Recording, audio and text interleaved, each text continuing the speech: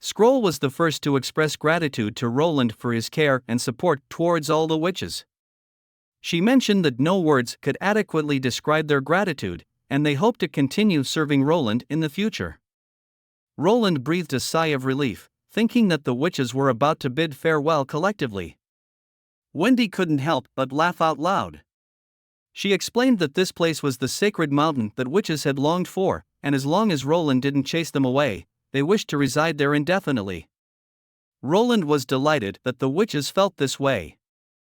Wendy clapped her hands and asked the other witches to proceed to the dining hall together. Before leaving, Scroll glanced at Roland's exhausted face, expressing concern for his well-being. Roland reassured her, patting his chest and saying that his health was perfectly fine. After the witches left one by one, only Roland and Anna remained in the office. At that moment, Anna took a few steps forward and gently hugged him. Carl, who was about to come in to report on his work, stood at the door and saw the two of them through the crack, then silently turned and left. As the moon rose overhead, the scorching air gradually cooled down. Tassa sat in the courtyard, holding an oil lamp and walking out of the room. It was none other than Hill, who had been hiding within the skeleton's finger.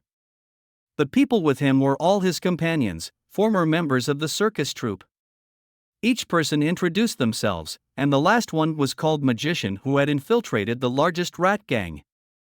Since their failed attack on the dock, their leader had been killed by the church's judgment army.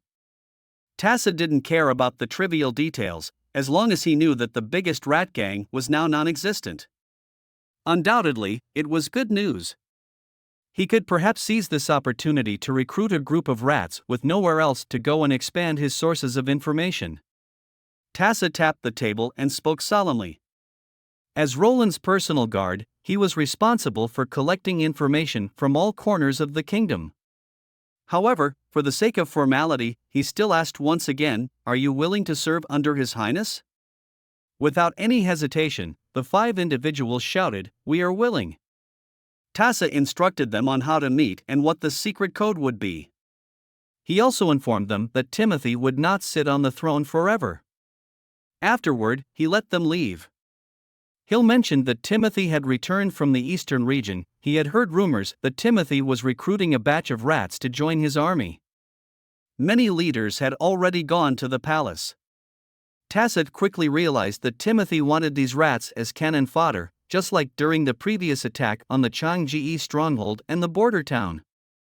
The only question was, what was their target this time? Outside the western city walls, refugees were undergoing an unprecedented identity check under the guidance of the soldiers from the First Army. At this moment, a middle-aged man cautiously approached. He claimed to be a carpenter and had heard that craftsmen could obtain a place to live. The staff confirmed this, but said that before that, they needed to ask a few questions, such as his name and whether he could read and write. He introduced himself as Marcel and admitted that he couldn't read nor write. The staff then took out a sheet of paper with carpentry vocabulary written on it. This initial screening method was devised by His Highness the Prince. He gathered craftsmen from various industries and asked them questions about their professional knowledge and corresponding handling methods, recording their answers to form an inquiry form. In this way, by comparing the questionnaire during the review and asking a few questions, they could immediately determine if the person was lying. After a few questions, Marcel was able to answer most of them, and his tone of speech became increasingly fluent. Just as the staff was about to give him his identification certificate, Barav appeared. He looked at Marcel and asked him to extend his hand. If he was indeed a carpenter, his palm should not be so rough, especially the 2 calluses beneath the palm, which would become smooth and tough from frequent contact with wood.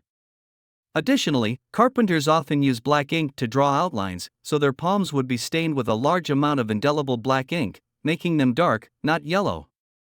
Barav observed Marcel's surprised expression in response to his questions, and he gave Marcel a chance to tell the truth. Unable to hold back, Marcel knelt down on the ground and admitted that he was not a carpenter but rather a neighbor of the carpenter. The staff members were amazed at how Barav knew all this. Barav nonchalantly replied, feigning indifference. Seeing the staff members' shocked and admiring expressions, he couldn't help but feel a sense of satisfaction. In the past, the person who had just been questioned would have undoubtedly been punished. Furthermore, under the influence of His Highness, Berov's way of handling issues had recently changed. Roland sat back in his office chair and carefully reviewed the statistical report prepared by Berov. It took 3 full days for the city hall to comb through over 6,000 refugees, and among them, the proportion of craftsmen was relatively low. In the end, only 150 individuals passed the verification process. Roland instructed Berov to arrange housing for the craftsmen and their families. After a moment of silence, Roland suddenly asked, "How many people have fled after the award ceremony?" Berov paused for a moment and replied, "So far, there haven't been any from the native residents, but there are 7 serfs. The eastern refugees are more numerous, totaling over 100. Roland let out a sigh. This was the moment when he realized that pushing the witches to the forefront would lead to such a situation. The native population of the border town had fully accepted the witches, and it seemed that most of the serfs also supported them. However, among the eastern refugees, despite receiving treatment from the witches and being in a desperate situation due to the destruction of their homeland, over 100 individuals still chose to leave. This somewhat surprised Roland. At this point, Berov suggested executing all of them. He knew that those who were determined to leave in such circumstances must have been deeply influenced by the church. They would undoubtedly become followers of the church, so there was no need to show them any mercy. Roland closed his eyes and thought to himself. Truly devout individuals who were loyal to the church would be the over 300 refugees who were unwilling to leave the capital even in the face of the plague. Perhaps these people who decided to leave the border town simply couldn't change their beliefs. If Roland were to encounter this group on the battlefield, he would not hesitate to defeat them. However, he couldn't bring himself to mercilessly wield his sword and kill a group of civilians just because their thinking was futile and their ideals clashed with his own.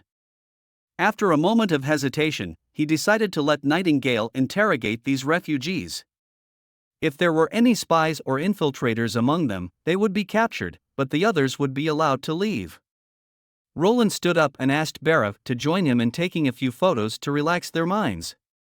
In the courtyard in front of the castle, he called Carter, Axe, and Soraya to join them.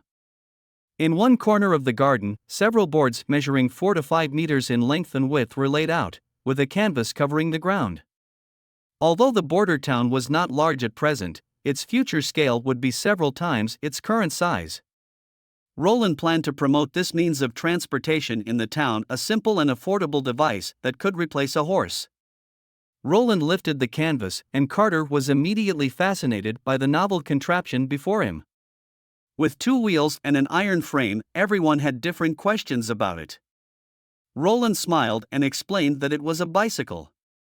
He positioned his feet on the pedals, assumed a standard starting posture, and with a push of 1 foot, he rode the bicycle around the stone path in the courtyard. After completing a lap, Roland pressed the brakes and effortlessly leaped off the bike, gazing at his astonished subordinates. A sense of immense satisfaction filled his heart. Roland had called them over with a purpose in mind. He wanted them to learn how to ride bicycles first, and then have Soraya capture their cycling photo on wooden boards. He wanted all the citizens to see that for the price of 1 or 2 gold royals, they could possess a mount similar to the Lord, the commander of the First Army, the chief knight, and the chief administrator of the city hall. The 3 of them spent the entire afternoon frolicking in the courtyard. Carter lived up to his title as the chief knight and was the first to master the art of cycling. Axe followed closely behind and successfully completed a lap around the courtyard. However, Berov failed to succeed even after attempting more than 10 times. He either wobbled dangerously close to falling off or couldn't move in a straight line. In the end, Roland had Soraya draw a static image of him standing next to the bicycle, gripping the handlebars. Once the bicycle promotional artwork was taken care of, the prince returned to his office. With some time before dinner, he had his guards summon Kyle Sichi. With the breakthrough in the development of mercury fulminate, the research and development of the new generation of weapons could now be prioritized. Undoubtedly, in the era of firearms, caliber represented justice, and rate of fire represented freedom. The more powerful the weapon, the greater the glory. However, an awkward problem arose. If they continued to develop along this path, they would soon run out of the lab's supply of the two acids required. Roland assigned Kyle a new task to design a chemical production system that could efficiently produce the two acids. As Roland was not knowledgeable in these matters, he hoped Kyle would figure it out on his own. As Roland pulled open the drawer, intending to snack on some fish jerky to ease his boredom, he was surprised to find the snack drawer empty. He paused for a moment, then looked up to see a piece of fish jerky being offered to him, right at the edge of his mouth. "You were looking for this," the golden-haired woman across from him smiled. Roland took a bite of the fish jerky, unable to hide the smile that curled on his lips. "I thought you would remain lost in the mist forever." "That wouldn't be so bad. At least others can't see me, but I can still see you," Nightingale replied, pursing her lips. Seeing the familiar expression on the other person's face, Roland couldn't help but breathe a sigh of relief. "You mentioned before that you didn't know what kind of expression to show." Roland chuckled. "This is good too." On a raised platform, Roland congratulated the students below who had completed their elementary education, becoming the first batch of graduates in the border town.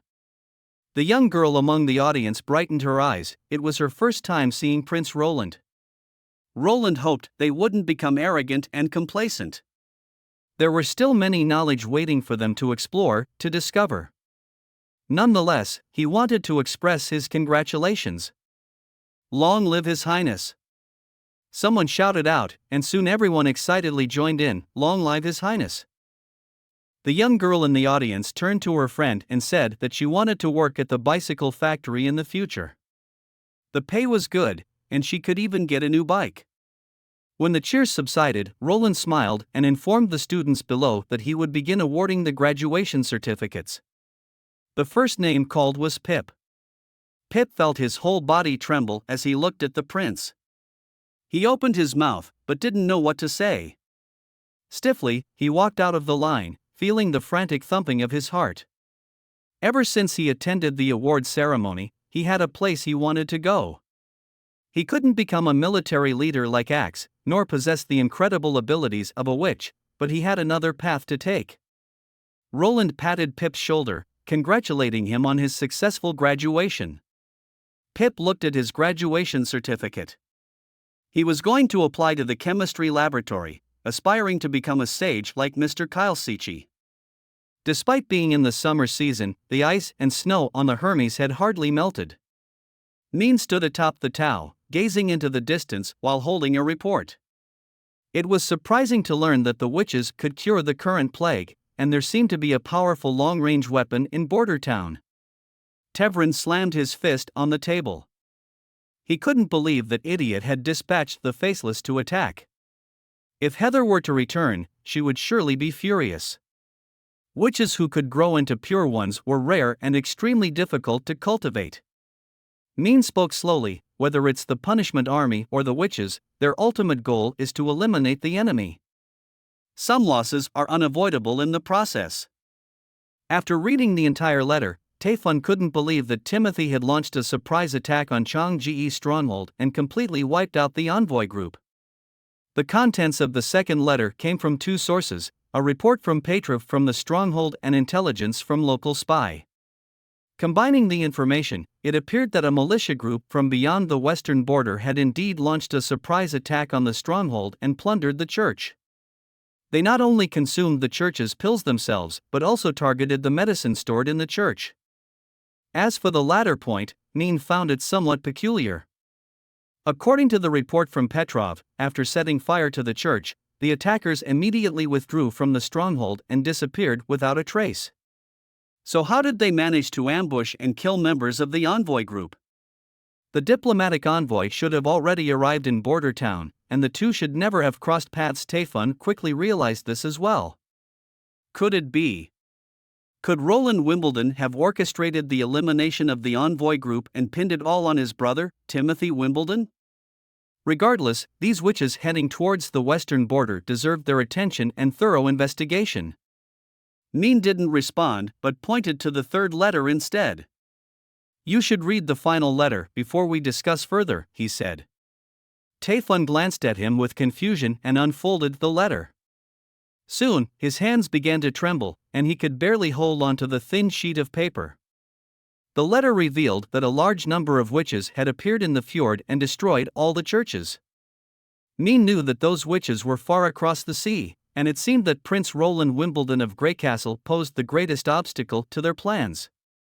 Min planned to lead 100 punishment army soldiers and pure ones who remained in the church to thoroughly cleanse the western border of Greycastle and seize an opportunity to deal with the fjord witches. Taefun wasn't entirely supportive of the idea.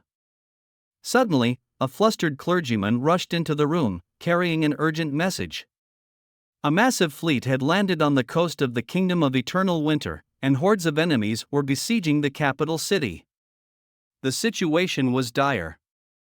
Heather was desperately resisting, but the enemy numbers were overwhelming, and they had consumed the pills as well. The enemy's banners revealed an astonishing truth: the enemy fleet belonged to the Black Sail Fleet of Queen of the Green Water. The granite steps of the palace of the Eternal Winter capital have been stained with blood, and the smell in the air is a bit pungent. There are many corpses lying on the ground. There are God's punishment army, believers, and their own people. There are also sand people. After a while, 2 armored guards walked into the temple with a woman with her hands tied behind her back. Garcia knew she would not surrender, and she wanted to send Heather to the heavens. Heather can slowly beg the gods for salvation, or she can beg for forgiveness. She will cut off Heather's fingers and torture her so that she can fully experience the pain and helplessness of the citizens of Port Greenwater. Heather looked at Garcia coldly and sneered, then asked if Garcia is waiting to be crushed by the church army, or drifting on the sea for the rest of her life? Darika signaled her guards to do it. She already had a perfect plan. The army of the church is now attacking Wolfheart Kingdom. Hermes is like an undefended city. The guards drew out their daggers and approached Bishop Heather. Heather gritted her teeth and didn't let out a cry of pain. At this time, the bishop's left hand has become a bare palm, and there are beads of sweat on Heather's forehead. Garcia's Sand Tribe companions couldn't bear it any longer. Garcia laughed and told her, "Do you want to know how those witches in the church's hands will be treated? I guess you're not interested." At that moment, Heather suddenly burst into laughter. She said Garcia would never understand the greatness of the church. For those who opposed the church, destruction was the only outcome. Garcia chuckled, seeing Heather not uttering a word of plea even until her death. Back in the border town, which was about to face its last and hottest month of summer, Anna enjoyed her ice cream. Nightingale pushed open the door, followed by Maisie and Lightning. Roland noticed the weeds and leaves on their heads, realizing they had disturbed a bird's nest. Roland took out a pre-written letter from the drawer and handed it to Maisie, asking her to give it to Tilly when she returned to the fjord. Maisie hesitated for a moment, blinked a few times, and carefully tucked the envelope into her bag. Seeing her expression of sudden realization, Roland suppressed a smile. It seemed that the charm of the small town was quite powerful.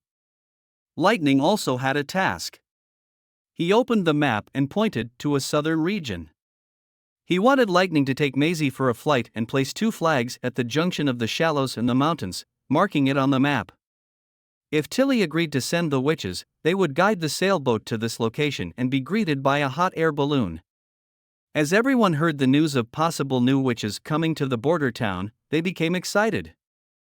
On the second day after Maisie's departure, Roland took the witches on board the new generation of hot air balloons. Before this, Roland handed them a stack of white papers and instructed them to spread them out to create a massive canvas, while Soroya painted. The pure fabric of the coating was much lighter and more resilient, with no seams at the joints, making it resistant to disintegration even at large sizes. Perhaps soon he would be able to start producing Berlin airships, dropping bombs from kilometers high, achieving 3-dimensional warfare across land, sea, and air. Just the thought of it was exhilarating. Anna looked at Roland and not sure what His Highness is smelling at. Lily sneered and said, "I guess he is thinking about those new witches. After all, His Highness is still a man." The entire voyage went smoothly, with the witches chattering incessantly in the air. After flying around the shallows for a while, the group returned to the castle aboard the hot air balloon. Roland noticed Wendy, who was in charge of direction control, occasionally pounding her own shoulders, appearing very tired. He had heard that women with large boing-boings often experience shoulder soreness, and specialized undergarments were designed to solve this annoyance. Although he hadn't verified this claim, it wouldn't hurt to give it a try. Roland decided to make a small gift for each adult witch. The merchant caravan from the capital city arrived at the border town. Margaret and the merchants sat in the hot air balloon. Margaret was excited, while Marlin was somewhat afraid. Although they, as ordinary people, were flying in the sky, Marlin believed it was all thanks to the witches. Without the witches, the hot air balloon wouldn't be able to take off. Margaret noticed that Anna was only releasing flames, and as long as there was hot air, the balloon would rise on its own. Margaret wanted to purchase 5 hot air balloons that could carry one person each. She intended to use them on the ship so they could spot nearby pirate ships earlier. Roland gritted his teeth and said the cost wouldn't be low. He estimated it would require over 1,000 gold royals. Margaret generously said, 1,000 gold royal for each balloon. Marlin was also very interested and was willing to help Roland promote them. The price offered by the other party pleasantly surprised Roland. The 1,000 gold royal were a 5-fold markup he had estimated for the price, but he didn't expect the other party to readily accept a price so quickly. He thought of another way to make money. Additionally, whether it was hydrogen or coal gas, they were both consumables that needed to be refilled in the border town after use. This would provide additional income. Roland pretended to hesitate for a while and finally nodded, saying, "Then it's a deal."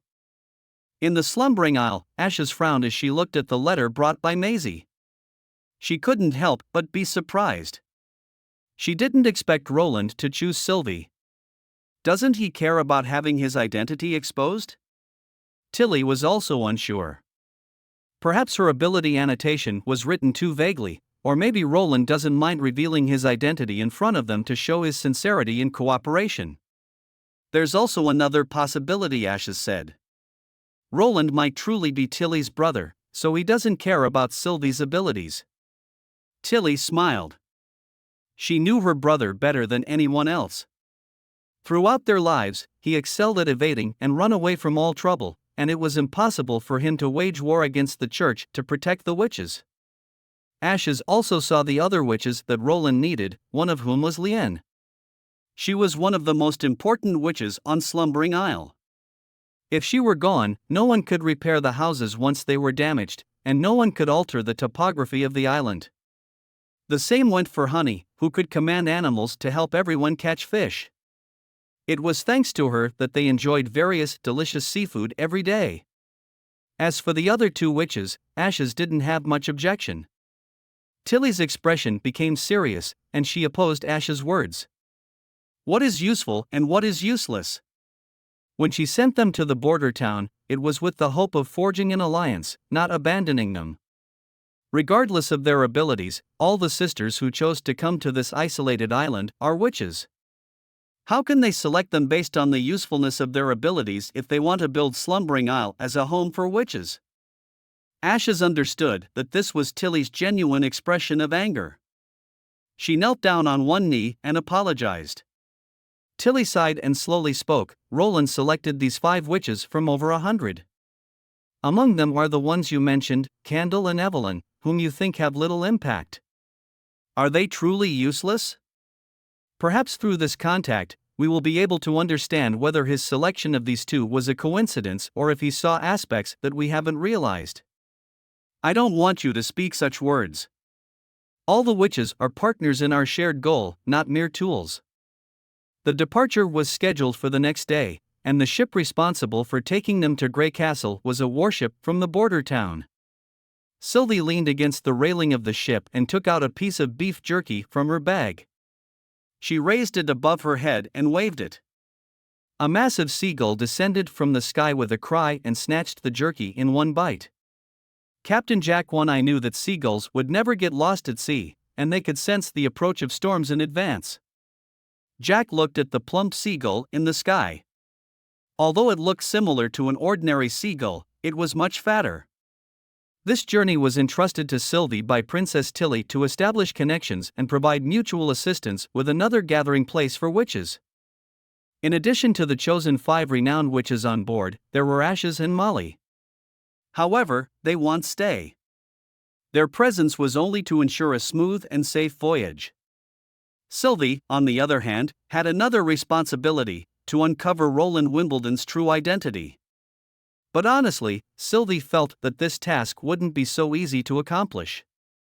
If the Witch Union didn't agree, it would still be manageable. But what if they didn't want the information to leak out and decided to imprison her and the other 4? Looking through the cabin wall, Sylvie sighed as she watched Leanne, Evelyn, and others happily playing with the slime. She couldn't help but hope that the witches of the Witch Union were as welcoming and friendly as Maisie had described. Ashes looked at the other witches and sighed, patting her forehead. "Y'all must remember to keep your distance from Lord Roland Wimbledon. Never be alone with him easily." "Why? Isn't he Lady Tilly's brother?" Evelyn asked, puzzled. "He is indeed," Ashes replied seriously, "but that doesn't stop him from enjoying groping witches' bottoms." Everyone gasped in shock upon hearing Ash's words. As they approached the shore, Sylvie noticed a peculiar dark shape approaching them. It was massive in size, and all the witches looked up in astonishment, hardly believing what they saw. A remarkably large spherical object floated in the air, with a wicker basket hanging beneath it. Maisie and another witch stood on either side, accompanying the basket's flight. What caught everyone's attention was the long yellow banner hanging from the bottom of the basket, displaying a bold message: "Welcome to the border town." After the basket descended, Wendy stepped forward to welcome the witches from the fjord. Then she turned her gaze towards Ash, revealing a joyful smile. The appearance of another witch caught Sylvie's attention, as her strikingly pure blue eyes resembled a pristine lake. However, what intrigued Sylvie even more was this witch's immense and flawless magical power. Lightning also arrived, followed closely by Maisie, landing on Lightning's shoulder. Once Ashes briefly introduced the witches from Slumbering Isle, Wendy smiled and invited everyone to board the basket. Ashes smiled back, bid farewell to Wendy, and departed. Wendy looked slightly disappointed seeing Ash leaving, pursing her lips, but assured Ashes that she would take good care of them. Sylvie felt a slight tremor beneath her feet as the basket lifted off the ground. She saw Ashes and Molly waving to them as the hot air balloon ascended higher and higher, shrinking the landscape below into tiny dots. She sighed. No matter what, a new life in the border town was about to begin. The atmosphere during the flight was much more harmonious than Sylvie had initially expected, just as Ashes had said. Wendy showed care and concern for everyone, treating them all equally without any distinction because they were newcomers. Lightning seemed to get along well with Maisie, and she had a lively personality. Occasionally, she would fly into the basket with the chubby pigeon and engage in conversations with everyone, completely disregarding the fact that she was once a stranger. With Maisie acting as a bridge between the two groups, the other 4 gradually relaxed and began inquiring about the situation in the border town from Lightning. Eventually, the young girl hovered near the basket and started sharing stories about the town's battles against demonic beasts and invaders, as well as the incredible feats of the prince, such as his inventions and ideas. Her tales left everyone in awe and captivated their attention. Before long, a hot air balloon arrived above the castle. It descended directly into the castle backyard, and as soon as they stepped out of the basket, a series of booming sounds suddenly echoed through the air, startling the unsuspecting witches, leaving them momentarily frozen in place. Wendy explained that it was a cannon salute, a welcoming gesture from His Highness. The witches from the border town had come out to greet them. They walked through the green-shaded corridor and entered the grand hall of the castle. There, Sylvie finally saw Tilly's brother, who was seated at grand table. He bore a slight resemblance to the princess. Roland introduced himself briefly, assuring the witches that there's no need to feel constrained and that they could treat the town as their own Slumbering Isle. Unable to contain her curiosity, Sylvie activated her magical eye and was taken aback. The expected darkness did not materialize. The man before her wasn't wearing the god punishment stone, and there were no traces of magical activity around him. He appeared just as he did in the normal field of vision. It wasn't an illusion, nor was he being controlled. This could only mean that the man before her was indeed Roland himself. Since the arrival of the 5 witches from Slumbering Isle, Roland had been in a constant state of excitement. After the evening banquet concluded, he found himself lying in bed, unable to fall asleep. Frustrated, he got up and poured himself half a glass of baijiu. Nightingale sat beside him, teasingly remarking if he couldn't sleep because he had seen new witches. Roland smiled and inquired about how things were going with the new sisters. She pursed her lips and expressed skepticism towards these new witches. One of them, named Sylvie, spoke was at least lying 50% of the time. While it wasn't to the extent of malicious intent, there were definitely hidden agendas. Roland casually remarked, "Perhaps she wants to confirm if I am truly Roland Wimbledon." Nightingale was slightly shocked and didn't quite understand. Roland explained that he knew Tilly believed he might have been replaced or controlled because, in her eyes, Roland was nothing more than a lazy and inept prince who would never protect witches. Any derogatory comment to describe the 4th prince would be an understatement. In order to avoid punishment, he often shifted all responsibility onto Tilly Wimbledon and even fabricated evidence. Curiously, Nightingale asked, "So, are you really Roland Wimbledon?" Roland looked into Nightingale's eyes and replied, "I am. And also I'm not." Nightingale was taken aback. She knew that Roland wasn't lying. Nightingale didn't mind. Regardless, as long as Roland was the Roland she knew, it didn't matter to her. After breakfast, Wendy led the 5 witches from Slumbering Isle to the office. The witches bowed their heads in greeting. Roland, not particularly concerned about formalities, wanted everyone to relax. He hoped the new witches could familiarize themselves with the town and the environment during the first week. They were free to explore Border Town. Nobody would discriminate against them or take them away. During this time, Roland wanted them to practice their abilities and attend educational classes after dinner alongside other witches from the Border Town. They would receive a monthly salary 1 gold royal, and if they had any questions, they could consult with Scroll and Wendy. The description in Tilly's letter was not very detailed, so Roland wanted to test their abilities first. Before that, Sylvie had something to give to Roland. She opened the package in her hand and placed several yellowed parchment papers and a letter on the table. Roland, with a puzzled expression, opened the envelope. The letter was not long, and he quickly reached the end, but the contents described inside stirred up a storm in his heart.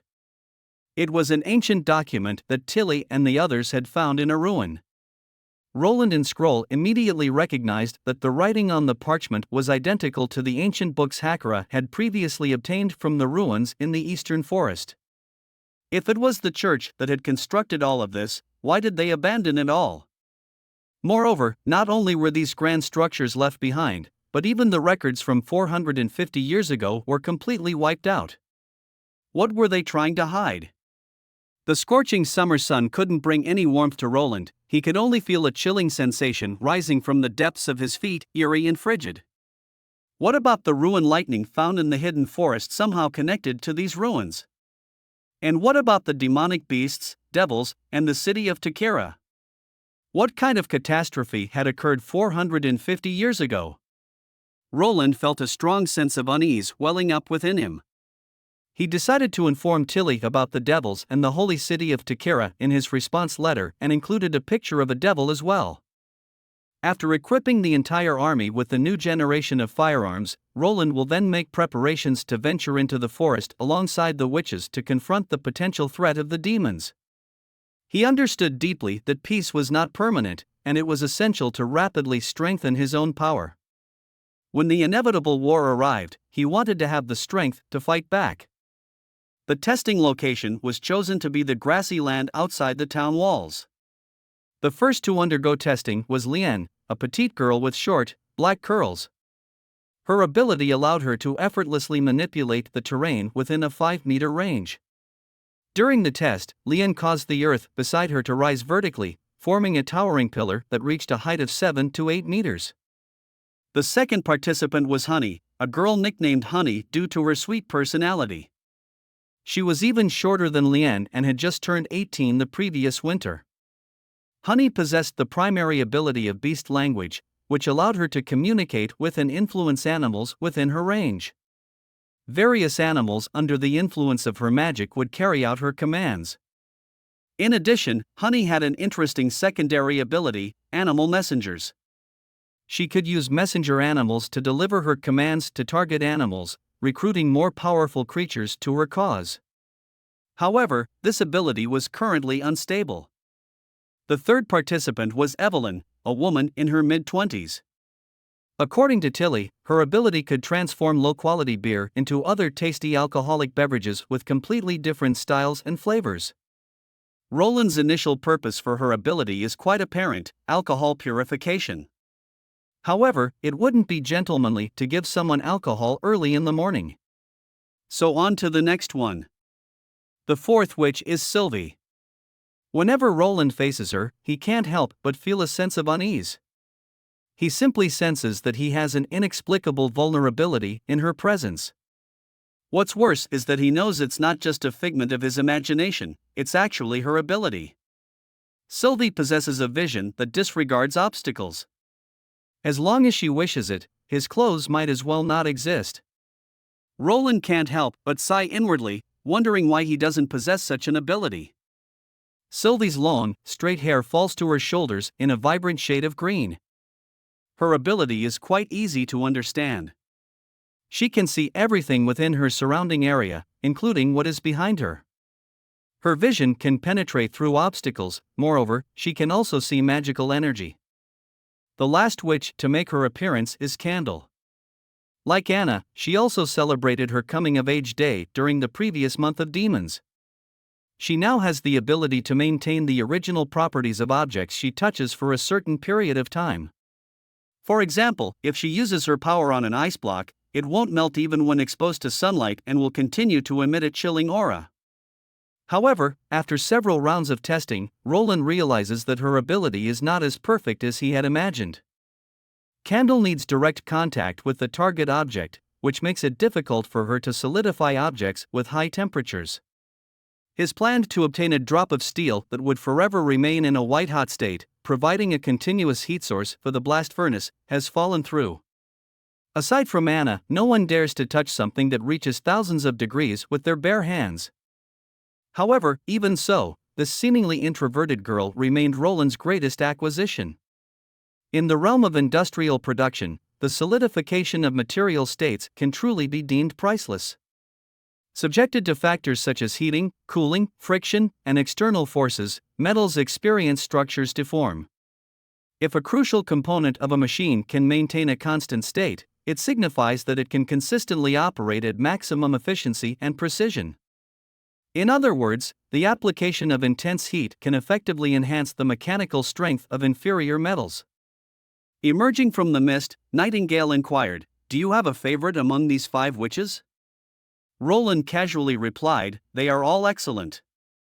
"What? You like all of them?" Roland playfully tapped Nightingale's head and she stuck out her tongue in response.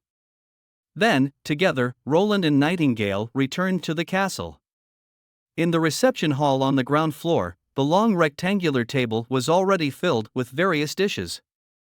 As the other witches took their seats, everyone began indulging in the feast. It was the first time for the newly arrived witches to experience such a lavish dinner and enjoy such comfortable showers. Evelyn felt a bit down, fearing she might not have a role to play and be left out.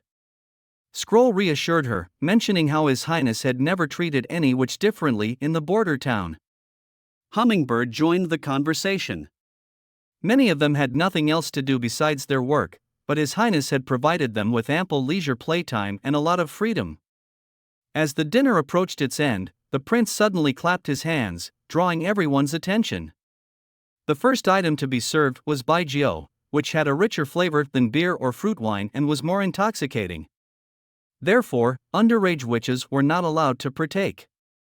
3 glasses were placed in front of Evelyn, crystal clear and transparent. Each contained a different drink. One glass was colorless, resembling pure water, the second had a milky white hue, and the last one shimmered with a bright orange color. Evelyn's heart couldn't help but skip a beat. She picked up the glass containing the orange-colored drink and took a sip. Just as His Highness had described, the taste of baijiu was much stronger than beer, even slightly throat-stinging. Her taste buds detected a hint of bitterness, but the fragrant aroma of apples diluted its impact. It was her first time tasting such an exquisite drink. The baijiu mixed with milk was milder, almost devoid of bitterness. She could sense that besides milk, there was probably a touch of honey or sugar added to it. The sweetness and the aroma of the alcohol blended together, creating an entirely new flavor. Finally, when it was time for the last glass, she took a small sip. A scorching sensation immediately rolled over her tongue and down her throat, just as she had expected. With no other flavors to interfere, only the pure taste of the baijiu remained. It started with a fiery heat and then transitioned into a sweetness hidden beneath the bitterness. Roland smiled, knowing that this glass was not the most intense baijiu. There was still room to enhance its richness. He would let Evelyn taste it later, and she was eagerly anticipating it. Once the wineglasses and plates were cleared, the prince ordered the servants to bring a pile of boxes and place them on the long table. These were small gifts for the adult witches. He hoped that the witches would open the boxes when they returned to their rooms to rest for the night. After dinner, Nightingale carried the box back to her bedroom. Before she had a chance to open it, Lightning, Maisie, Lily, and Rem bounded in, their eyes gleaming as they stared at the box in her hands. These young witches felt that His Highness was biased, not allowing them to drink wine and denying them gifts. When they opened the box, they were greeted by a strange garment that caught everyone's attention. It felt incredibly soft to the touch, made of high-quality silk, but it didn't look like a piece of clothing at all because it was too small. Maisie thought it was a windproof eyewear, while Nightingale unfolded the piece of paper that came with it. It contained instructions and descriptions of the gift. Wendy and Nightingale stood still, momentarily stunned. After reading the letter, the faces of the adult witches turned red. The young witches quickly caught on to the hint, and Wendy, in an unusual display of embarrassment, wore a flushed expression. Only Lightning remained unfazed, her eyes filled with curiosity and envy. She asked Wendy to try it on, sparking Wendy's deep embarrassment. She promptly ushered the 4 of them out before heaving a sigh of relief. Nightingale also felt a tinge of embarrassment. While it was common to receive clothing items from the castle for everyday use, no one had ever felt awkward about it. However, this gift was clearly intended to fit individuals of different sizes. In other words, Roland had carefully observed each person's measurements. Yeah, boy. The thought made her blush furiously. Nightingale seemed to have an idea. She dissipated into the mist, passed through the walls, and made her way to Anna's room. The door was quickly opened, revealing Anna in her robe. Once Nightingale entered the room and closed the door behind her, she asked about the gift from His Highness. Surprisingly, Anna was delighted and said she had already put it on and found it very comfortable. She asked Nightingale if she wanted to take a look. Nightingale hurriedly waved her hand, asking and stuttering if it wasn't strange for His Highness to give such a gift. Anna, puzzled, explained that His Highness intended to promote it as a product. The item was soft, lightweight, and comfortable. Nightingale couldn't help but marvel inwardly. She hadn't paid attention to these small details but had instead focused on His Highness's goals. Perhaps that was what set her apart, her purity and directness. With these thoughts in mind, Nightingale returned to her room, studied the gift for a while, and then put it on herself. Wendy still hesitated to put it on, but Nightingale teased her that His Highness probably made these designed specifically for her. She pulled Wendy into the mist to try it on. Okay. Sylvie felt that she had witnessed more extraordinary events today than in the past few years. From the pipes that released water with just a flick of a switch, to the soap that exuded a faint fragrance. and the wine that burned like fire when consumed. Everything seemed incredible. Of course, the most unbelievable thing was the garment given after dinner. Such clothing was usually exchanged between lovers, yet according to His Highness, he not only wanted to give these clothing to the witches but also planned to promote it and popularize it in the Western territories. Sylvie couldn't help but shudder. What noble would choose to personally engage in such a business? Or was it that he truly had an unusual interest towards boing-boings and cakes? Sylvie couldn't help but recall Ash's warning, and she involuntarily stepped back a step. Ash was right. His Highness was a dangerous person, and if possible, it would be better for her to keep her distance from him. A week later, Roland spread out the blueprint in his hand. He officially launched the construction project for the steel bridge. He explained to Lien how to raise 2 pieces of land in the middle of the river to serve as the foundation for the bridge piers. Wendy was also on the boat, but over the past week, whenever she saw the prince, she would slightly avert her gaze, appearing somewhat uncomfortable. She stretched her arms and realized that her shoulders no longer hurt, and her arms were no longer sore. She wanted to find an opportunity to thank His Highness. Next, they would dig out some grooves and fill them with cement, repeating the process until a cement wall was formed that penetrated the bottom of the riverbed. Carl thought this idea was incredibly clever. This way, even if the river water washed away the outer layer of soil, it would be blocked by the solid cement wall. Before long, a mass of grayish-green mud emerged to the surface of the water, appearing soft and emitting an awful smell that caused everyone to cover their noses. However, in Roland's eyes, this was excellent fertilizer. Over the centuries, the remains of fish and other aquatic creatures, water plants, and human waste had gradually accumulated in the soil. He hoped to utilize it someday. Sonny looked at the wheat in his hand, which had been nourished with organic fertilizer, and saw that its quantity had doubled, and the grains had grown larger.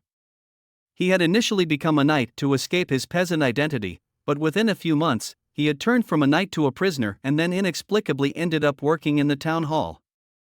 Now, he was starting to enjoy this job more and more. The first batch of wheat planted in the border town has finally reached the day of harvest. The serfs, under the scorching sun, use sickles to cut the wheat stalks, bundling them up and transporting them to the other side of the river. In the afternoon, Barav excitedly rushed into the office. According to the preliminary statistics from the municipal hall, the yield per acre of each assigned field is at least 4 times higher than before, with the highest currently reaching 6 times. Barav's expression appears even more ecstatic than Roland's. With just an additional 2,000 farmers, the town will be able to meet the food consumption needs of 50 to 60,000 people. It's simply unbelievable. In this era, the main reason for the inability to increase urban population is the low agricultural productivity. Even a large city like the capital, with a population of over 20,000, requires dozens of surrounding villages to provide food for its residents. Roland hopes to enter mechanized farming early, where the output of a single person will be enough to feed tens of thousands of people in the future. The significant achievement of a bountiful harvest in the border town today, without the promotion and application of agricultural technology and machinery, was only able to achieve mainly attributed to Leif's amazing work. In the evening, Roland gave a speech from a high platform, and it felt like time had returned to that dusk 4 months ago. The roaring bonfire, the densely packed crowd, and the last remnants of sunlight reflected on their faces were all familiar sights. However, what was different this time was the expressions on their faces. Instead of the initial fear and unease, now they were filled with the joy of a bountiful harvest and undeniable anticipation. Roland didn't introduce himself or waste time with pleasantries. He went straight to the point. He declared that everyone present could become free citizens. Once they became free citizens, they had the freedom to choose whether to continue farming or seek other occupations. The list of promotions would be announced in a couple of days. This simple statement ignited the atmosphere at the gathering. People couldn't contain their excitement and started shouting and cheering. Furthermore, starting from next year, as long as the harvest meets the promotion standards, even if the yield doesn't rank at the top, individuals can still become free citizens. In other words, as long as they work diligently, they can definitely shed their status as serfs. Roland paused for a moment and looked around. I hope that one day in the future, there will be no more serfs in Border Town. Everyone will become true citizen of the Border Town. The moment Roland's words faded away, the cheers of the people echoed through the sky above the Redwater River, continuing without end. Timothy walked into the arched dome at the top of tower in Bluewater Harbor. Step by step, he approached the desk and sat down in the oversized chair. Leaning forward, he pressed his face against the tabletop and took a gentle sniff, as a faint, pleasant fragrance entered his nostrils. At that moment, he couldn't help but burst into laughter. He had finally won. Garcia had given up Bluewater Harbor, giving up the southern frontier, which also meant giving up the throne of Grey Castle. The knight guarding outside pushed the door open and entered. Timothy would depart for the capital tomorrow morning. Aside from the personal guard and the knights of Grey Castle, he left the rest of the knights and mercenaries under the command of this knight commander. Timothy ordered him to guard the southern frontier well, ensuring that the Sand tribes would not set foot on Grey Castle's territory again. The young knight hesitated, and Timothy knew what he was thinking. He reassured him that as soon as the matter in Bluewater Harbor was resolved, he would immediately recall him to the capital. The young knight mustered the courage to ask Timothy if there was any news about his brother. The knight's words caused Timothy to pause for a moment. Indeed, it had been 2 months since his brother was sent to plunder the western frontier, and there had been no news. Timothy, with his back turned to the young knight, stated that his brother must have returned to the capital ahead of them. He then ordered the young knight to burn everything that belonged to Garcia, including this building. He wanted everyone in the southern frontier to know that Garcia's lair no longer existed. He also wanted those who had used the pills but didn't die on the battlefield to be killed. Staying behind in the border town, safely withstood the month of the demons, defeating Duke Ryan, and capturing the Changgu stronghold, even causing the complete loss of contact with the 1,500 militiamen of Raymond. How did he manage to do all this? Timothy never delved deep into understanding his younger brother. Whether it was Garcia or Jylan, they never enjoyed playing with him when they were young. Undoubtedly, something must have happened to him after he arrived in Border Town, leading to the changes he had undergone. Regardless of what he encountered, the population and location of Border Town is predetermined that he had nowhere else to run. With no harbor or fleet and the impassable wilderness behind him, Roland could only hold that corner, waiting for his army to march and trampling onto his territory. Are you sure about that? Through the dimly lit corridor, Maine stood before the sacred shrine. Pope Oberlin, now aware of Heather's message, fell into a lengthy silence, exhaling a deep sigh. He had seen Heather growing up. Oberlin inquired about Garcia and the kingdom of Wolfheart, as well as the new poison. Maine responded, stating that it had proven remarkably effective in conquering Fong Tooth Fortress.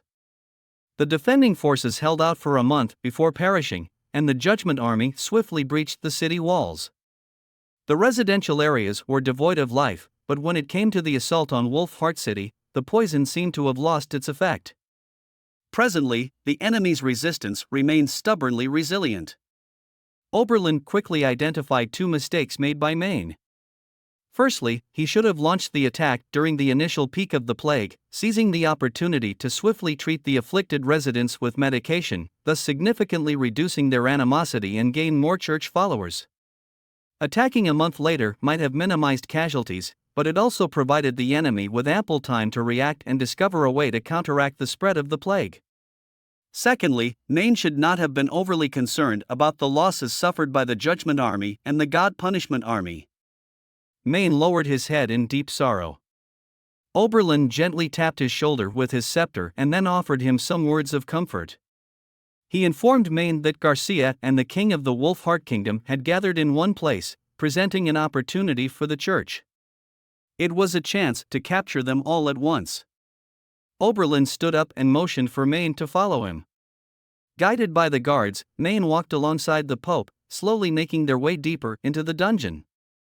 The enormous stone of God Punishment emitted a faint glow, illuminating the path beneath their feet.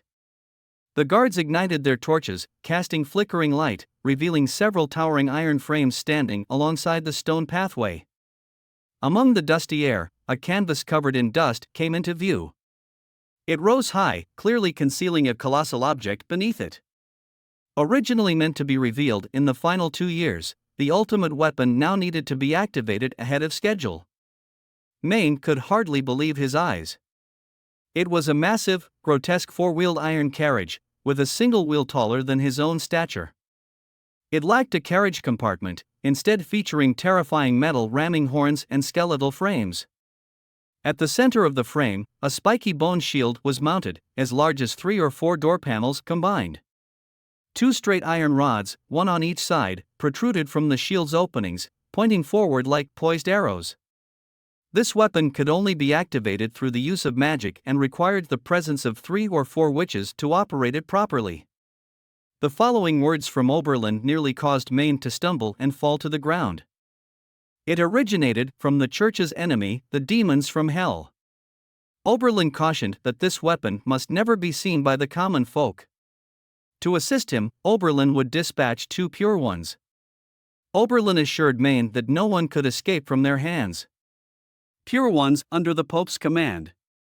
Maine's heart trembled. The witches nurtured and raised by the church were known as pure ones, but the witches under the Pope's authority were the selected elite, the strongest among them. Meanwhile, in Border Town, Roland held the first high-level meeting of the Border Town in the castle's reception hall. Everyone was actively reporting on their work. Compared to the initial days when the scene was supported by only Barav and his 10 apprentices, the municipal hall had now expanded into a massive group of nearly 100 people. Among them were impoverished nobles, captured knights and their retinues, as well as native residents who had completed their elementary education. The attendees of the first high-level meeting were all the highest-ranking officials of their respective departments. Sonny applied to construct a mill next to the Crimson Water River, and Roland approved the request, instructing Sonny to first submit an application to the municipal hall. Once the funding was granted, they could work with the Department of Construction to develop a detailed plan. Additionally, Sonny also brought a promotion list of serfs, which included a staggering 516 individuals. Next came the Education Department, where Scroll reported that a total of 85 individuals had completed their elementary education. Following that was the Chemical Engineering Department. Kyle's first statement was that he hoped His Highness could find a true representative as soon as possible. He expressed his dislike for being in a leadership position and attending meetings. Roland rolled his eyes secretly. Since becoming a lord, he had learned to selectively ignore certain remarks. Kyle then began his report, mentioning that the laboratory was short-staffed. Fortunately, 5 individuals had recently joined, all of them young but clever, and they had completed their elementary education. The chief alchemist Kyle, in particular, seemed to have a disrespectful attitude and choice of words. However, considering his age and his enthusiasm for chemical experiments, Roland didn't feel much resentment. After all, when Kyle experienced the explosion accident and was completely healed by Manhwa, his first reaction was to conduct experiments without any constraints. He even planned to taste the flavors of different acidic solutions. Such fervent enthusiasm was truly unrivaled. The fourth person to report was Minister Carl from the Department of Construction. He provided an update on the major projects and construction work in Border Town. The next person was Axe, who was attending such a meeting for the first time and appeared somewhat uncertain. He reported that the Second Army had completed its basic training, while the First Army, except for the artillery unit, had been equipped with the latest firearms. Roland expressed his gratitude to everyone for attending the inaugural meeting. He expressed deep satisfaction with the progress and development of each department as presented in the reports. He also mentioned his intention to increase everyone's wage. Furthermore, he announced his plan to officially establish a city in this location after the end of this year's Month of the Demons. In other words, the small town would be upgraded to a true city. This grand city would stretch from the savage wilderness in the west to the Changji stronghold in the east and from the sea in the south. Its natural defenses would be formed by the surrounding mountains and treacherous terrain. The city's area would far surpass that of the capital and any other city in the four major kingdoms. He urged everyone to push forward with their tasks and work diligently, in order to welcome the establishment of the new city with even greater enthusiasm. He looked at each person in the meeting and said, word by word, I hope that this city will remain warm as spring, even amidst the boundless winter. After the meeting, Roland asked Barav to stay behind for a private discussion. Barav expressed his concerns about the recent increase in expenses and the significant decrease in the treasury reserves of the city hall. There were only 2,000 gold left, which posed a serious risk. Roland took a sip of tea before responding, stating that next month, when the Margaret Merchant Group arrived in the town, they could generate some income through trade. Additionally, once the sale of the hot air balloons was finalized, a substantial amount of income could be expected. Regarding the Department of Chemical Engineering, Barav expressed his dissatisfaction with Kyle's attitude toward Roland. However, Roland reassured him that it didn't bother him. He didn't need scientists to put on a show in front of him, he only expected them to shine and demonstrate their passion in their respective fields.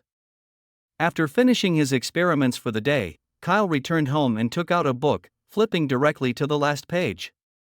It was a neatly divided grid with around 100 squares. Each square in the top left corner had a small number, ranging from 1 to 118. Most of the squares were blank, except for a few in the middle that had symbols filled in. For example, square number 26 had the symbol for iron, and square number 29 had the symbol for copper. Kyle scratched his head and wondered how could the prince forget such important information. The Highness reassured him that these symbols followed a specific pattern and believed that Kyle could fill in the remaining squares on his own. Prince Roland mentioned that this principle can be found in intermediate chemistry. In order to uncover the truth of the world, Kyle must obtain this sacred text as soon as possible. He suddenly realized that he could bring in the apprentices from the workshop from another city, thus filling all 3 laboratories and having more people assist him in researching methods for large-scale acid production. The following day, as they ventured deeper into the mine, the cave became increasingly damp. Sylvie carefully avoided the water droplets dripping from above as she carried a torch and proceeded through the cave. Even without light, true sight was not hindered by darkness, they only used torches to conserve magical energy. Nightingale, who was leading the way, suddenly stopped at a fork in the path. Lightning took out her notebook and checked their directions. Sylvie used her ability to quickly determine which path led to the mining area and which was a dead end.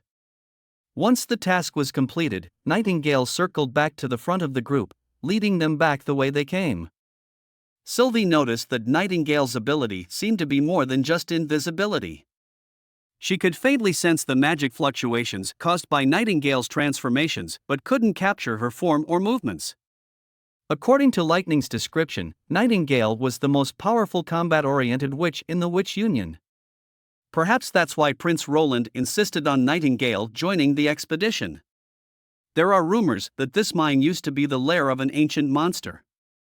Sylvie wasn't convinced, no creature could escape the detection of her magic eye. The exploration team consisted of 4 members, Sylvie, Nightingale, Lightning, and a young girl named Lucia. Whenever Sylvie discovered an ore, Lucia would transform it into various fragments and carefully store them in her pockets to be identified by the prince. Lightning was responsible for mapping the cave's terrain, and according to her proud remarks, no expedition would be complete without her. Her tone reminded Sylvie of the captain who temporarily stayed on Slumbering Isle. They soon arrived at cave number 23 and encountered 3 more forks in the path. Sylvie hesitated as she noticed there were 5 possible routes, with one seeming to loop back from below. Upon closer inspection, she realized that the narrow passage descended for a short while before turning sharply and heading directly toward the mining area. The group quickly reached the bottom, and Sylvie swiftly scanned the straight forks. The paths were filled with mud and stones, but when her gaze fell on the middle one, just as Sylvie was about to continue exploring along that path, she was hit by a strong wave of dizziness that interrupted her connection with her magic eye. Nightingale prepared to enter and investigate alone. Sylvie closed her eyes and reopened them, only to find herself still surrounded by pitch darkness. It was as if her vision had been stripped away. She suppressed the growing headache and tried to expand her field of view, but there was nothing to be seen. As Nightingale prepared to descend and investigate, Sylvie held her hand and stopped her. She knew there was only one thing that could cause such an effect. Nightingale looked puzzled and asked what it was. The stone of God punishment. Sylvie gritted her teeth and replied, "There is stone of God punishment underground, and it's capable of covering the entire area." Upon learning this information, Roland immediately mobilized the soldiers of the First Army to enter the North Slope mine. The final investigation confirmed Sylvie's speculation. The deep cave at the bottom of the mine contained a massive amount of the stone of God punishment.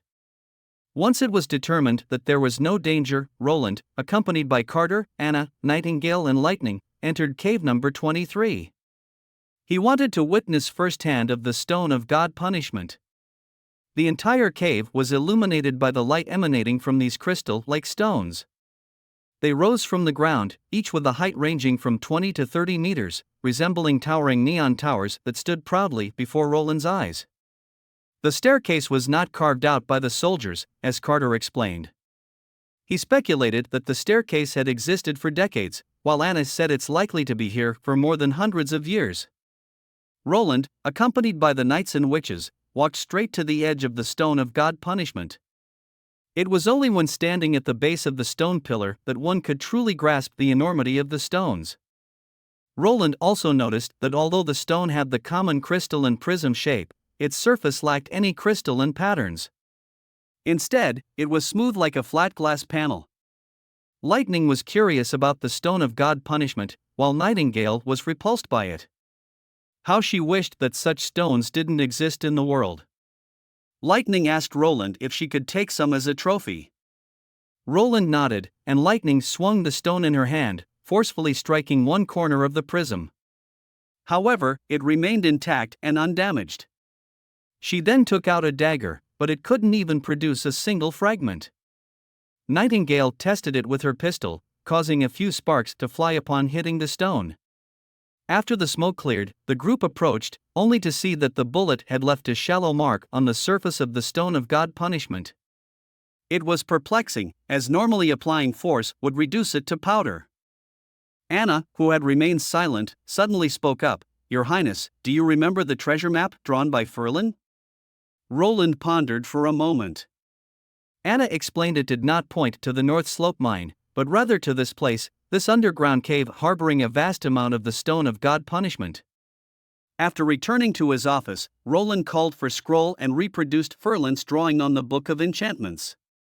The pattern in the book was similar to what he remembered, and the southernmost point did indeed fall at the foot of the North Slope mountain. If Anna's speculation was correct, could this be a map left by the church in their search for new veins of the stone of God punishment?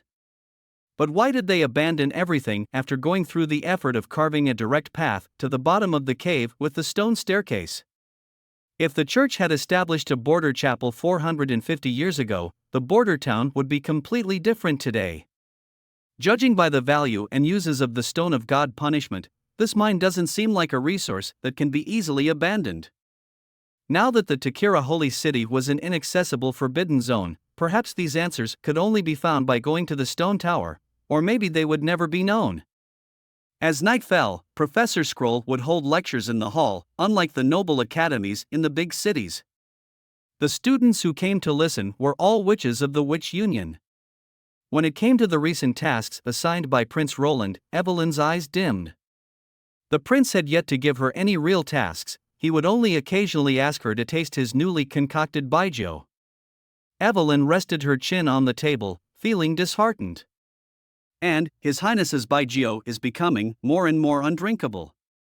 She once suggested adding water or fruit juice to balance it out, but His Highness seems to only want to make the strongest alcohol. Candle couldn't find the right words to say either, and in this regard, she could sympathize with Evelyn.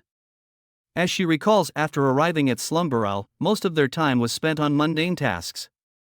With the increasing abundance of fish oil resources, solidified candles became less essential, and drinking alcohol was strictly forbidden by Lady Tilly's orders. Candle recalled the tense early days on Slumber Isle when supplies were allocated based on abilities, which created a subtle sense of division and exclusion among the witches. Fortunately, Lady Tilly took good care of them. However, in the border town, such situations never occurred. The witches all sat at the same table, enjoying meals together with Prince Roland, wearing and using the same things. Most importantly, regardless of their individual powers, they were treated equally. This was evident in their daily interactions. Although Candle had only been in the border town for a short 2 weeks, she had already deeply felt this sense of unity. As the witches settled down one by one, Scroll arrived. Today, there would be no lessons. Instead, a comprehensive test would be conducted to assess their knowledge. It had been 3 months since the witches began their studies, and His Highness deemed it necessary to evaluate their progress. All the questions were written on these sheets of paper, a total of 60. Total of 120 points. She paused for a moment, then added, "By the way, His Highness mentioned that only those who answer more than half of the questions correctly will be able to enjoy the ice cream dessert on Saturday afternoon. Those who score below this threshold will have their afternoon tea privileges revoked." Candle heard a soft click behind her. She turned around to find Nightingale with a bewildered expression, holding a broken charcoal pencil that had fallen to the ground, split into 2 pieces. His Highness made a special announcement that the newly arrived witches from Slumbering Isle had the option to either participate in the test or take a day off. Regardless of their scores, they would be able to enjoy afternoon tea. Candle and Evelyn decided to stay and participate. Honey and Leanne, on the other hand, happily stood up, bowed to Scroll, and left the hall. Sylvie, feeling unwell, also bowed and left after them. The compiled summary sheet was handed to Roland by the Scroll. Lately, he had been puzzled by the new discoveries in the Northern Slope mining area, making it difficult for him to concentrate on his daily work. He decided to shift his focus to something more relaxing for the time being.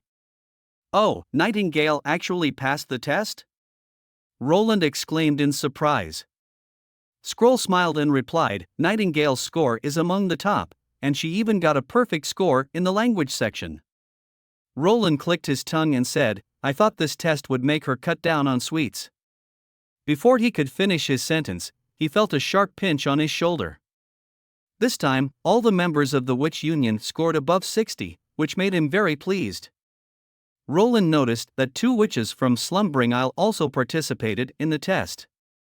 Evelyn scored 5 points, while Candle scored 36. Candle must have had some foundation, and most of her points came from the language section.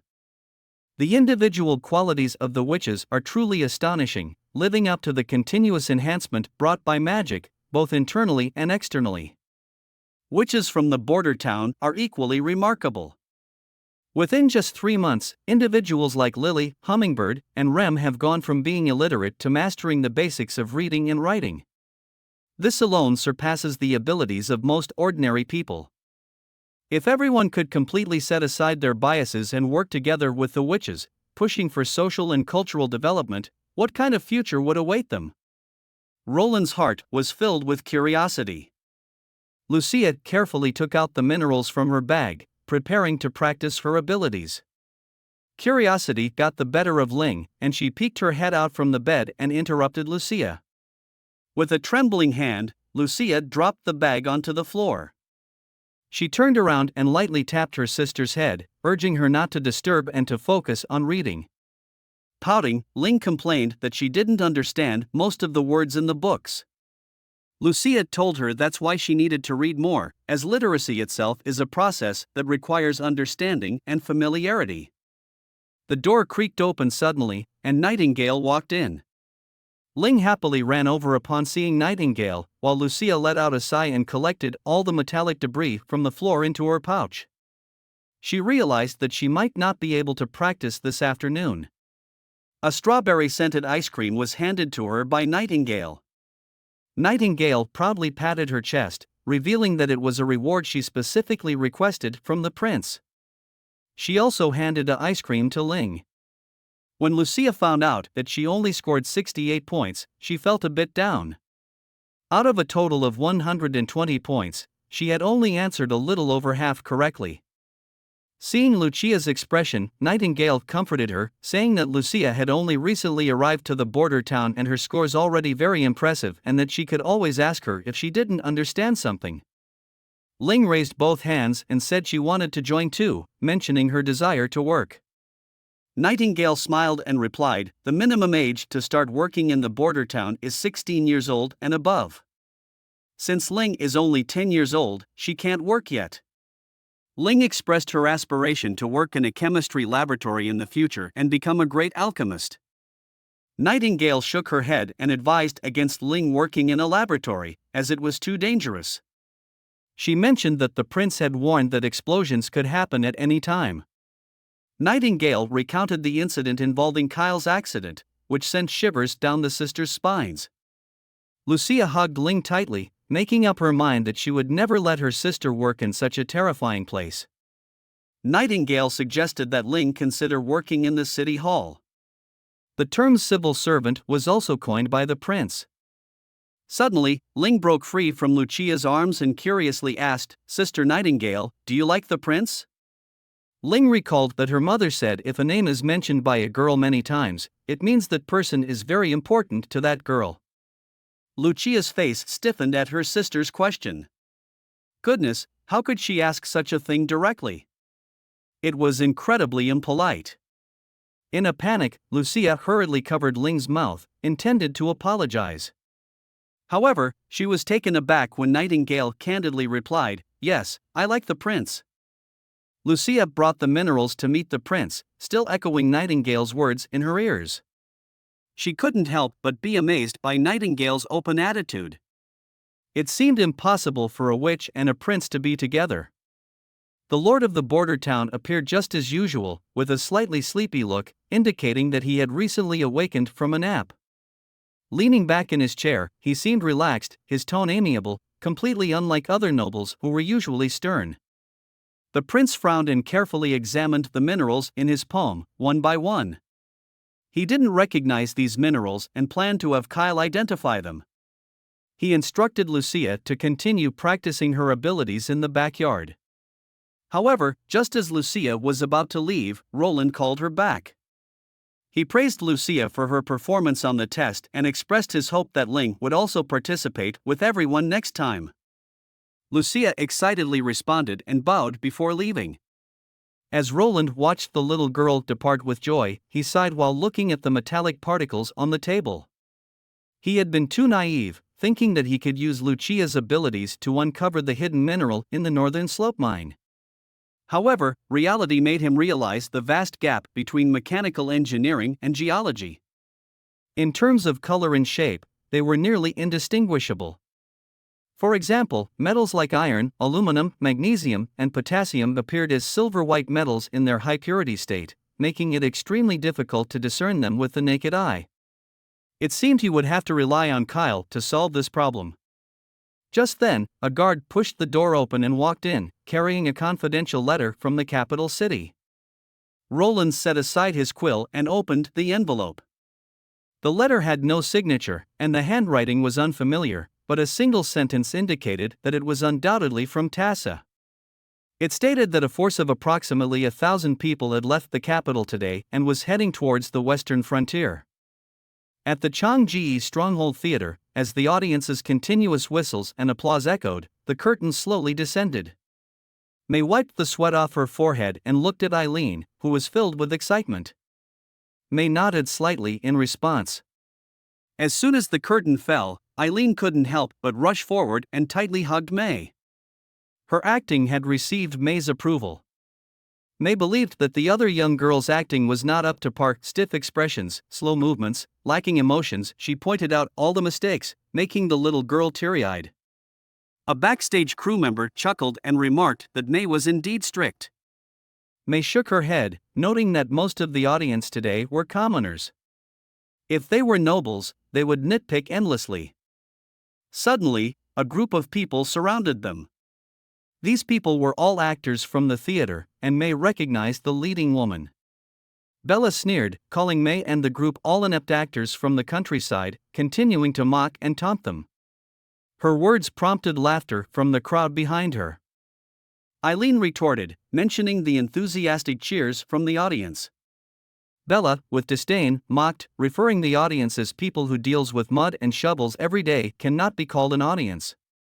She then said even a few monkeys get up on the stage to walk around, they would still cheer loudly. If it weren't for the free tickets, no one would have watched their crap show. Bella raised her voice, stating that their theater's income had significantly decreased because of accommodating the group's performances. After all, the nobles refused to attend since nobody wanted to sit on chairs filled with mud and grease stains. Bella's intentions were clear. Her seemingly scolding Eileen and the others were actually directed at May herself.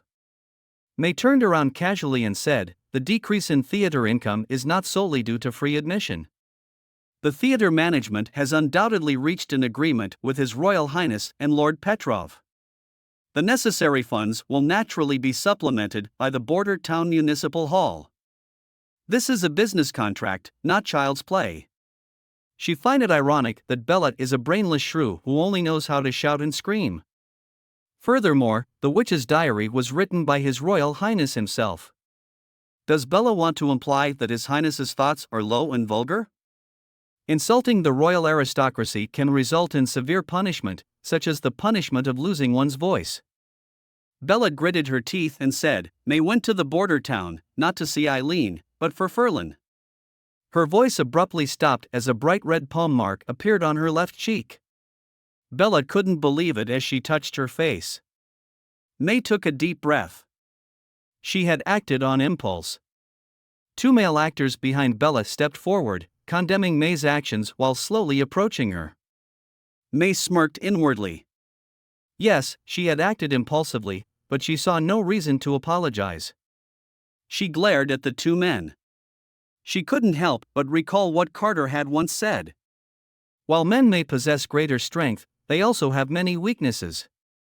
Certain attacks can instantly render them defenseless.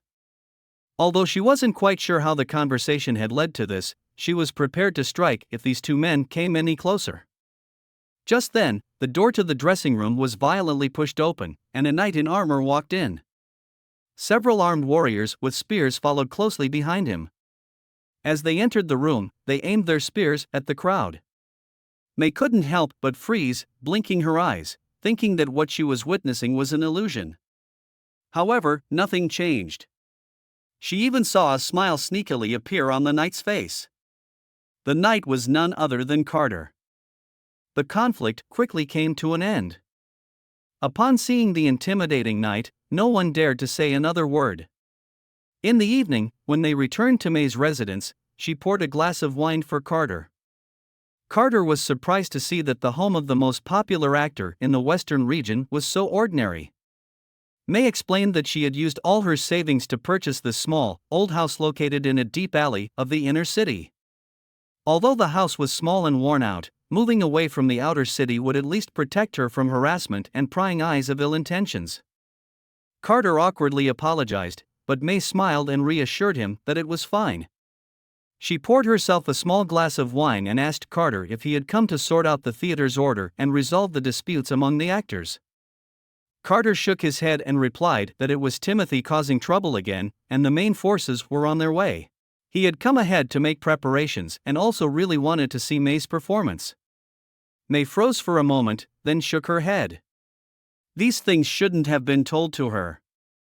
Carter said he knew where to draw the line, and it wasn't a covert operation either. May promptly took the glass of wine from Carter's hand, saying that he shouldn't drink during mission. However, after everything settles down, she would gladly invite him for a proper drink. As for Carter's previous invitation, she already had an answer in her heart. Some things can only be known after trying. Border town is where she truly wanted to stay. She had decided to move to the border town with her father after the performance is over. Roland arrived at the Changu stronghold 2 days later. Petrov and members of the 5 major families greeted the prince. Roland stated that the exact number and route of Timothy's forces were still unknown, but they were undoubtedly targeting the western frontier. Based on Timothy's usual tactics, they would likely recruit civilians through pillaging and then use drugs to force them into attacking. One of the family members was unclear about the drugs mentioned, so Roland explained that they were evil pills that could grant civilians powers stronger than knights, but once the effect wore off, the users would die in helpless agony. Roland ordered them to bring all their family members and the local civilians into the stronghold. One of the family members mentioned their warehouse with food and goods, but Roland firmly interrupted, saying they had only 3 days to transport as much as they could, but it was essential to gather all the civilians within the stronghold. He cannot allow Timothy and his troops to harm the civilians. After the meeting, the prince summoned Axe into the castle. Roland did not reveal the true information he possessed to the nobles. Thanks to Lightning and Macy's meticulous reconnaissance, the team from the capital city had been exposed. Unlike the previous invaders, they were now sailing on a single-masted ship, following the main channel of the Crimson Water River, heading west into the center of the western region. This was a particularly tricky route. Once the enemy crossed the fork in the river, they could either turn back along the tributary to attack the southern and eastern gates of the Changji stronghold or continue westward, straight to the border town. To avoid the dilemma of dividing forces for defense, Roland had to proactively concentrate his superior forces to defeat the enemy in one decisive blow. Clearly, the fork in the Crimson Water River was the most suitable ambush location. Roland left 100 soldiers to guard the Changji stronghold while he himself would join the front lines after organizing the stronghold's defenses. Nightingale felt uneasy, but Roland reassured her that he had to go.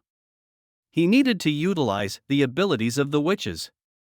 A white-tailed kite glided through the sky before landing gracefully on Roland's shoulder. Roland summoned the witches and began discussing the creation of bunkers and tanks.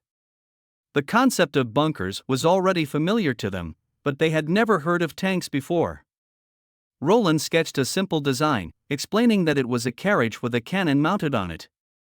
However, he mentioned that they couldn't truly call it a tank yet, as they didn't have enough horses. Nevertheless, Honey could gather wild beasts to assist them. Nanawa asked if beasts pulling cannons could be considered tanks, to which Roland replied earnestly, "Of course. They can call them tiger style and leopard style." Next, Roland shared his plan with Lien. He intended to establish defensive lines on both sides of the main river channel.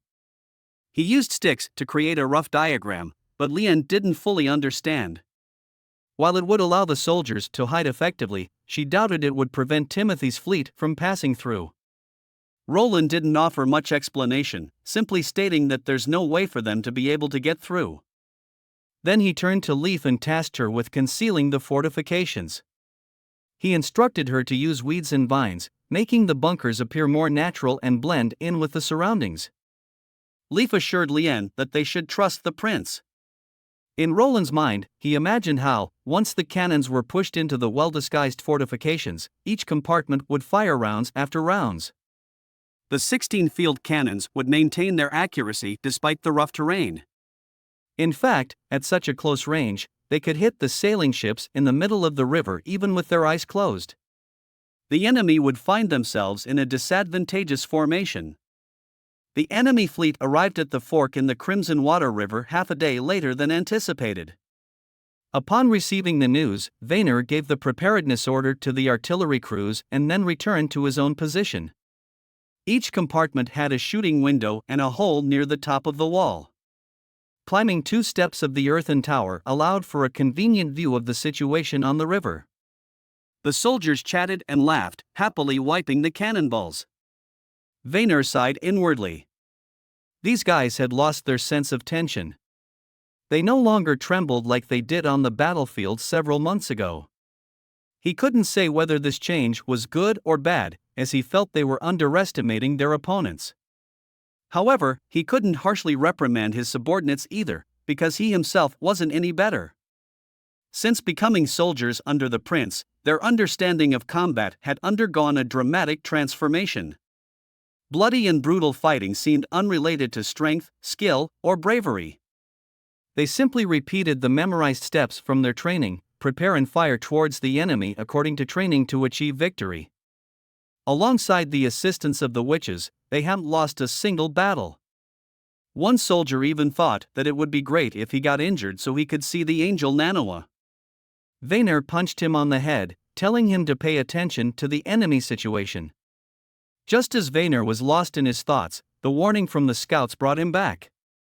The soldiers changed their expressions and started loading ammunition seriously, waiting for orders. The compartments became bustling with activity. They had practiced this step too many times. They silently awaited the arrival of the attack signal flag. The fleet, now visible in the distance, was getting closer and closer to their ambush location. However, Prince Roland had still not given any orders. Sylvie and Lien grew increasingly anxious, fearing that they might not have time for the messengers to relay their commands. It was almost too late to stop the fleet from passing through the fork in the Crimson Water River. Roland instructed the two witches to listen, and suddenly, a deafening roar reverberated across the river. As if it were a signal to attack, thick smoke mixed with flames erupted from over a dozen bunkers, accompanied by the continuous rumbling of thunderous explosions. Lien redirected her gaze back to the river, hardly daring to believe what she was seeing. There were no knights or mercenaries engaged in close combat, yet the deck of the first sailing ship seemed to explode. Wood splinters and body parts scattered in all directions, and the crew on the ship were instantly killed or injured, with blood mist rising and staining the deck. She can only see a black sphere being shot out from the bunkers, which she thought was useless, swaying for a moment before crashing down with a thunderous impact, knocking two knights who had just climbed from the cabin to the deck. Sylvie finally understood what the prince meant by "they won't make it through." However, how did his subordinates manage to achieve this? Compared to Lien, who was observing from a distance, Sylvie had a more vivid view of the scene. It was the first time she had witnessed such a sight. No sharp blades or spears were needed. With just round, rolling spheres, people were torn apart. As her vision was too close, she even felt that the blood and entrails of those killed were splashing onto her own body. Several others were struck by the iron spheres, either severing limbs or shattering their skulls. The ship's cabin was now filled with flowing fluids and a mix of red and white. Suddenly, the witch felt a surge of nausea and started puking. Prince Roland noticed her discomfort and handed her a handkerchief, advising her not to use her abilities to watch any further. Sylvie took the handkerchief and wiped her mouth. This was probably the incredible invention that Maisie and Lightning had mentioned, but at that time, no one paid much attention or thought much of it. After all, it was hard to imagine such an astonishing weapon without witnessing it firsthand. She turned her gaze back to the battlefield and saw the Timothy fleet beginning to approach the banks. However, they were unaware that Prince Roland had set up fortifications in more than just one location. But the soldiers inside the bunkers did not give them a chance. The soldiers just aimed their weapons at the targets and easily pulled the trigger. The enemy couldn't hold on for long before collapsing completely. Those who had disembarked from the ships tried to get back on board, while those waiting to disembark scrambled in all directions. The prince put down his binoculars and ordered Axe to take the reserve troops to clear the battlefield. He wanted the leader to be captured. Roland asked Sylvie to follow Axe, as he doesn't want anyone escaping. With a nod, Sylvie agreed to accompany Axe. She suddenly understood why Prince Roland dared to openly protect the witches in this corner of the continent. With such formidable power at his disposal, even Church's Divine Punishment army would not easily defeat him. Axe arrived with two prisoners. Before Roland could even inquire, one of them began shouting loudly, claiming to be a Bark Knight and requesting permission to write a letter to his family. He assured them that his family would undoubtedly offer a generous ransom. The other person introduced himself as a nobleman's second son and expressed willingness to pay a ransom as well. Roland raised an eyebrow in response. He asked if these two were the ones who led the attack. Both of them were frightened and hastily pointed out Sir Vincent was the leader, but he had perished during the first wave of the attack. They also requested to have their ropes removed, hoping to receive proper treatment. The prince shook his head and stated that no ransom was necessary. However, if they were willing to reveal Timothy's plan and any information they possessed, he might consider granting them better treatment. The two individuals hesitated for a moment but declined the offer, explaining that they had sworn allegiance to Timothy and could not betray their oath. Roland shrugged indifferently and ordered his guards to take them away and hand them over to Axe. Roland turned around and told Axe that he had no restrictions on the methods or means to obtain sufficient intelligence. He made it clear that he would show no mercy towards those who had captured and harmed innocent civilians and dared to invade the Western territory. Roland's tone grew cold. Once you're done questioning them, treat them as deceased. After a few days, Roland returned to the border town. Axe also brought all the information obtained from the interrogation. Roland furrowed his brows. This was just the vanguard force. The information Axe obtained revealed that Timothy dispatched one militia force after another to attack the western borders. He employed the same method to deal with Garcia in Greenwater Port. These forces consisted of criminals, rats, and mostly refugees gathered from various places. The intelligence from the enemy knights revealed that Timothy deceived these people, initially using verbal promises to appease them before having them ingest the first batch of pills.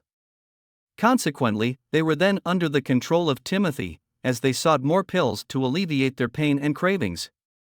This attack is merely meant to deplete the border town's resources. The fallen knight Sir Vincent believed that since the town had no walls, he estimated that around 1,000 militiamen who consumed the pills would result in approximately 3,000 casualties. This would be a severe blow to the border town.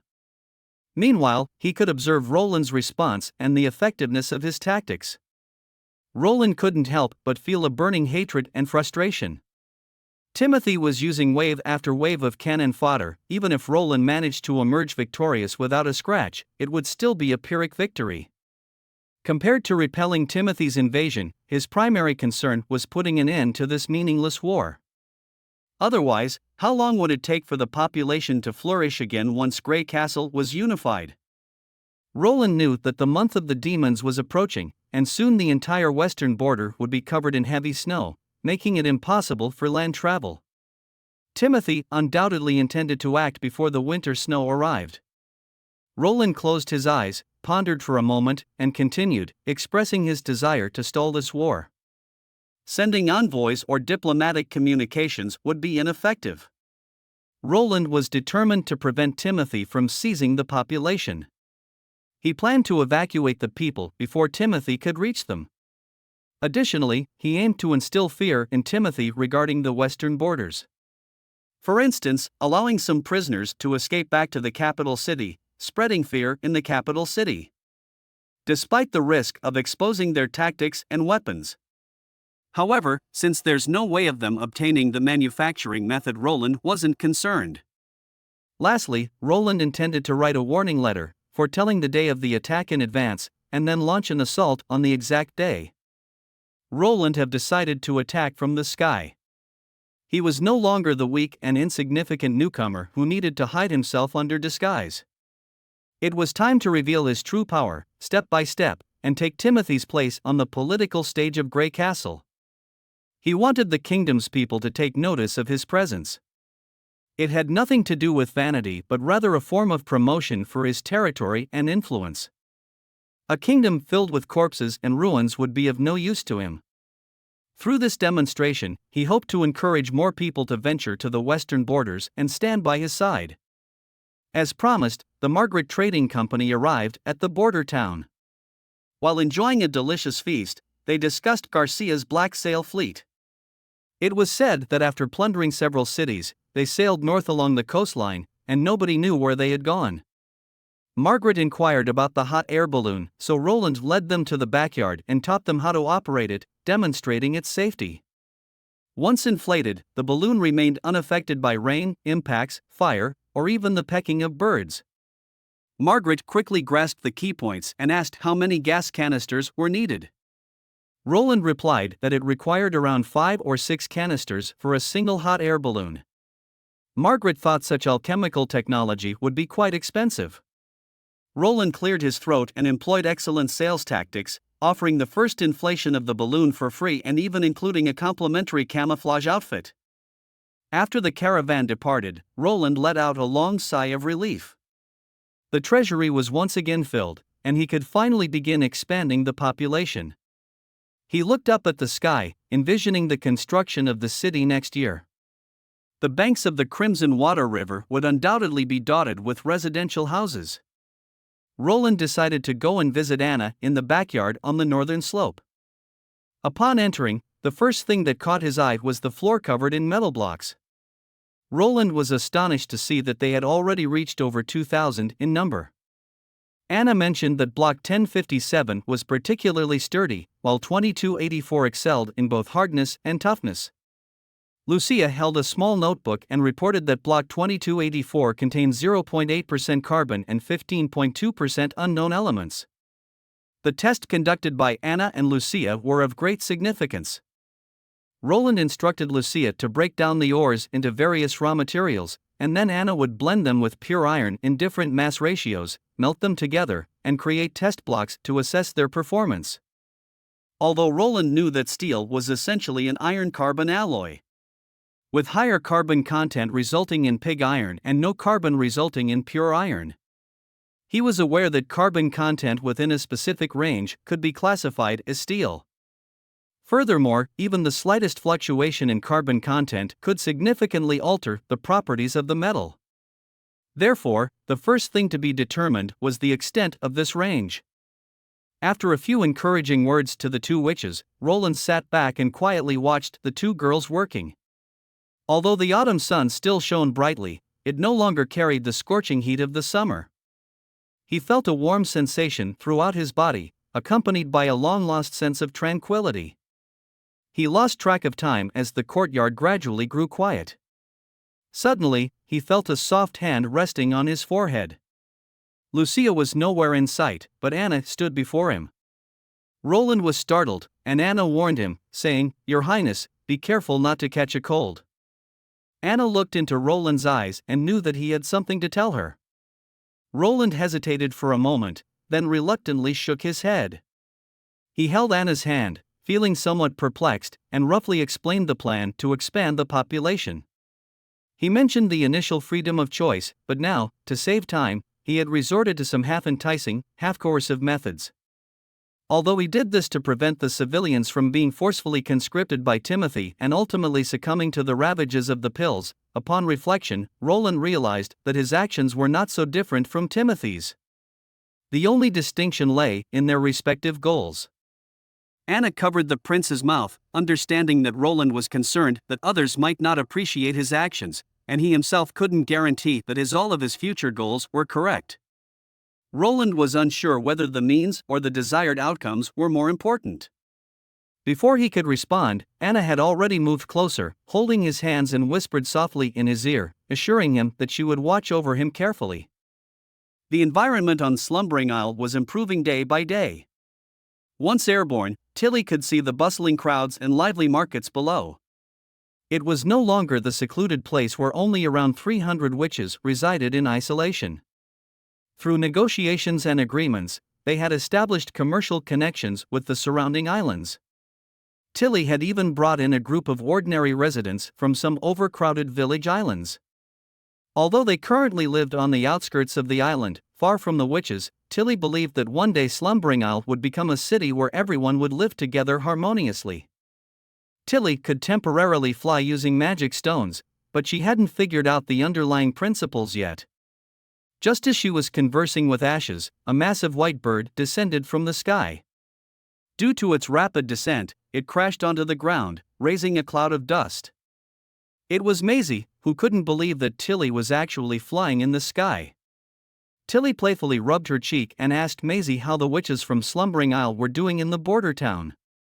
Maisie rummaged through her bag, searching for the letters. They had all entrusted Maisie to deliver them to Tilly, including one from Prince Roland. Ashes took out half of a muffin and offered a piece to Maisie, but she shook her head and instead stuffed a handful of fish jerky into her mouth, mumbling, she went to play with Molly. With that, Maisie flew out of the courtyard, flapping her wings. Ashes felt that Maisie had grown bigger even more in the past month, both in size and maturity.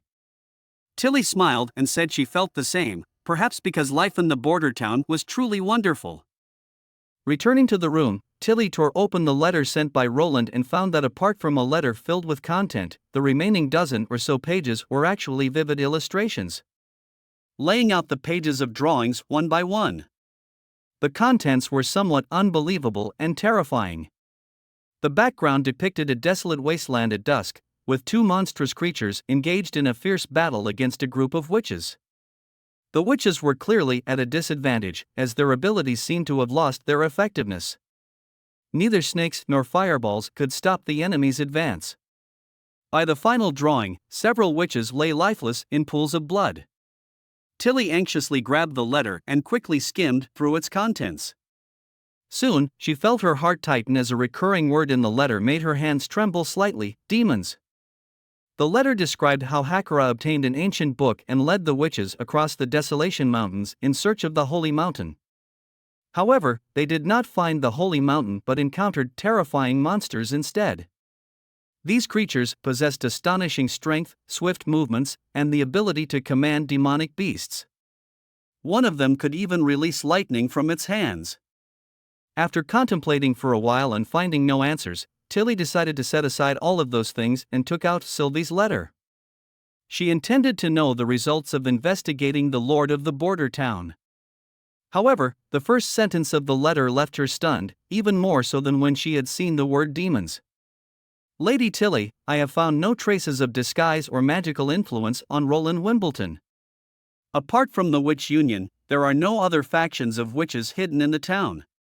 So, I believe, he might be your true brother. Tilly was left speechless, shocked by the revelation in Sylvie's letter.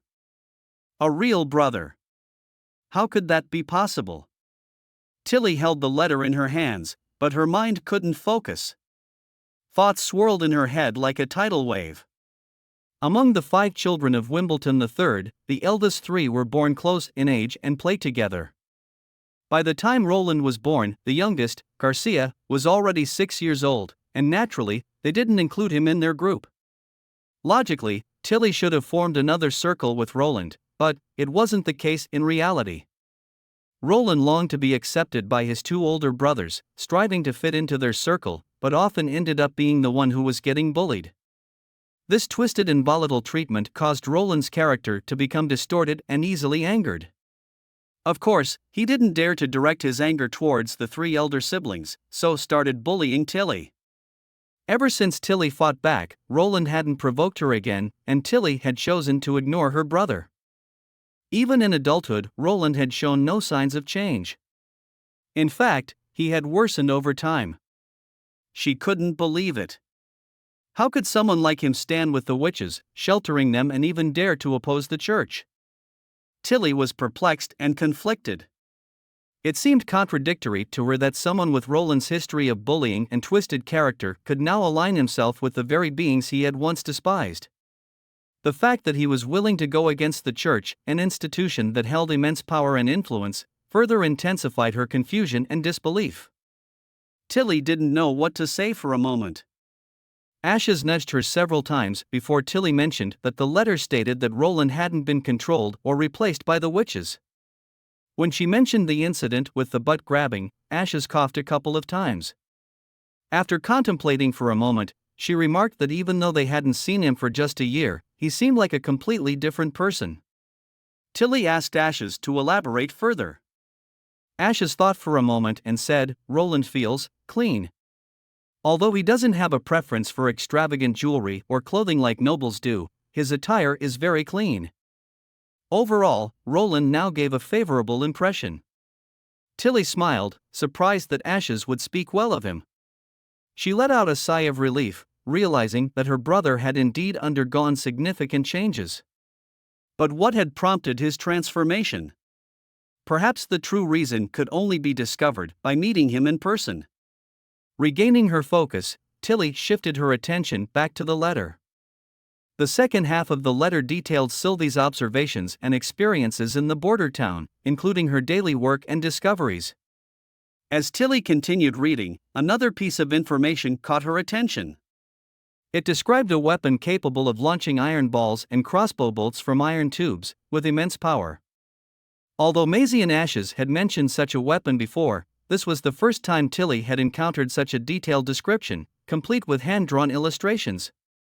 Ashes suggested that Tilly ask Roland to send a batch of those weapons in her reply. However, Tilly shook her head, explaining that allies should not be approached with suspicion. Such a test would only undermine the trust they had painstakingly built.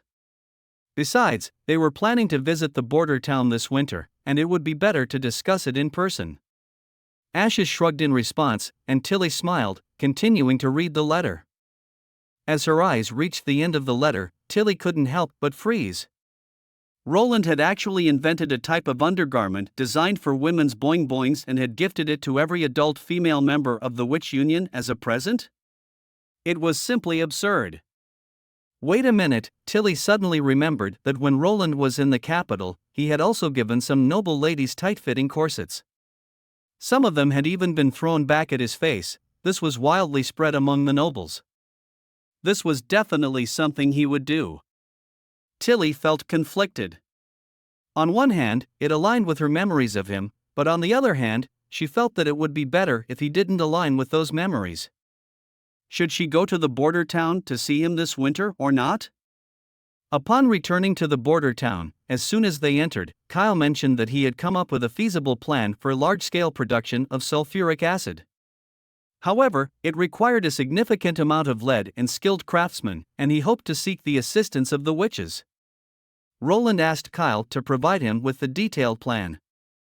Then, Roland gestured for him to sit down and taught him another task. Kyle shook his head repeatedly, stating that he didn't have time recently as large-scale acid production was a challenging endeavor that required his full attention. Roland reassured him, saying that it wouldn't require much time. Seeing Kyle's puzzled expression, Roland requested him to manufacture more soap. Kyle immediately recalled the saponification reaction mentioned in elementary chemistry, which involves the reaction between sodium hydroxide and fats or oils to produce alcohol and salt. It was indeed an unusual feeling to hear standard chemical terms from an alchemist's mouth. Roland nodded in agreement, and Kyle still seemed a bit puzzled. It didn't seem important to him, but the prince emphasized that it was crucial. While soap production itself might not be important, the byproduct of the production process was something Roland urgently needed. Kyle immediately realized it was alcohol, and Roland confirmed that he needed alcohol, or glycerin to be exact, as it was a highly important ingredient. Kyle shrugged and said he would assign it to his apprentices, but he would demonstrate the process in front of a few clever apprentices chosen by him. Meanwhile, Roland shared some news with him, mentioning that a sailboat had arrived at the dock with 50 people on board, and one of them claimed to be an alchemist from Crimson Water City. Before Roland could finish his sentence, Kyle stood up excitedly. It was Charles, and he had truly brought his apprentices to join Kyle. Kyle exclaimed joyfully that Charles was his finest disciple, and he will surely fit for the job. Lightning checked her adventuring gear once again, which she carried with her at all times, including survival tools and weapons. Maisie also checked her own belongings, with piles of food laid out in front of Lightning. Lightning was at a loss for words. They were going on an adventure, not having a barbecue in the wilderness, at least bring a weapon. Maisie pointed at her beak, indicating that her beak was her weapon. Lightning sighed. After all, it was just a one-day trip, and they shouldn't encounter any major dangers. They were preparing to explore the westernmost part of the enchanted forest. Lightning had a little secret that she hadn't told anyone. She no longer dared to explore the forest alone. This was a great shame for an adventurer. However, she couldn't deceive herself. The journey to the stone tower had instilled fear in her towards this deep forest. Just the thought of those terrifying creatures potentially hiding somewhere in the forest made her want to escape as quickly as possible. Thunder had once mentioned to her a method to overcome fear, to gradually approach it, observe it, and understand it. Eventually, she would realize that fear wasn't as dreadful as it seemed. This exploration would be Lightning's attempt. With Maisie accompanying her, she felt a bit more confident. They had chosen a safe route, following the Crimson Water River westward without venturing deep into the forest. With this approach, it was unlikely they would encounter any demons. The two quickly approached the magnificent mountain. They had flown to the westernmost part of the forest, where the dark green expanse ended and the land transitioned back to a lighter shade of green. They arrived at a meadow. But as they ventured further, their line of sight was consumed by a pitch-black color that extended all the way to the base of the mountain.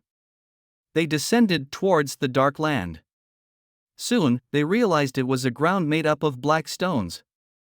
Maisie pecked at it after landing and found it to be very hard. Lightning picked up a piece of the black stone and examined it closely, realizing that there were countless such stones scattered all around. She collected a few pieces, intending to show them to His Highness upon their return. Lightning called for Maisie, instructing her not to move, and then put on her wind goggles. In an instant, she accelerated to her maximum speed. After flying for about half an hour, she could faintly see the landscape beyond the mountains. She came to a stop and carefully observed what lay ahead. At the edge of her vision, a layer of reddish-brown mist hung over the peaks of the mountains. Roland sat at his desk, pondering how to launch an air raid on the imperial palace of Capital City. Suddenly, he heard a tapping sound from behind the windows. When he turned around, he saw Lightning clinging to the window, looking panicked, while Maisie perched on top of Lightning's head, pecking at the glass. As Nightingale opened the window, the little girl flew into Roland's arms. He gently stroked Lightning's head and comforted her, asking what had happened. Black stones, cool. A huge snowy mountain, cool. Maisie landed on the desk and flapped her wings, delivering the report. With a serious expression, Lightning spoke up, saying she had seen a demon. Roland's face grew solemn, and he told her not to panic, urging her to take her time and calm down. After a while, Lightning raised her head from Prince Roland's arms. She had initially intended to draw the map of the forest, but instead, she discovered a massive mountain covered by a layer of reddish-brown dense fog. The fog was so thick that it resembled undissolved fresh blood, spreading westward without apparent boundaries. The scene was just like the one depicted in Soraya's drawing. After Roland relayed Lightning's findings to everyone, Scroll suggested further investigation of the area covered by the red fog. They needed to ascertain whether it would cross the mountain range and reach the continent along the coastline. Wendy nodded in agreement. They had to be prepared. As the two oldest witches in the Union, Scroll and Wendy were the backbone in the hearts of many witches. Although the others were still somewhat afraid, no one wanted to sit idly by and do nothing. Roland also leaned towards this proposed course of action. Seeing no objections from the group, the plan was essentially settled. The key now was how to implement it. Anna suggested using hot air balloons for reconnaissance. They could camouflage themselves in the sky, using the clouds as cover, and fly over from the sea. Lightning suggested bringing Sylvie along, and Roland nodded, saying he would go as well. As soon as he spoke, Wendy, Scroll, and Nightingale all simultaneously objected, stating that they couldn't let Roland take such risks. Roland, with a serious tone, responded that it wasn't a reckless act. He believed that the demons did not possess the ability to cross the vast sea and high mountains, otherwise, they would have already spread throughout the four kingdoms. They were gathered in the far west, and perhaps they weren't as terrifying as they seemed. There was another reason he didn't mention, one that made him more experienced than anyone in assessing the development of an alien civilization.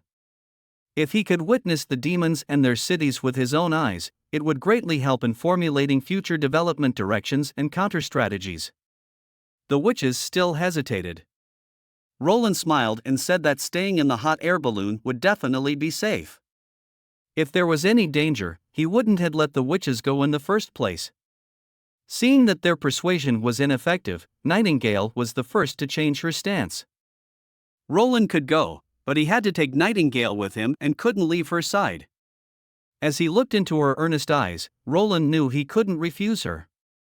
After considering it for a while, he announced that the expedition members would be himself, Anna, Wendy, Soraya, Sylvie, Nightingale, Lightning, and Maisie. They would depart in a week. Besides the necessary food, everyone had to carry a pistol, and during this week, everyone must practice diligently.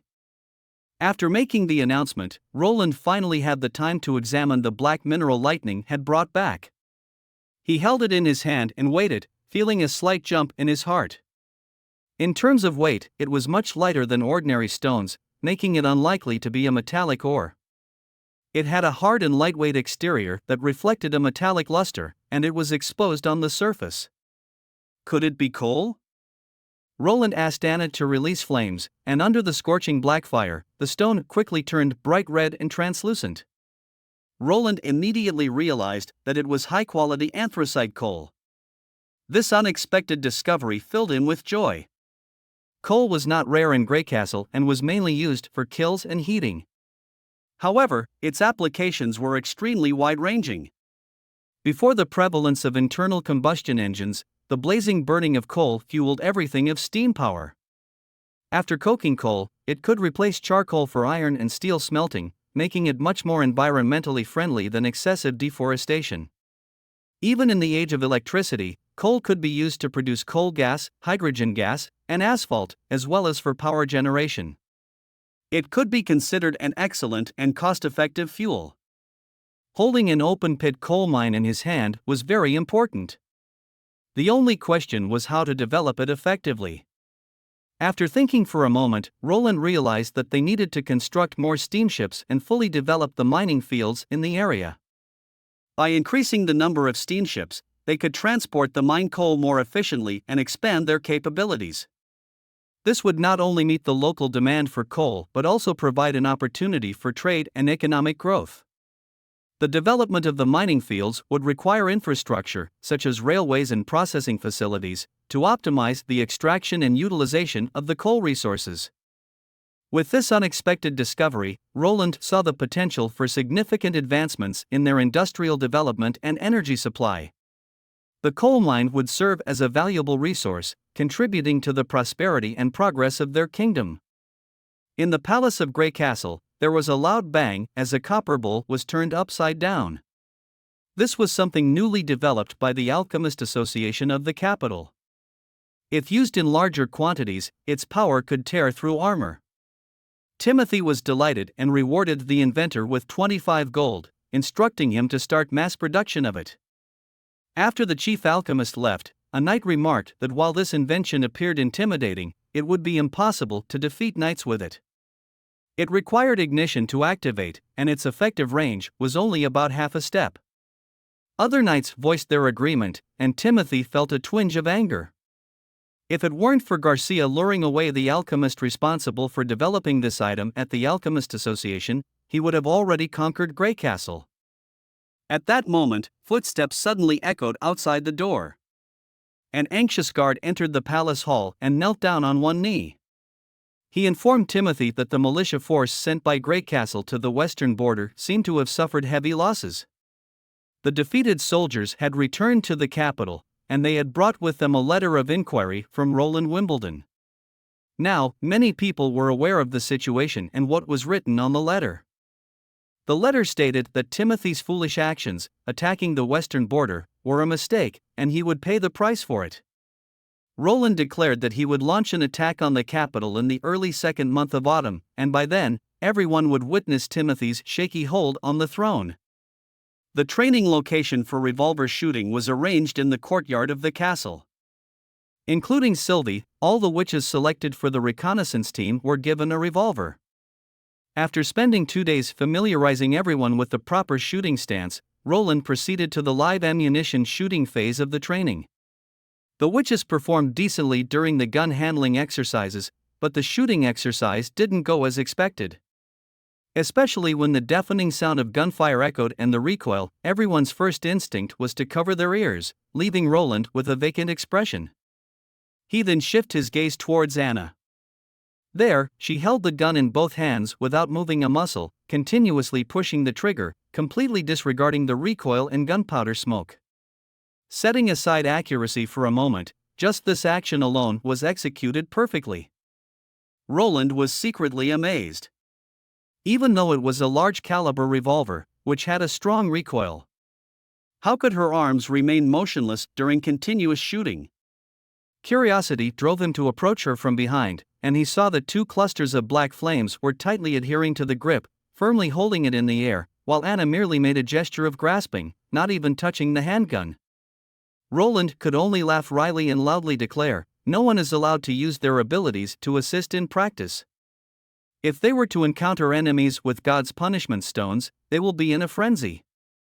Seeing a group of witches enthusiastically manipulating their weapons, Roland couldn't help but feel deeply moved.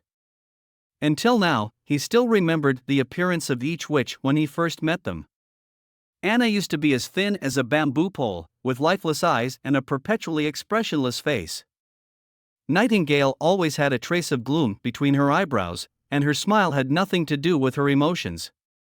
It was, in fact, a mask to conceal her own feelings, always wearing a mischievous smile on her lips. And Wendy, who couldn't hide her fatigue behind her gentle voice. Lily, who had accepted her fate and confusion when she threw herself into the future like a solitary leaf, always on guard like a cat. Surviving after oppression, betrayal, and pursuit was a stroke of luck. There was no time to think about where they were heading. But now, they were completely different from the past. The witches exuded a unique charm, their eyes sparkling with vitality. The future was no longer uncertain for them. Besides simply staying alive, they now had the strength to pursue other things, beautiful things that were just as precious as life itself. In the afternoon, it was time for the specially designed high-altitude throwing exercise. The number of witches participating in the drill was reduced by more than half, leaving only Anna, Wendy, and Lightning.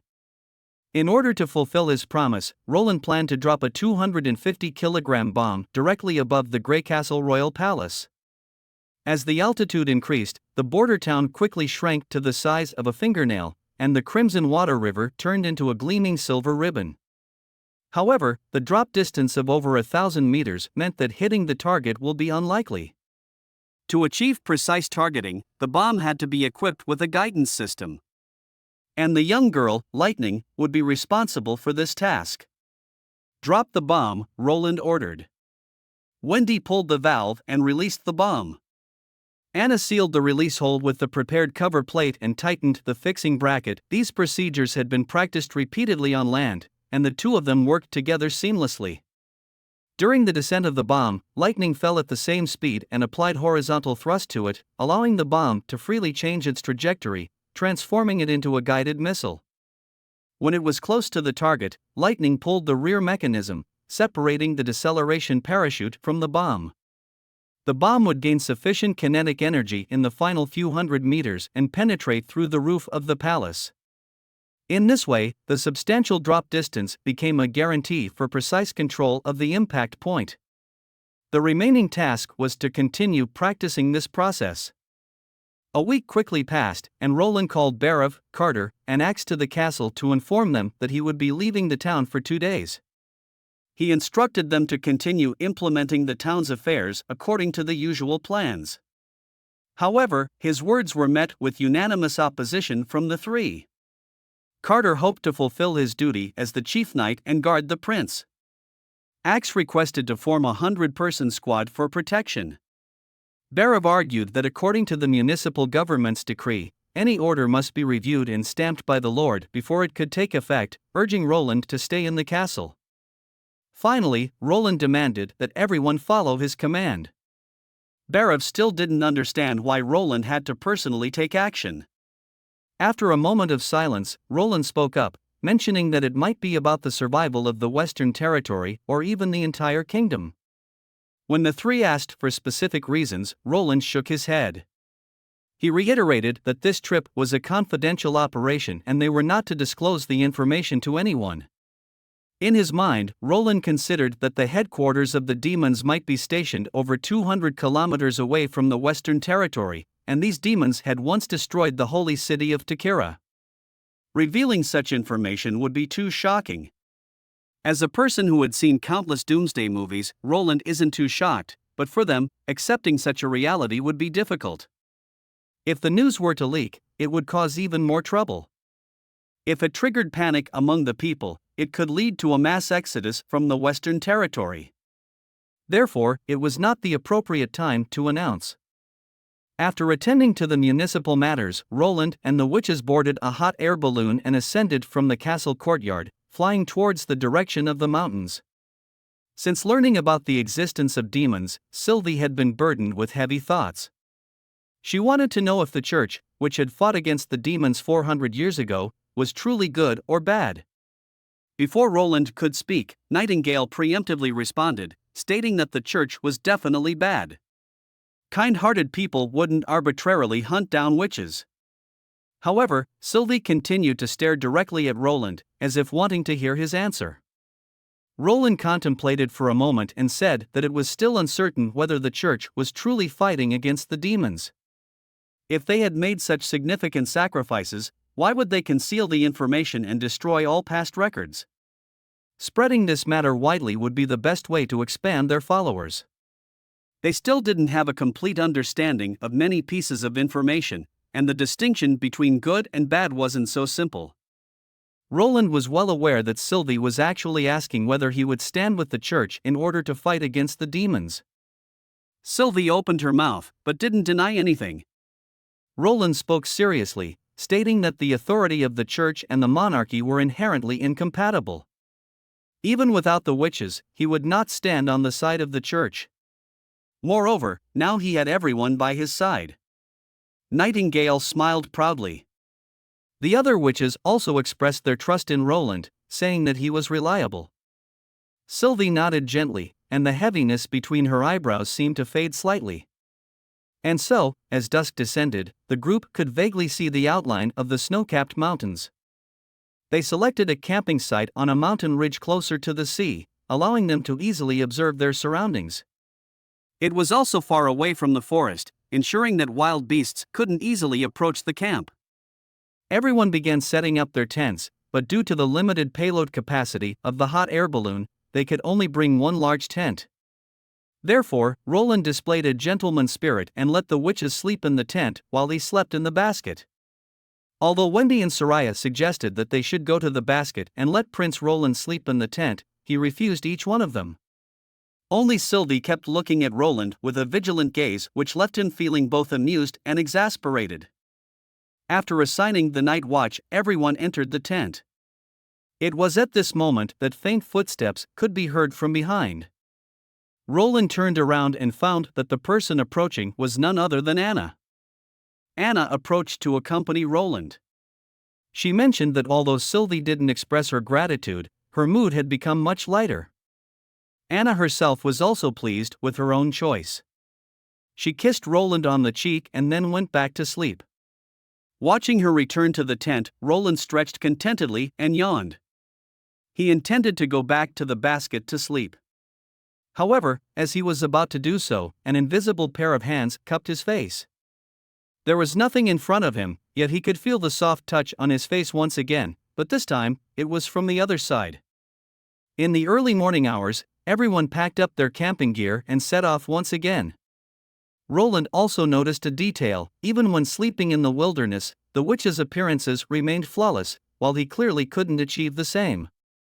Without looking in a mirror, he could guess that his hair was definitely a mess, and in the eyes of everyone, he probably looked disheveled. After half an hour, following Lightning's instructions, they arrived at the designated location.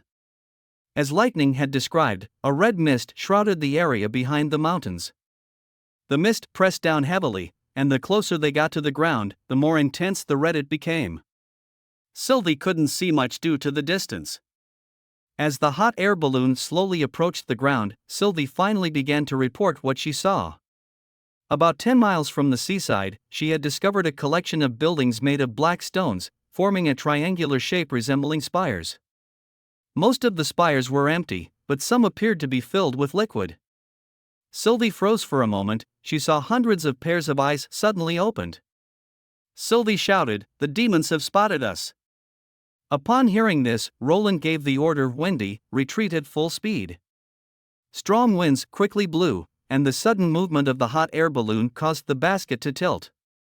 However, Sylvie's warning chilled everyone's hearts. 2 demons were flying towards them on their mounts. These creatures could fly, and it didn't take long for Roland to spot 2 black dots in his field of vision. Looking through his telescope, he saw the mounts beneath them with their sharp-toothed beaks, hairless bodies that bore no resemblance to birds. If he wasn't mistaken, these were 2 hybrid demonic beasts. Roland realized his carelessness.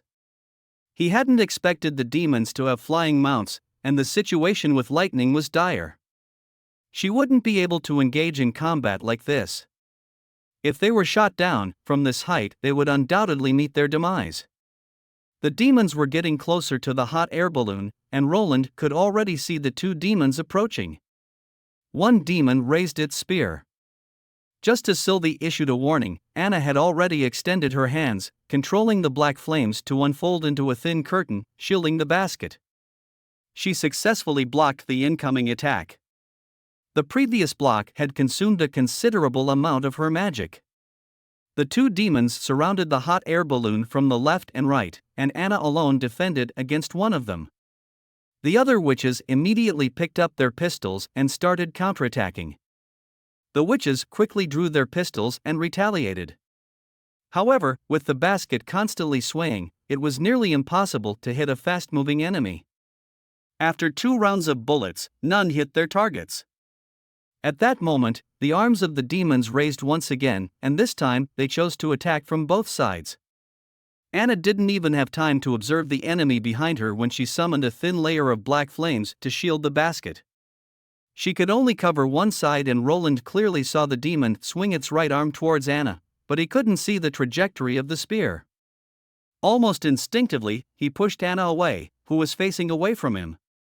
Then his shoulder felt as if it had been struck by a heavy hammer, and he was sent flying backward, colliding with the basket wall. An unbearable pain seemed to tear him apart, followed by a strong dizziness, as if his consciousness was slipping away. Nightingale's heart-wrenching cry was the last sound he heard before losing consciousness. Witnessing Roland being hit, Nightingale felt her chest tighten suddenly. She feared that he would never wake up again. Just the thought of it made it difficult for Nightingale to breathe. She had never felt so helpless before. But it was Anna who first reacted. She crouched down, covering the entire wound with a mass of black flames. Under the flames, white smoke billowed, accompanied by a sizzling sound. When the black flames dissipated, Roland's severed arm was charred black. The trickling blood had stopped. It was an emergency measure Roland had taught everyone in first aid classes. They learned to secure the wound, then quickly go to the medical center and find Manhwa. They had to get back as soon as possible. Nightingale turned her head slowly towards the southeast, where the town located. She urgently shouted to let lightning protect the balloon's descent. Although the girl's face was pale, she nodded, casting a glance at the unconscious Roland, and then flew out of the basket. The other demon was still attacking the hot air balloon. Nightingale took a deep breath, forcing herself to temporarily set aside the image of Prince Roland being injured. Now only she could fight the demons. Nightingale saw the best opportunity. Without hesitation, she stepped forward and, taking advantage of the hot air balloon, positioned herself directly on top.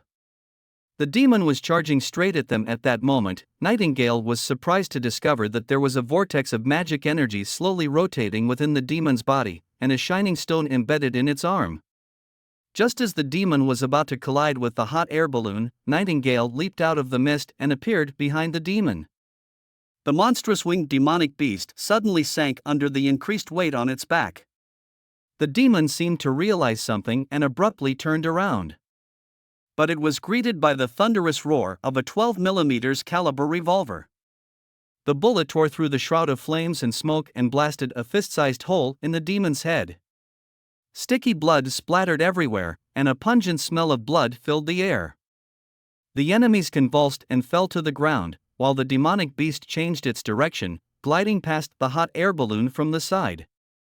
Just as Nightingale was about to turn back towards the top of the balloon, an unexpected incident occurred. The tilting corpse pulled on the reins, causing the mount to suddenly roll to the side, throwing her off. Before she could react, she had already been thrown beyond a safe distance to return on her own. She heard her sisters shouting in panic, but it was all in vain.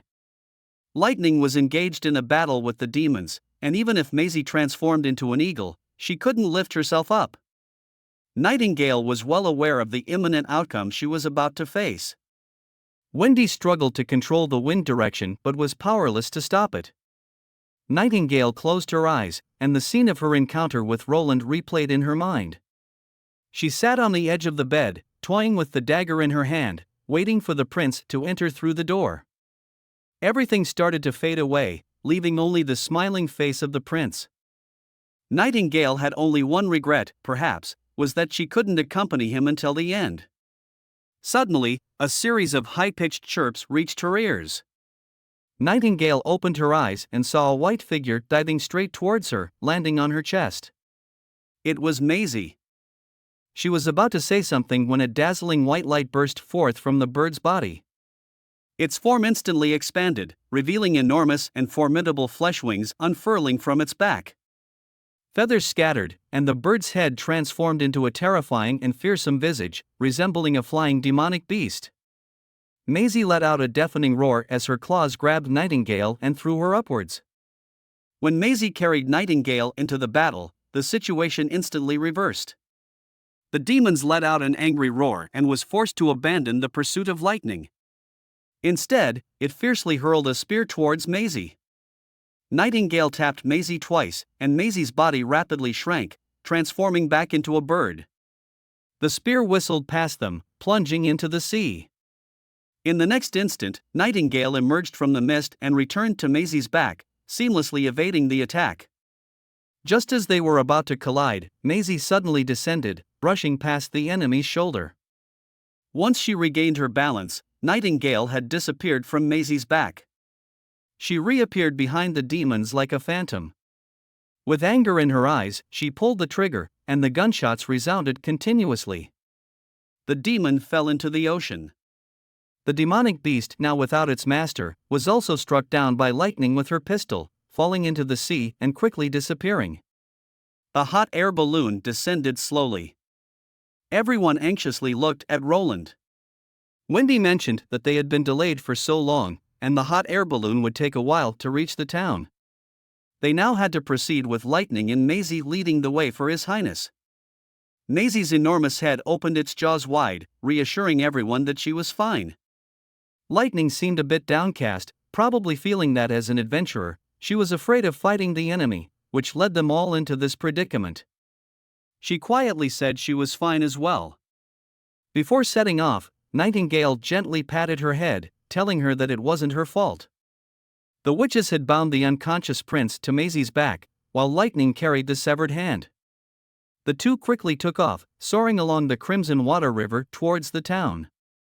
The other witches realized that they needed to leave as soon as possible. The hot air balloon ascended once again, and now only 5 people remained. Soraya was puzzled, wondering why the hot air balloon was spotted, while having sky camouflage and should be difficult to distinguish at a height of 2 kilometers. Sylvie furrowed her brow and explained that there was a gigantic demon with a head even larger than its body, covered in countless eyes. Anna recalled the strangeness of the 2 flying mounts. Their blood was a deep blue color instead of the dark black color from the typical hybrid demonic beasts. Wendy exclaimed how fortunate it was that Maisie could transform into their likeness. If it wasn't for her saving Nightingale, they would all have been in danger. Nightingale, who had been silent all along, suddenly spoke up. She revealed that Maisie's abilities had evolved. The magical energy within her was no longer a swirling vortex but had transformed into a fixed form, a pair of unfurled white wings, expanding gracefully. Lightning held onto the arm of His Highness, feeling overwhelming guilt. The demons may have had a fearsome appearance, but it wasn't overwhelmingly powerful in the air. If she had left the hot air balloon from the beginning to intercept the enemy, His Highness wouldn't have suffered such severe injuries. It was at that moment that Lightning realized how far she still was from being an outstanding adventurer. His Highness's breathing grew weaker, and his body grew colder. They had to move at full speed. By the time they reached the border town, Lightning felt dizzy and disoriented. The excessive speed not only drained her magical energy rapidly but also put a tremendous strain on her body. She gritted her teeth and, using her last ounce of strength, landed directly in front of the castle's courtyard. She shouted towards Carter, who had rushed over with a gun upon hearing the commotion, quickly summoned Miss Manhwa. "The prince is injured." Roland suddenly opened his eyes, finding himself lying on a soft, spacious bed. Above him was a familiar ceiling. He turned his head to look at his shoulders, both left and right seemed to be intact. Testing his hands, they too appeared to function as normal. Everything felt like a dream, yet he knew it was not. Encounters with the demons and subsequent attack were undeniably real. Being unscathed in his bedroom meant they had successfully escaped the demons' pursuit and safely returned to the castle. He wondered if everyone else returned safely. He propped himself up, a sense of weakness coursing through his body. He was about to call someone when he saw, at the edge of the room, against the wall, a line of witches: Anna, Nightingale, Lightning, Maisie, and Manhwa. They were leaning on each other, their breaths steady, eyes closed, seemingly deep in sleep. Roland quietly stood up and pulled back the curtains. Anna was woke up by the sound, rubbing the sleepiness away. She stepped over to Roland. When Roland asked about the other witches, Anna's voice took a somber tone. She told him everyone was fine except him. Before he could utter another word, Anna hugged him tightly, calling him a fool. Anna's actions woke the other witches. Hearing Anna repeatedly call the prince a fool, they joyously got up and flocked over. Lightning was the next to jump on Roland, followed by Nanawa and Maisie. Nightingale hesitated for a moment but finally decided to join, wrapping everyone into her arms from behind. Thus, they all huddled together, reluctant to let go for a long time. At night, Roland learned about the detailed course of events. The witches had jointly defeated the pursuing demons, while Lightning and Maisie had escorted him back in advance. After receiving treatment from Nanawa, his broken arm swiftly healed, but due to severe blood loss, he had been unconscious for a whole day. This mission had been somewhat unexpected. Even the sky-camouflaged hot air balloon could be spotted by the demons. Despite the significant danger, the acquired intelligence was extremely valuable. The so-called demons were not some messengers of hell, but seemed more like a highly advanced civilization. Nightingale also discovered that magic existed within the demons, but unlike the witches, their magic seemed to rely on certain mechanisms to be activated, like the gem embedded on their arms. Unfortunately, all the demons' bodies had fallen into the sea, so Roland couldn't further verify these theories. Lastly, concerning the red liquid in the stone tower, Roland suspected that the red mist in the sky was formed by the vaporization of this liquid. Perhaps demons not expanding further into the wilderness, or even the four great kingdoms, was due to the limits of the gas's coverage area? Regardless, according to all the information they had, there would be no immediate threat to the border town. At this point, the door to his bedroom opened, and standing in the doorway was Anna, dressed in a white nightgown. She closed the door behind her and bolted it. Then, she took Roland's hand and walked him to the bed. Though she seemed a little nervous, there was no hesitation in her eyes. They both knew what was about to happen. Roland lifted her by the waist and gently placed her on the bed. He found himself growing nervous. Just as he was lost in thought, Anna's soft voice echoed in his ear, asking him if he had considered the possibility of losing his own life when he pushed her away on the hot air balloon. Roland was taken aback, not expecting her to ask such a question. He had just acted instinctively, but Anna insisted that Roland, as the future ruler of Grey Castle and the hope of all witches, should not have risked his life for her. Roland smiled, saying he couldn't stand by and watch her be attacked without doing anything. Even if he had more time to think, he would still have made the same choice. Anna lowered her eyelashes, falling silent for a moment before speaking again. She wanted to know more about Roland's past, to understand him better. Roland thought for a while, and decided not to speak about the past of the fourth prince and the palace, but to share his own true story. He described how he had lived in a city much larger than Grey Castle, how he was a troublemaker in school, and how he had completed all his studies as he grew older. With half-closed eyes, he slowly narrated his embellished past. It had been a long time since he had experienced this sort of unguarded, unrestrained communication. Perhaps it was time for the next step? Turning his head slightly, Roland found that Anna had already closed her eyes, her chest gently rising and falling against his side, peacefully lost in sleep like a kitten. He shook his head and then couldn't help but chuckle. Whispering a goodnight, he too succumbed to the world of dreams. As the morning sunlight seeped through the gaps in the curtains, everyone began to rise from their beds and stretch. Wendy and Sylvie exchanged greetings while preparing for their morning routine with a basin of fresh water. Nightingale rubbed her eyes, seemingly having stayed up late the previous night. Wendy asked her if she had not slept well, to which Nightingale replied that she had many dreams. Sylvie snorted in disbelief. She had clearly seen Nightingale snuck off to the third floor of the castle last night, even standing in front of the Prince Roland's room for quite some time. Just as she was about to comment, Nightingale suddenly turned to stare at her. At her silent warning, Sylvie decided it was best not to be overly curious. Sylvie had gradually come to accept the undergarments that Roland had provided for the witches. She had to admit, Prince Roland was not what she thought to be but a really great person. Thinking of him now brought a warmth to her heart. She could never expect there were nobles who would willingly risk injury for a witch. Witnessing Roland's selfless act of pushing Anna away had touched something deep within her. The witches of the Witch Union were not mere tools under his control, but his important companions. If Roland could join hands with Tilly, combining their strength, they might truly create a new kingdom where witches and ordinary people can all live in peace. Maisie was showing off her new form in the newly renovated backyard of the castle, twirling around for everyone to see. This brown-feathered giant bird, including its tail, was a full 10 meters long, with a wingspan nearly 15 meters. Its sharp teeth were intimidating, and if it hadn't been for Maisie's newly evolved ability, everyone probably wouldn't have made it back. Nightingale stroked Maisie's smooth neck, saying that she will prepare a bag of charcoal-grilled fish chips for Maisie every day. The giant bird's tail wagged more joyfully. As per usual, it was time to test the new abilities. Maisie took Roland and Nightingale into the sky.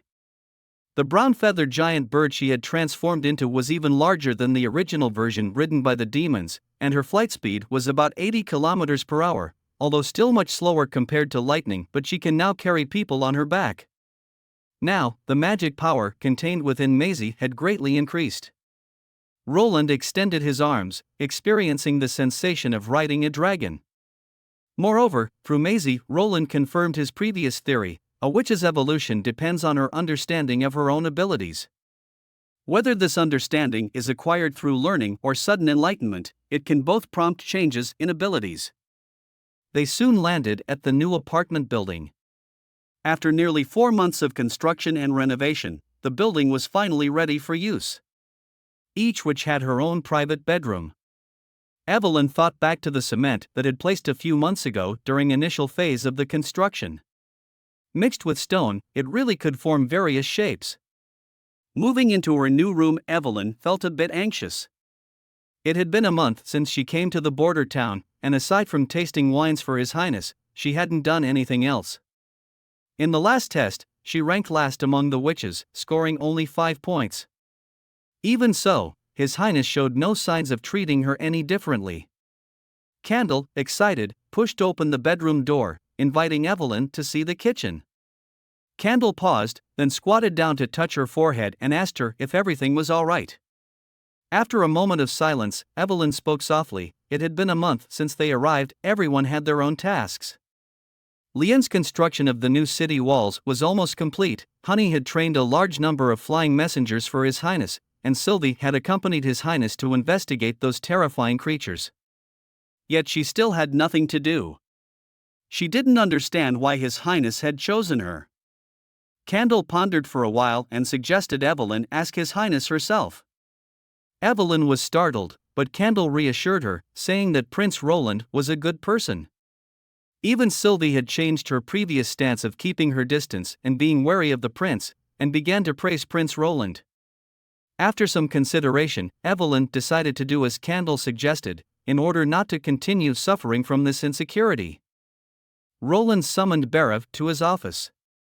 He asked Berev to issue a recruitment notice. As much as possible, the workers processing the starch should be female. Roland believed that women were more meticulous in their work and hoped to see more women take up jobs. He also demanded that after the next round of assessments, the town hall under Berev's responsibility must recruit a group of female apprentices. Berev responded that there was no precedent for this, and if it was just about being meticulous, his apprentices were no less competent than any woman. Roland bluntly stated, "If there's no precedent, then they'll create one." Roland needed all women to take on the task of building the town and needed to guide people to change their perceptions. After Berev left, Nightingale appeared. When she heard the word starch, she thought Roland was about to cook something delicious. Roland simply explained how to obtain starch. Although starch could make decent ingredients, Roland's focus was not on food. It was a key material for producing explosives. Nitroglycerin had not yet started to be trialed, and conditions for TNT were even more out of reach, so nitrocellulose became the most easily manufactured high explosive. While Roland was thinking about explosions, and Nightingale was contemplating new dishes, meanwhile there came a knock on the office door. The door creaked open, and Roland was surprised to see that it was Evelyn standing outside. She walked to the desk and bowed her head, seeming a little nervous. She wanted to ask a question, and Roland smiled, inviting her to ask anything she wanted. Evelyn, her voice trembling, asked why he had chosen her to come to the border town. Roland was slightly surprised by the question. Evelyn went on to say that her abilities were not outstanding, and that the salary Roland provided was enough to hire a professional brewer in the capital. Roland didn't answer but stood up and asked, "How do you find the taste of those drinks?" Evelyn gave her evaluation of all the alcohol. Roland stood up and opened a cabinet, taking out a jar of wheat beer from the top shelf and placing it in front of Evelyn. He asked her if she could transform this wheat beer into the baijiu he brewed. Evelyn extended her hands, held the jar, and soon the dim yellow liquor inside began to change. As bubbles surged, the beer became clearer and clearer, until it was as transparent as water. Roland tasted it, and it was indeed the taste of high-alcohol liquor. Roland said that this was the reason why he chose Evelyn. Looking at her puzzled face, he explained that he planned to open a brewery, and he wanted Evelyn to be his chief brewer. In the Palace Hall of Eternal Winter City, Garcia Wimbledon, draped in a fur coat, sat on the throne, listening to the appeal and request of a nobleman. The kneeling nobleman hoped Garcia would help him seek justice. His son, a knight who had protected the former queen, had been killed by the church believers. He wished to take his soldiers into the mountains to capture those rebels and avenge his son, and he also hoped Garcia would provide him with snow powder. Garcia knew the powder was her trump card to change the situation on the battlefield, so she could not give it to him. Maybe the nobleman knew Garcia was going to refuse him. Before she could speak, he said that if Garcia agreed to his request, he would return to the court to serve her, and his whole family would fully support her rule over the kingdom of Eternal Winter. This made Garcia shocked slightly. The church had executed the queen and wiped out a group of senior officials. She knew this nobleman had a great reputation in the kingdom. If she could gather the remaining nobles through him, she could alleviate the difficulties of administrative operation to a certain extent. She pondered for a moment, and finally made a decision. She would not give the powder directly to him, but she would send people to assist him when he needed it. When the nobleman left, one of Garcia's knights presented a glass of fruit wine and brought a letter from the king of Wolfhart. The letter stated that the church had sent troops again. They were departing towards Wolfhart City and had broken through several temporary defense lines. The knight couldn't believe it. The month of the demons was approaching. Did the church plan to abandon the new holy city? Garcia's face was grave. She hadn't expected the church to act so quickly. If she had few more months after the month of the demons, she would be better prepared. Clearly, the church didn't plan to give her that time. Garcia knew that if she refused the Wolf King's request for help, once the kingdom of Wolfhart fell, she wouldn't last much longer either. However, this was also an opportunity. If she could exhaust and hopefully wipe out the church's army in Wolfhart City, when the demonic beasts invade Hermes on a large scale, the church would face a disaster. She ordered her subordinates to prepare the Black Sail Fleet for the campaign. She planned to spend the winter in Wolfhart City this year. Meanwhile, back in the border town. Upon hearing that the prince planned to drop a giant bomb from a hot air balloon at an altitude of 2,000 meters onto the palace, Carter was somewhat incredulous. Axe, excited, said that if they really could drop the bomb right above Timothy, he would certainly be scared out of his wits. Roland smiled. Suddenly, a white shadow fell straight to the ground, raising a column of smoke and explosion in the test site. The dull landing sound came afterward. After a week of training, Lightning's bomb guiding skills had greatly improved. The test was very successful, and Roland announced that the air raid plan was officially launched. Roland called together the key personnel. The plan would be executed next Monday. Axe would lead a team of 50 musketeers to escort the witches. Roland did not plan to fly there directly in a hot air balloon because it was too far. According to the map, if they departed from Silverlight City, they could complete the bombing in one day and return before sunset. This time, Nightingale and Sylvie would be responsible for monitoring the surroundings of the camp, and the other 4 witches would carry out the airstrike. In the end, Roland urged everyone to pay attention to their safety. He would be waiting for their good news in the border town. May returned to border town once again, standing on the dock looking at the 2 large ships sailing away. 2 young actors wanted to ask questions, but Eileen was helpless and could only find May. The 2 girls looked at May with twinkling eyes, asking about the history of the witch's diary. After May answered their questions, Eileen pulled the 2 girls away, asking them to pack their bags and prepare to disembark. Eileen stood next to May, thanking her for bringing the girls who hadn't finished their drama class to border town. Even though Prince Roland didn't have high requirements for drama, Eileen feared that His Highness wouldn't accept them. May, however, said that she didn't plan for all of them to become actresses. Although these girls were still far from being ready for a stage performance, they could understand the scripts and could read and write, which was exactly what His Highness needed. May further explained that the prince was promoting drama not because of his own preferences, but with the intention of using it to promote positivism to the public.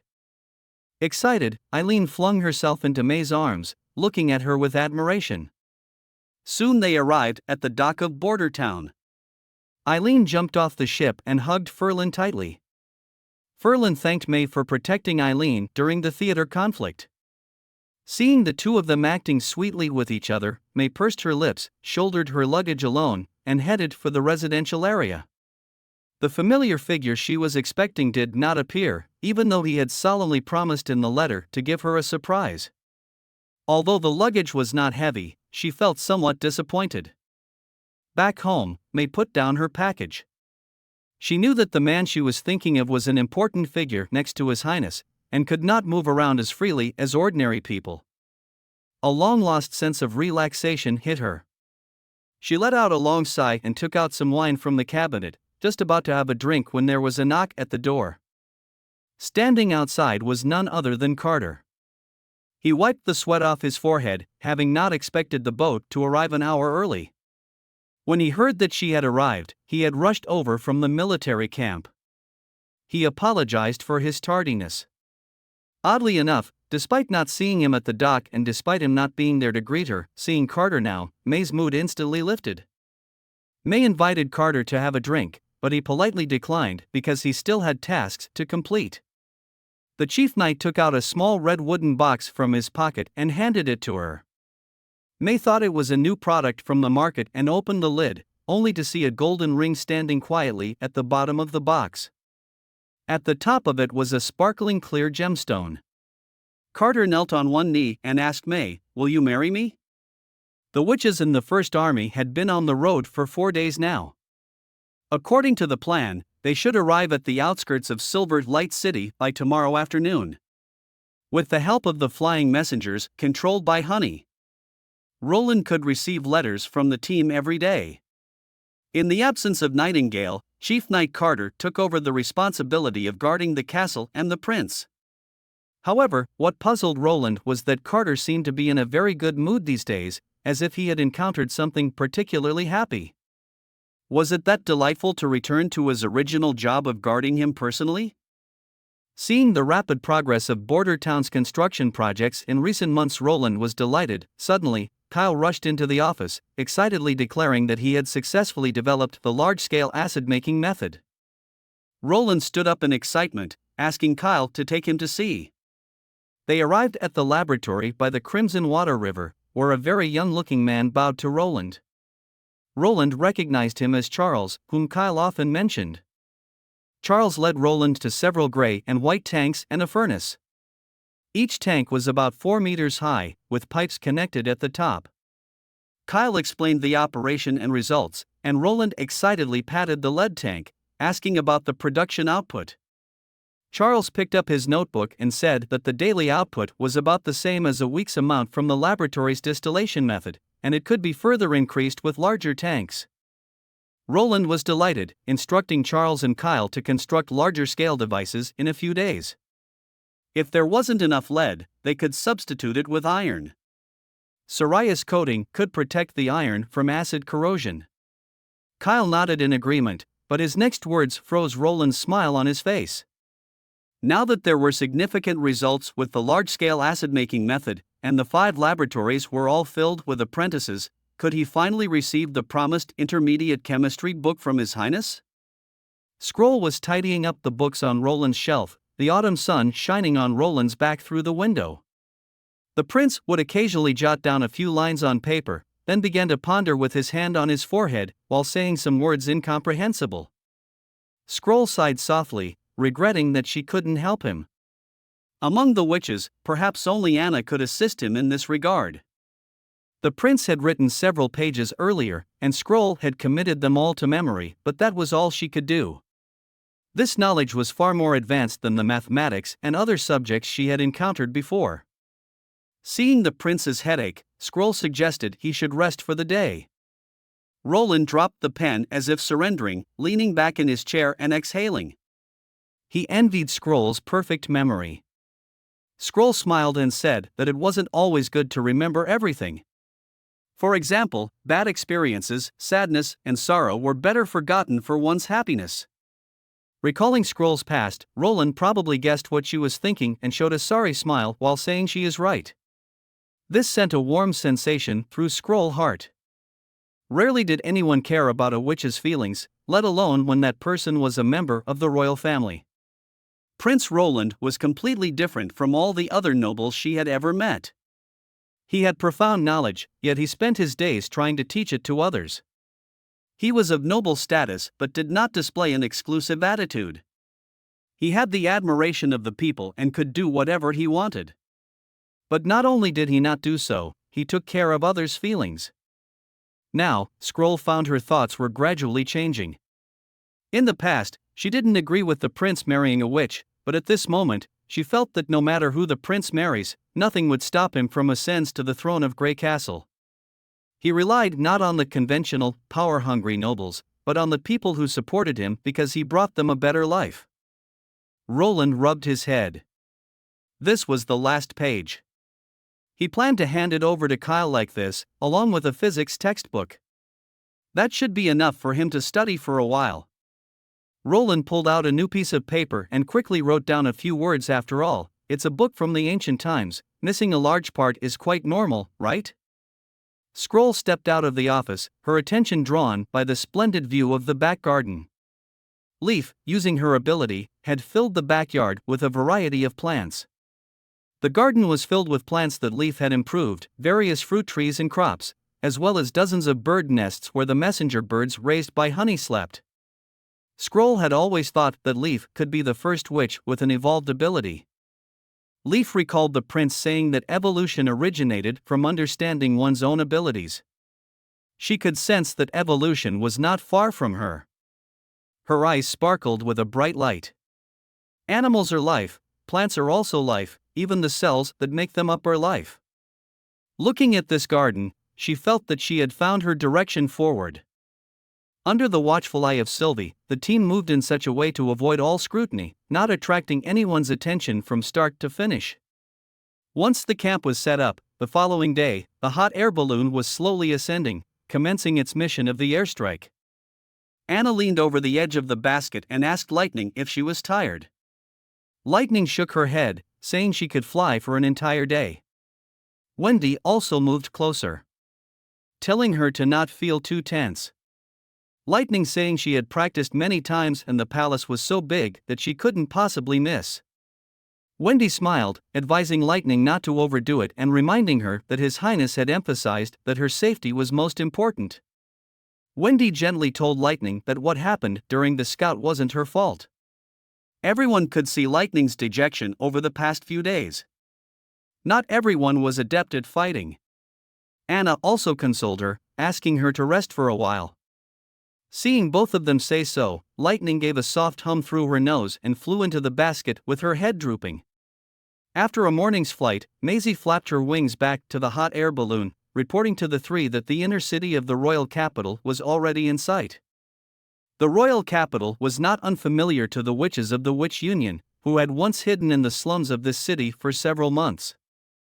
Compared to other cities, the capital was very harsh in its pursuit of witches.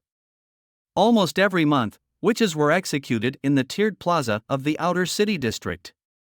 Wendy manipulated the air currents, keeping the basket steadily suspended above the royal capital. Everyone was well practiced in the next steps. As the bomb descended, Lightning quickly caught up with the bomb, beginning to adjust its trajectory bit by bit. She had no affection for this bustling capital, and if she could drop the bomb right above Timothy, ending his life, she would be more than willing to do so. If Roland were to rule the kingdom of Grey Castle, all of these tragedies could have been avoided. The wind whistled in her ears, the view on the ground expanded, and the details of the palace and the inner city gradually revealed themselves before Lightning.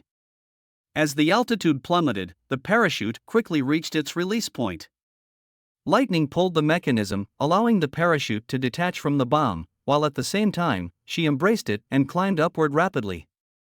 Before leaving, His Highness repeatedly instructed that she must ascend to a sufficiently high safety position before the bomb hits the ground, and never look back at the explosion. However, the little girl couldn't resist her curiosity. A dazzling flash of light ignited at the top of the palace and quickly expanded. The incandescent light turned into bright orange-red, then disappeared into the rolling smoke. This process lasted less than a minute, and the entire royal capital could hear the explosion. The knights hurriedly led Timothy to the basement. Along the way, Timothy saw shattered glass filling the corridors. Through the broken windows, the dome of the castle on one side was no longer there. In the continually rising smoke and dust, only a few solitary stone pillars remained of this magnificent building. Timothy knew that what had just happened was definitely not an earthquake but the effect of a large amount of snow powder exploding. He couldn't believe that his younger brother also had such a weapon. He didn't know how Roland managed to bury the snow powder in the palace. As soon as he stepped into the basement, Timothy grabbed the collar of a nearby knight, instructing him to thoroughly search the entire palace area. All suspicious persons, regardless of whether they were nobles, attendants or servants, needed to be thoroughly investigated. After the knight left, Timothy realized that his back was soaked with cold sweat. Roland had actually managed to do it. Your position is not as safe as you imagined, and everyone will see that your throne is already tottering. Thinking of this warning, Timothy couldn't help but shiver. As his anger gradually subsided, he felt fear rising from his feet. He fiercely punched the broken wall. Roland received a secret message from the royal capital. The letter was written by Tassa for Roland and was delivered by the flying messenger. The letter stated that the palace was quickly sealed off, and everyone was prohibited from entering or leaving, so he was unable to know the situation inside the palace. By evening, all the residents knew about the attack on the palace, and everyone was discussing this matter. Coupled with Roland's previous warning, many people even thought that Timothy had already died. The major nobles outside the royal capital showed no movement, and the response from the palace side was also very swift. Tassa believed that Timothy had not died. Tassa informed Roland that he would be used this attack to portray it as divine punishment for Timothy's tyrannical acts. Tassa have already collected evidences of Timothy's brutal actions and will start to spread over the next few days and distribute it by the rats. Soon the entire royal capital would know about this. After reading, Roland folded the secret letter and put it into the drawer, letting out a long sigh. If this attack could truly deter Timothy from sending troops, that would be great. The next thing to do is to wait patiently for the witches to return. Just then, Carter pushed open the door of the office. He reported that 2 fleets had arrived at the dock, one being the Margaret Merchant Fleet and the other being the envoy group Roland had sent to the southern border to recruit refugees. They brought 500 refugees who were undergoing quarantine procedures. Kyle put down the book, repeatedly saying, "So that's how it is." Charles worriedly noted that Kyle hadn't slept all night. Ever since Kyle got this intermediate chemistry book, Kyle hadn't slept for 2 days, practically staying up all night to read through the entire ancient book. He had glanced at it a few times, but the content was too profound and difficult to understand. The chief alchemist's voice showed no signs of fatigue but was rather spirited. He discovered that he knew nothing about this world. He had always thought that alchemy was just alchemy, and everything else had nothing to do with them. But he was wrong. The book from the very beginning tries to link everything together. Everything is composed of the same substance and operates under the same rules. Even the rise and fall of the sun, the blooming and falling of flowers are the same. This rule is so precise that as long as the initial conditions are the same, the results will be exactly the same. Chemistry is just a small part of it. Charles couldn't believe what he heard. This completely overturned his previous understanding. These theories are too elusive and cannot be verified by the naked eye. Kyle also finds it hard to answer the questions raised by Charles, but His Highness have definitely opened up a new door to the truth of the world. He hopes that in the future, he can understand these 2 books on physics and biology as well. Maine stood on an arched hillside, gazing at the city in the distance. Wolf Heart City was already broken and battered, with local black boulders filling the damaged areas. Unrepaired areas were covered with wooden frames and shields. A bishop reported that the siege beasts were ready, to which Maine nodded with satisfaction, asking him to wait for the signal to attack. He need to go and talk to the pure ones under the Pope's command. Thinking of the 2 witches, he couldn't help but frown. They were unlike the other witches raised by the church, maintaining their own way even in the midst of marches and battles. In the middle of the plain stood 2 women and 3 prisoners kneeling on the ground. One of the witches had long white hair and her robe fluttered with the wind, like a flawless elf. The other woman had an enviable figure and golden curls, occasionally bursting into a clear and pleasant laugh. Maine ordered everyone to leave, but the 2 witches didn't understand why he had driven the audience away.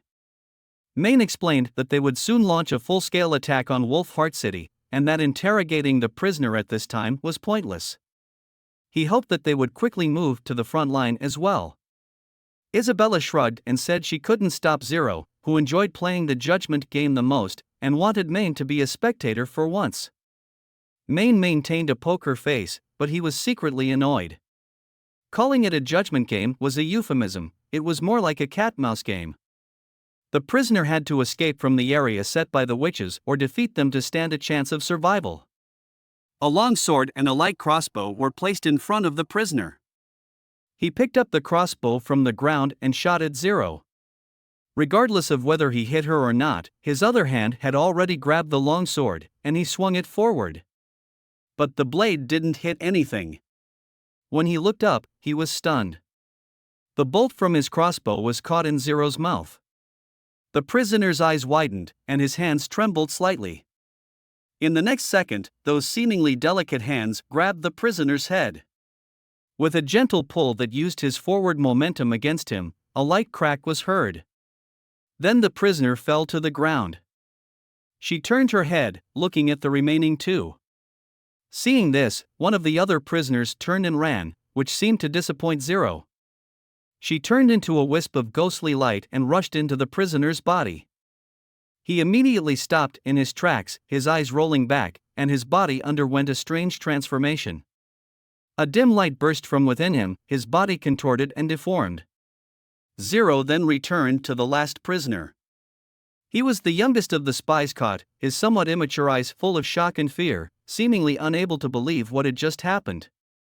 What shocked him most was that Zero knew his name, his identity, and how he had been recruited into the scout team. Zero lifted his head, telling him that he no longer has a home to return. His family are all gone.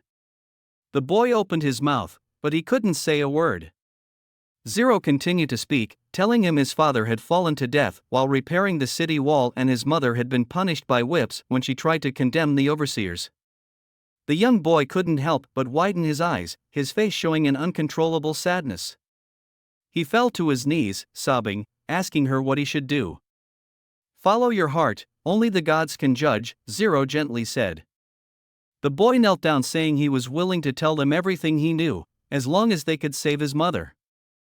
Zero patted his head, took out a plant with long slender leaves from her pocket, and handed it to him. The boy swallowed it directly. Maine knew that for ordinary people this was a highly toxic poison.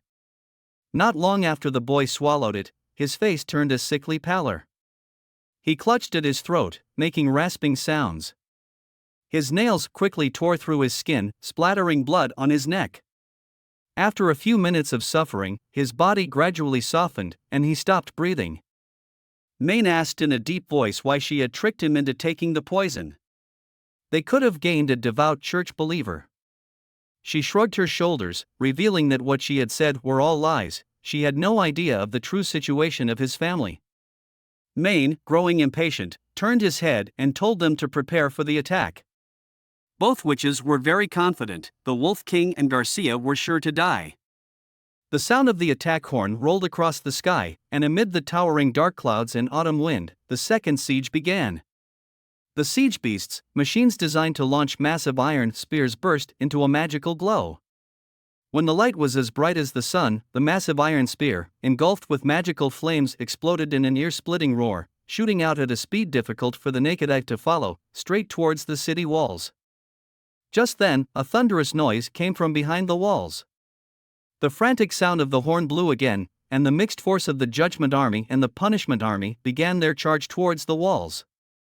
Now, the defenders of the Wolf Heart City had to contend with these warriors who were not of this world, using nothing but their flesh and blood. Thinking back on Maine's expression, Isabella voiced her concern. Maine is set to become the next pope, and he may not be pleased with what Zero has done. Zero, however, was unconcerned. Once Maine reaches the top floor of the library, he'll understand.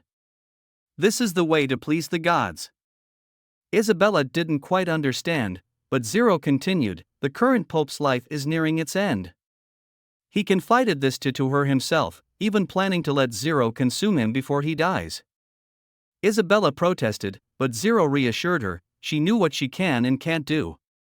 Isabella sighed, realizing that Zero was a weird person, probably because of her unique power. After consuming so many people, there were hardly any experiences left in the world that were new to her. Thus, Zero rarely took an interest in anything. Everything she did was for her own amusement, and it had to be an unusual form of entertainment.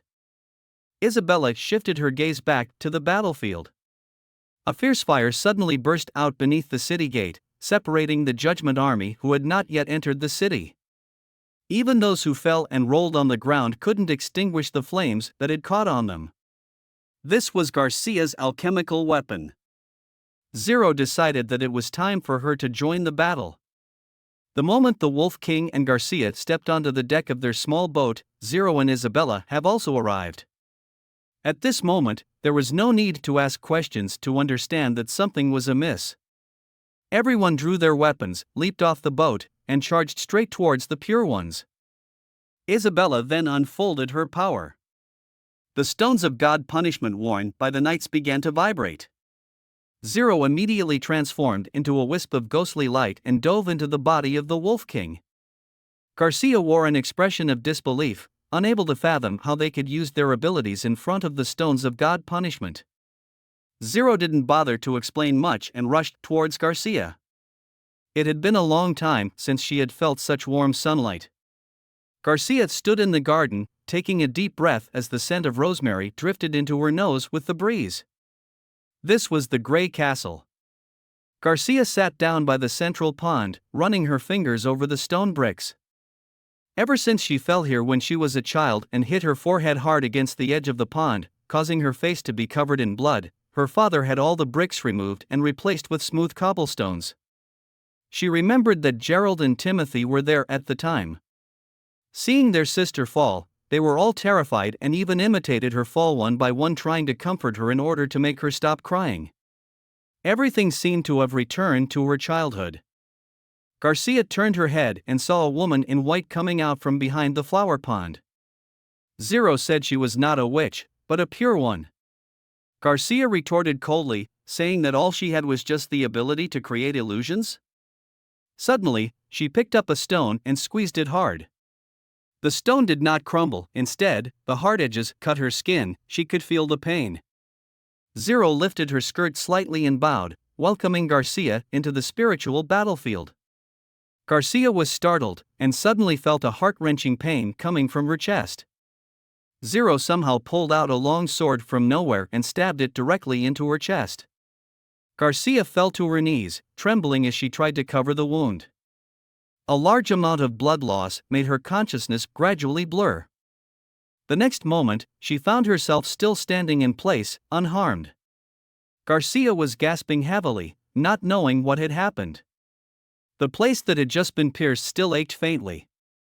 Lowering her head, there was a large pool of blood splattered in a jet pattern under her feet. Zero explained, "This is the basic rule. The consciousness is not immortal, and the pain brought by each death is real. It will consume mental and physical strength, and when this feeling exceeds the range that one can bear, the real eternal sleep will come. Ordinary people can only endure 3 to 4 deaths, while some strong-willed individuals can endure 7 or 8, she finished, then drew a large sword from behind her again and leaped straight up, slashing towards Garcia. The witch, dressed in a white robe, could not possibly hide such a huge weapon. Were those weapons conjured out of thin air? Her words suddenly flashed through Garcia's mind. This is Garcia's own world. The sword fell, but it did not split Garcia in two. Instead, it hit a large iron shield, the huge rebounding force causing Zero to lose her grip on the sword hilt and fall back several steps. Biting her teeth and sneering, Garcia said, "This is my world," and a handbow suddenly appeared in her hand, raised to fire at the enemy. At the same time, a cross rose behind Zero, trapping her firmly. The arrow instantly sank into Zero's abdomen, and she showed a look of pain. This surprised her. Zero didn't expect Garcia to counterattack so quickly. Garcia then conjured a long spear. Garcia raised her long spear, but an unexpected change occurred before she could react, and she suddenly swapped place with Zero. Moments later, Garcia clutched at her own neck and retreated a couple of steps in confusion. Zero had previously absorbed an extraordinary witch, which gained her powerful abilities. She looked at Garcia with a smile and said, "It's my turn now." In her right hand, Garcia held a shield, and in her left, a sword. For the first time, Garcia truly grasped the dreadfulness of an extraordinary witch. Whether it was speed or strength, Garcia felt a crushing pressure. She gave up on defense. In a flash, a ballista materialized before her. She pulled the trigger, but what was fired was not an iron spear, but a black liquid. Zero was drenched in this dark liquid. Garcia tossed a Molotov at Zero, transforming the witch into a pillar of flame. However, the repeated move proved ineffective. Zero was too fast, and the ballista simply couldn't keep up. Garcia had no choice but to rely on traps to hinder Zero, turning the entire garden into a snowpowder-filled explosive field. After several bouts of combat, Garcia felt her breathing gradually grow heavy. Beads of slid down her forehead. Waves of dizziness assailed her mind, threatening to topple her over. The reborn Zero did not take advantage of the situation to attack. Instead, she clapped her hands. Garcia's performance had already exceeded her expectations. She went on to explain that although they could alter the terrain and environment in this world with their consciousness, energy consumption was much greater than creating weapons or something out of thin air. She knew Garcia must already be feeling severely weak and tired. Garcia took several deep breaths, showing no signs of giving up. After all, she had already slain Zero many times. Garcia didn't believe Zero could outlast her. Zero shook her head. The church had made many preparations for her, from various knowledge and battle techniques to even feeding her the Judgment Army to enhance her abilities. Knowing they would be sacrificed, the Judgment Army resolutely helped to hone Zero's skills. Zero had once devoured an extraordinary witch before, whose power made her tremble. Zero nearly lost in the spiritual world, but in the end, she defeated her with the demon's weapon and gained all of her powers. Though Zero was unable to truly transform into an extraordinary witch or use the powers of other witches she had consumed, she can be considered invincible in the spiritual battlefield. In the past 2 centuries, she couldn't even remember how many people she had devoured. Garcia didn't understand why Zero would reveal so much. What Zero meant to say was that her consciousness was incredibly potent. If measured by death, she could easily withstand hundreds of deaths. Garcia scoffed, yet she knew her chances were slim. She needed to possess an even more powerful weapon.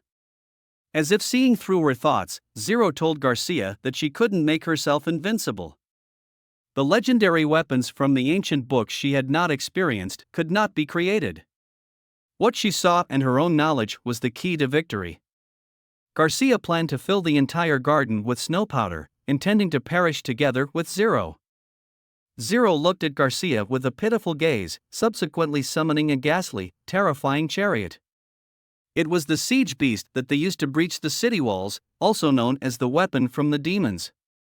Garcia's defenses were as fragile as foam. The robust spear shaft directly bypassed the multiple barriers Garcia had set up, tearing her in two with minimal effort. The chariot continued to launch unstoppable spears, and after recovery, the same death was quickly repeated. Garcia didn't even have time to create the snow powder to perish together with her enemy. The continuous agony blurred her consciousness. Cracks appeared in the sky, and her world began to collapse. Zero watched Garcia and told her she had held on for quite a while. She said the final farewell before departure from the spiritual battlefield. Isabella was surprised. She had thought for so long that Zero had failed. Zero had gained Garcia's memories, some of which even surprised her. Isabella asked if she had obtained the method to produce the snow powder, to which Zero nodded, saying the ingredients were simple and commonly found in the workshop. Isabella prepared to hurry back to the Holy City to report to the Pope. Zero nodded again, but Isabella called her back. Was it an illusion? Zero looked the same as before, but why did Isabella feel that there was something different in those light red eyes? Isabella scrutinized Zero for a moment, then shook her head. A grand celebration was taking place in the hall of the border town. All the witches and senior figures were present, toasting and celebrating. Barav also celebrated the upcoming marriage of the Chief Knight Carter to the Western Star, Miss May. Roland raised his glass to welcome Anna and the witch's return. The glasses clinked lightly, and the girl's eyes brimmed with a sweet smile. Lightning suddenly appeared, Roland laughed and said, rewarding her with a cup of fruit wine. As Roland handed her a cup of fruit wine with added ice, she suddenly leaned in and kissed him on the cheek. It was a custom from the fjords. Roland wasn't as surprised as the first time he experienced it. Since it wasn't their first time seeing it, all of the witches didn't find it too strange. However, Sylvie widened her eyes, then looked at Roland with accusing gazes. Ready to call 911. While everyone was enjoying the food, Roland left the hall and came to the castle terrace. Under the gentle night breeze, Roland felt a chill. Half of the autumn had passed. Nightingale appeared from behind him, holding a thin fur coat. She draped it over Roland. Roland smiled, looking at his own territory. Nightingale pointed in the direction of the brightly lit square. The town was getting more and more lively. Nightingale remembered the first time she snuck into the town. It was a place of utter desolation. But now, standing here, she could feel the joy of the townspeople. Roland looked up at the cloudless, bright night sky, taking a deep breath. He still had a lot to do: expand the scope of education, establish public healthcare, strengthen cultural construction, and encourage childbirth. Looking at Roland's back, Lightning quietly stuffed some food into her bag, only to be caught by Maisie. Lightning pulled Maisie into a corner of the hall and told her that she planned to go exploring tomorrow. She asked if Maisie would like to come along. Without a second thought, Maisie agreed. Lightning and Maisie quickly discussed what they would need to prepare for tomorrow. They shouldn't bring a bag full of food like last time. Maisie patted her chest, saying she understood. As they prepared to leave, Lightning stopped her again, reminding her that this was a secret and they couldn't tell anyone else. Early the next morning, the two set off. Lightning had traversed this journey many times in her memory, so much so that she could find the right direction even with her eyes closed. Their goal was to explore an ancient ruin, a stone tower that was left behind over 400 years ago. Lightning said that if they could bring the ancient books inside the tower to His Highness, he would reward them with lots of food and chicken eggs. This instantly perked Maisie up. The stone tower, half covered with vines and moss, still stood in the forest. Everything around it looked the same as it had several months ago, with no changes. Lightning descended and circled the tower to confirm it was safe before landing gently. Lightning made a shushing gesture, saying that there might be demons here. Immediately, Maisie's tail stood straight up. Although the bombing was successful and did not disappoint His Highness, Lightning found that her flying was no longer as agile as it once was.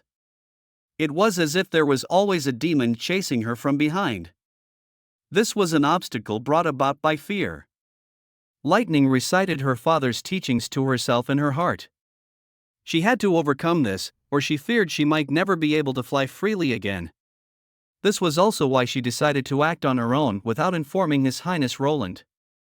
Perhaps His Highness would scold her later, confiscate her ice cream, and the Sisters of the Witch Union would worry, but she was determined. As the daughter of the greatest explorer of the fjords, Thunder, Lightning could not accept a cowardly version of herself. This time, she brought a pistol and took Maisie along. Lightning pointed at the top of the broken tower, saying that she would go up to check the situation first and asked Maisie to be careful. The little girl kept encouraging herself in her heart as she walked down the stairs step by step. As she reached the corner of the hallway, she peeked around quietly. The collapsed wooden door was shattered, and there was no sign of the devil at the entrance to the basement. At this moment, she heard a faint voice floating from the darkness. It was hardly audible, but it was extremely familiar. Lightning shivered involuntarily and nearly turned around to run away in panic. She gritted her teeth, suppressing the fear that welled up in her heart. This time, the calling sound was much clearer, and the tone was exactly the same as last time. It kept repeating, "Help me." Lightning was startled, and she decided to fly back first to consult with Maisie. After briefly explaining the situation, Maisie suggested that they could extinguish the torches and sneak in, so the demons wouldn't be able to see them. Maisie could transform into an owl, allowing them to have night vision. Lightning felt useless, having run away at the first sign of fear. Maisie rubbed against Lightning's face, comforting her, suggesting no one could continue to shout for months under a demon's siege. Plus, as an adventurer, shouldn't Lightning be interested in these peculiar adventures? After hesitating for a moment, Lightning decided to follow Maisie's advice. Lightning wanted to overcome her fear, but why was Maisie so interested in exploring the ruins? She asked Maisie, "Is it because of the rewards of a basket full of eggs?" The owl blinked its round eyes and turned its head away. The atmosphere relaxed considerably, and Lightning gradually calmed down. Once again standing at the entrance of the ruins, Lightning took a deep breath, tightly grasping her revolver, and cautiously walked into the profound darkness. Lightning slowed her pace, carefully testing the edge of the stairs, then cautiously made her way down. After a turn, she suddenly saw a magic stone on the wall brightening the room. She carefully walked to the junction of the staircase where she saw water dripping down. At this point, the cries for help became clearer, as if they were ringing in her ears. In the center of the room was a stone platform with several figures standing on it. From their appearance and robust bodies, they were undoubtedly demons. In the middle of the high platform encircled by demons, stood a massive ice cube, within which was a woman dressed in a magnificent robe. Lightning felt somewhat scared seeing the demons, but Maisie said those demons should already be dead. Before she could finish speaking, Maisie had already flew towards the cube, heading towards the high platform. This startled Lightning so much that she froze on the spot, forgetting to reach out to hold Maisie back. By the time she reacted, Maisie had already pounced on a demon. The demon that was pecked a few times by the owl collapsed with a bang and immediately turned into a pile of ash. Lightning closely observed these stone-like creatures, their bodies covered with tiny cracks. Maisie flew to the top of the ice cube and pecked fiercely. This time it didn't shatter but instead emitted a crisp knocking sound, indicating its extreme hardness. Lightning placed her hand on the cube, a cold chill seeping through her skin. The woman inside the cube seemed so lifelike, with her long blue hair. Not far from her was a red magic stone, repeatedly echoing the plea, "Save me," over and over again. Lightning and Maisie quickly flew to the outskirts of the town to report the situation to Roland. After listening to Lightning's description, Roland couldn't help but gasp in surprise. He looked at Lightning and thought to himself, Lightning was too audacious, daring to investigate the ancient ruins known to be inhabited by demons, with only a pigeon on her side. What was even more frightening was that there was a witch sealed in the ruins. Lightning also brought back the magic stone. As they opened the box, an anxious female voice suddenly appeared in everyone's ears. The sound was sometimes near, sometimes far, and was quite unnerving. Nightingale revealed herself, detecting magic within the stone. Roland thought for a moment, knew this appears to be a magical recording device that can continuously emit sound. Roland patted Lightning on the head, gently advising her, "Don't do this again, especially venturing into dangerous places without permission." He then looked at Nightingale, telling her to gather all members of the Witches' Union and axe to the office. The plan to search the ruins might need to be expedited. Once everyone had arrived, Roland narrated from beginning to end of the discoveries Lightning had made.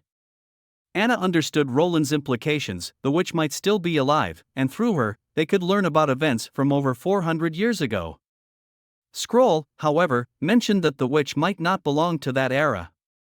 Leaf stated that the witch might not necessarily be on their side, a statement that made Roland ponder. Indeed, they both had valid points. If the ruins were left behind by the church, the witch sealed inside might well be on the side with the church. Lightning mentioned the witch's extravagant clothing, Roland suggesting she might be a high-ranking individual. If the woman harbored any bad intentions, there was no guarantee that her abilities would not pose a threat to the Witch Union. Lily suddenly spoke up, surprised that everyone was considering whether the witch was on their side. Rem tried to stop her, but Lily did not cease and questioned how someone from 400 years ago could still be alive. Lightning argued that the woman was completely different from the lifeless demons, her skin was smooth, and her lips full of color. Maisie kept nodding in agreement. Wendy stepped in to interrupt their argument, saying that regardless of whether the witch was dead or alive, they had to give it a try. Wendy suggested that if she turned out to be a church witch, all they needed to do was attach the god's stone of punishment before she woke up. Moreover, they had Nightingale and Anna. Most importantly, this witch might have information about the calamity 400 years ago. Roland agreed with Wendy, intelligence about the demons was crucial to Border Town. He had to take the initiative in the future confrontations. Roland looked towards Axe, asking about the status of the First Army. Axe saluted and stated they could only mobilize a maximum of 50 men. The other squads were already recruiting refugees from various places, and they needed to leave forces behind to prevent Timothy from launching a large-scale attack on the Western Territory. Roland nodded in acknowledgement and began to strategize. Suddenly, Rem looked out and gasped. Everyone followed her gaze out the window and was taken aback. Unbelievably, Roland looked outside of the window and saw that the gloomy sky was unexpectedly filled with snow. It was snowing, which was unusual. To his knowledge, the Western Territory only experienced snowfall once during winter, and it wasn't even winter yet. Outside the city walls, demonic beasts were slowly advancing towards the city wall.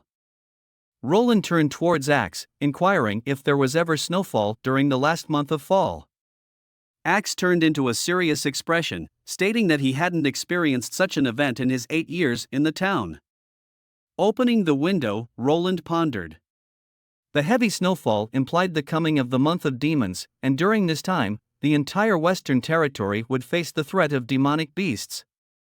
Deploying the First Army was out of the question, even transporting the witches by hot air balloon had become dangerous. He had no choice but to suspend the rescue plan, waiting until the sky clears up. On slumbering island the fjords, Thunder was drinking hot, steaming fish soup. He was eager to start his next adventure. The sights he'd seen on his last expedition had left him stunned. He was very curious about what exactly was on that piece of land. Tilly smiled and mentioned that she planned to personally go to Border Town, also intending to experience the month of demons in the western region, and she invited Thunder to join her. Thunder was silent for a moment, but ultimately refused. He explained that her daughter is having a good time there. After all, anything could happen on an adventure, and he had lost her mother already. He didn't want to lose her as well. Tilly understood what he meant, and she handed him a piece of paper, beginning to talk about business. Although Thunder had helped them a lot, the price for hiring witches had to be according to the rates on the paper. Thunder finished the fish soup in one gulp and laughed out loud. He chose 3 witches and generously offered 4,800 gold. After he left, Ashes hesitated, voicing her concern that although this could bring a substantial amount of wealth to Slumbering Isle, the risk of the abilities of the witches could also be exposed in the process. She was afraid that this information could reach the church. Slumbering Spell is a brand new guild formed by Tilly. Here, explorers from the Fjord Islands can hire witches with suitable abilities to assist them in their adventures or to provide various services like building houses, manufacturing, and repairing items. Making money isn't Tilly's main concern. Instead, she hopes to use the guild to introduce more people to Slumbering Isle and establish relations with them. Thunder once said, "Fear comes from the unknown," so she hopes to start in the fjords, making people accept witches, and understand that witches are not different from them, and are certainly not emissaries of demons. As their conversation went on, they shifted the topic to discuss that Maisie had not yet returned to Slumbering Isle, and they were worried about what might have happened. Ashes mentioned that the living conditions in Border Town were good, and she was worried that the witches might not want to come back. Tilly suddenly suggested, "In that case, let's go there." Ashes was stunned for a moment before she could respond. Tilly laughed, stating that they had promised to help Roland fight against the demonic beasts and bring back the other witches on the way.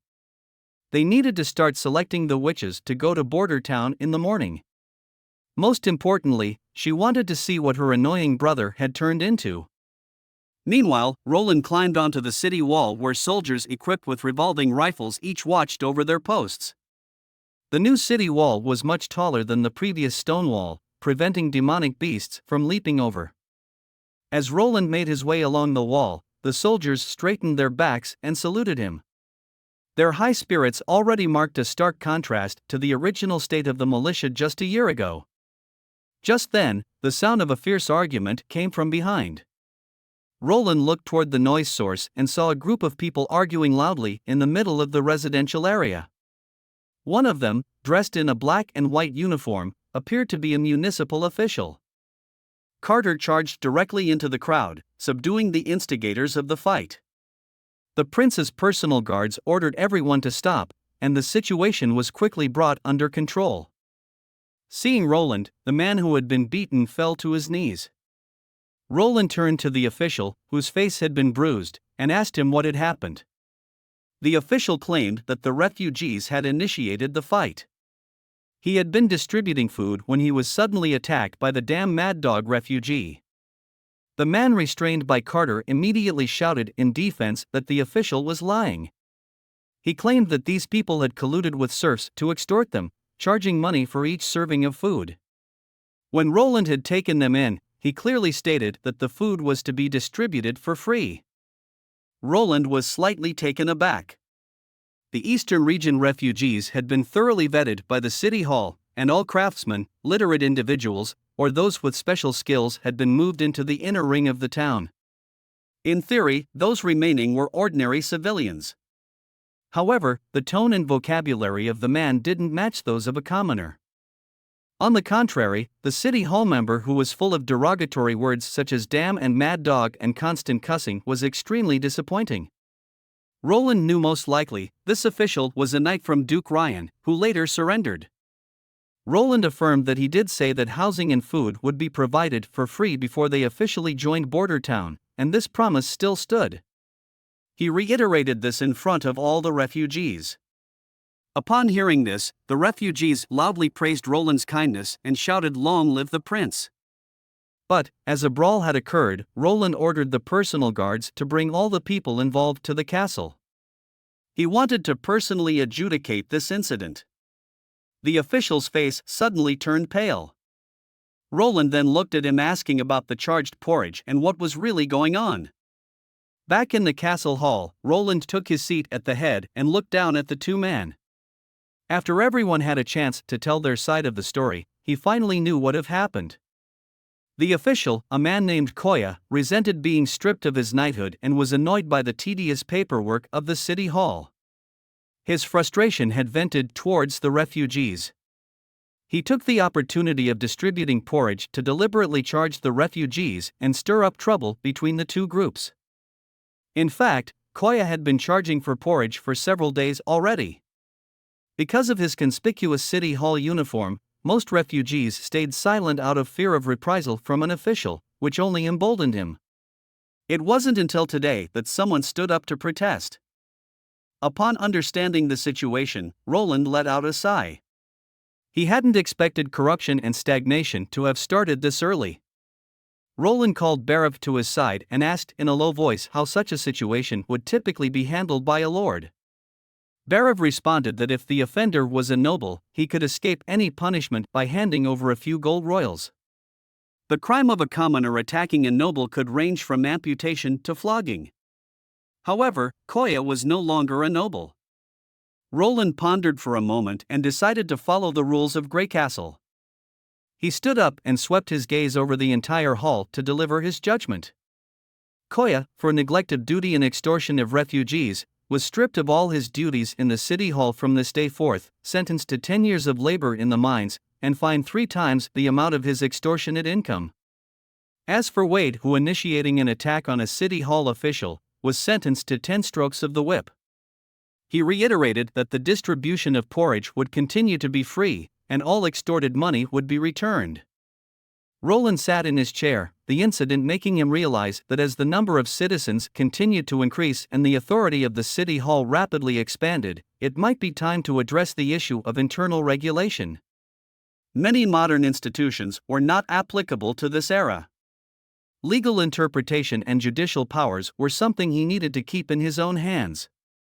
He needed a simple system that could supervise the organization without requiring too many people. Nightingale appeared, and Roland clasped her hand on his shoulder.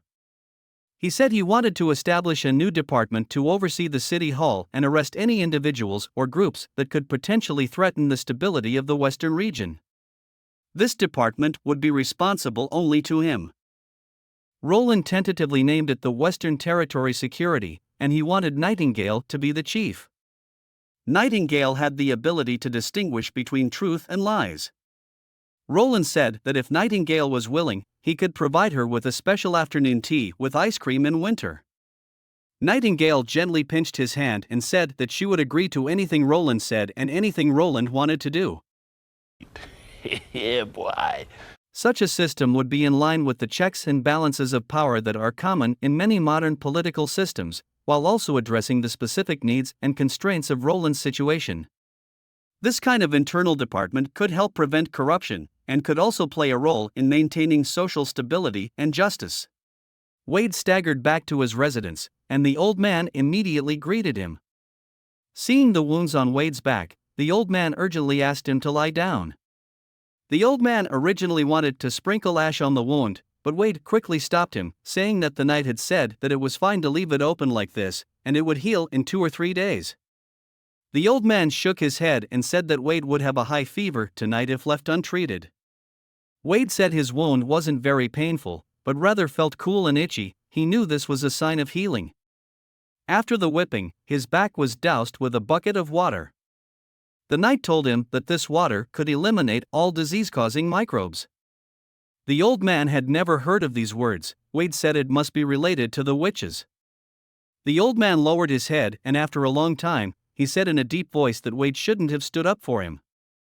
Wade said that if they continued to tolerate it, they would be treated even worse. He feared that the two of them wouldn't last until the end of winter. Moreover, he purposely chose that time to fight Koya. Wade knew that Prince Roland would appear on the city wall at that time every day. He believed that the prince hated those who tarnished his reputation. He had also found out before that the prince was very kind and wise. Thus he took the bet, and he was correct. The old man was somewhat sad. He knew that Wade could have lived a decent life in Border Town, but he chose to stay here for him. Wade smiled and said that it was the old man who saved him back when he almost died. He patted the old man's shoulder and said everything would get better. On the sea, the weather was getting colder. Captain Jack and the witches were sitting together, sipping fish soup to keep warm. The blonde woman named Andrea praised the taste of the fish soup, but Ashes couldn't stand the fishy smell of the sea fish. Andrea sarcastically said that Ash's taste had been spoiled by the cooking methods of Border Town, and her courage was dwindling. Ashes glared at her, and Andrea laughed and said, "If Ash can't stand the smell of fish, how can everyone expect Ash to stand up when Lady Tilly needs her?" Ashes understood that Andrea was deliberately picking a fight. Ashes disdainfully said that Andrea's arrows could not compare to the weapons of Border Town, and once she tasted Prince Roland's delicacies, she would know. The two were the top witches in Slumbering Isle in terms of combat power and often argued about who was the strongest. Though they often bickered, they would undoubtedly fight side by side without hesitation when danger arose. Suddenly, a sailor burst into the cabin, his face pale with fear, yelling that mutant sea ghosts had appeared. Everyone rushed out of the stern building to see more than a dozen fish-bodied, crab-legged creatures on the deck. They moved swiftly, their 6 legs moving like a giant cockroach. Andrea snapped her fingers, and a golden light emerged from between her fingers, morphing into the shape of a bull. She was ready to compete with Ashes to see who could kill more. Tilly infused magic into the flying magic stone and soared into the mid-air, overlooking the entire deck. These monsters were somewhat different from before. As soon as Ashes joined the battlefield, the situation quickly changed. Any demonic beasts daring to face the giant sword would be cut in half. Andrea was not to be outdone. Her magical longbow could shoot anything handy as an arrow, with both power and accuracy being astonishing. Seeing the demonic beasts being quickly killed, Tilly remained alert. She felt a huge monster under the ship, continuously hitting the bottom of the ship. Before she could finish her sentence, a shadow swept from under the ship, and the sailboat began to shake violently again. Tilly landed back on the deck and briefly explained the situation. They had to force it out of the sea. The monster came again. Savvy ran to position and jumped out of the ship's rope. Several circles of hemp rope were tied tightly around her waist. The other end of the rope was in Ash's hands, steadily controlling her descent. The shadow struck, and Savvy instantly opened the barrier. The monster hit the barrier head-on, its huge body suddenly stopped. Savvy let out a muffled hum. Ashes pulled hard with one hand and barely pulled Savvy onto the deck when a giant sea beast had already roared out of the water. In the blink of an eye, Andrea had flown above the monster's head. She summoned the magic ball, pulled the full string, and the arrow made purely of magic power emitted a piercing roar, like a thunderbolt, and penetrated the monster's body. Then there was a loud bang, and it exploded into pieces. Andrea fell into the sea with a plop. Suddenly she began to shout and yell, saying she couldn't swim. Ashes sighed helplessly, shook her head and then jumped into the sea, and saved her. Tilly finally breathed a sigh of relief. The threat of the sinking ship was lifted, and at least she didn't have to worry about swimming to Border Town. Suddenly, she felt a chill on the tip of her nose and looked up, only to freeze on the spot. Snowflakes were floating in the sky.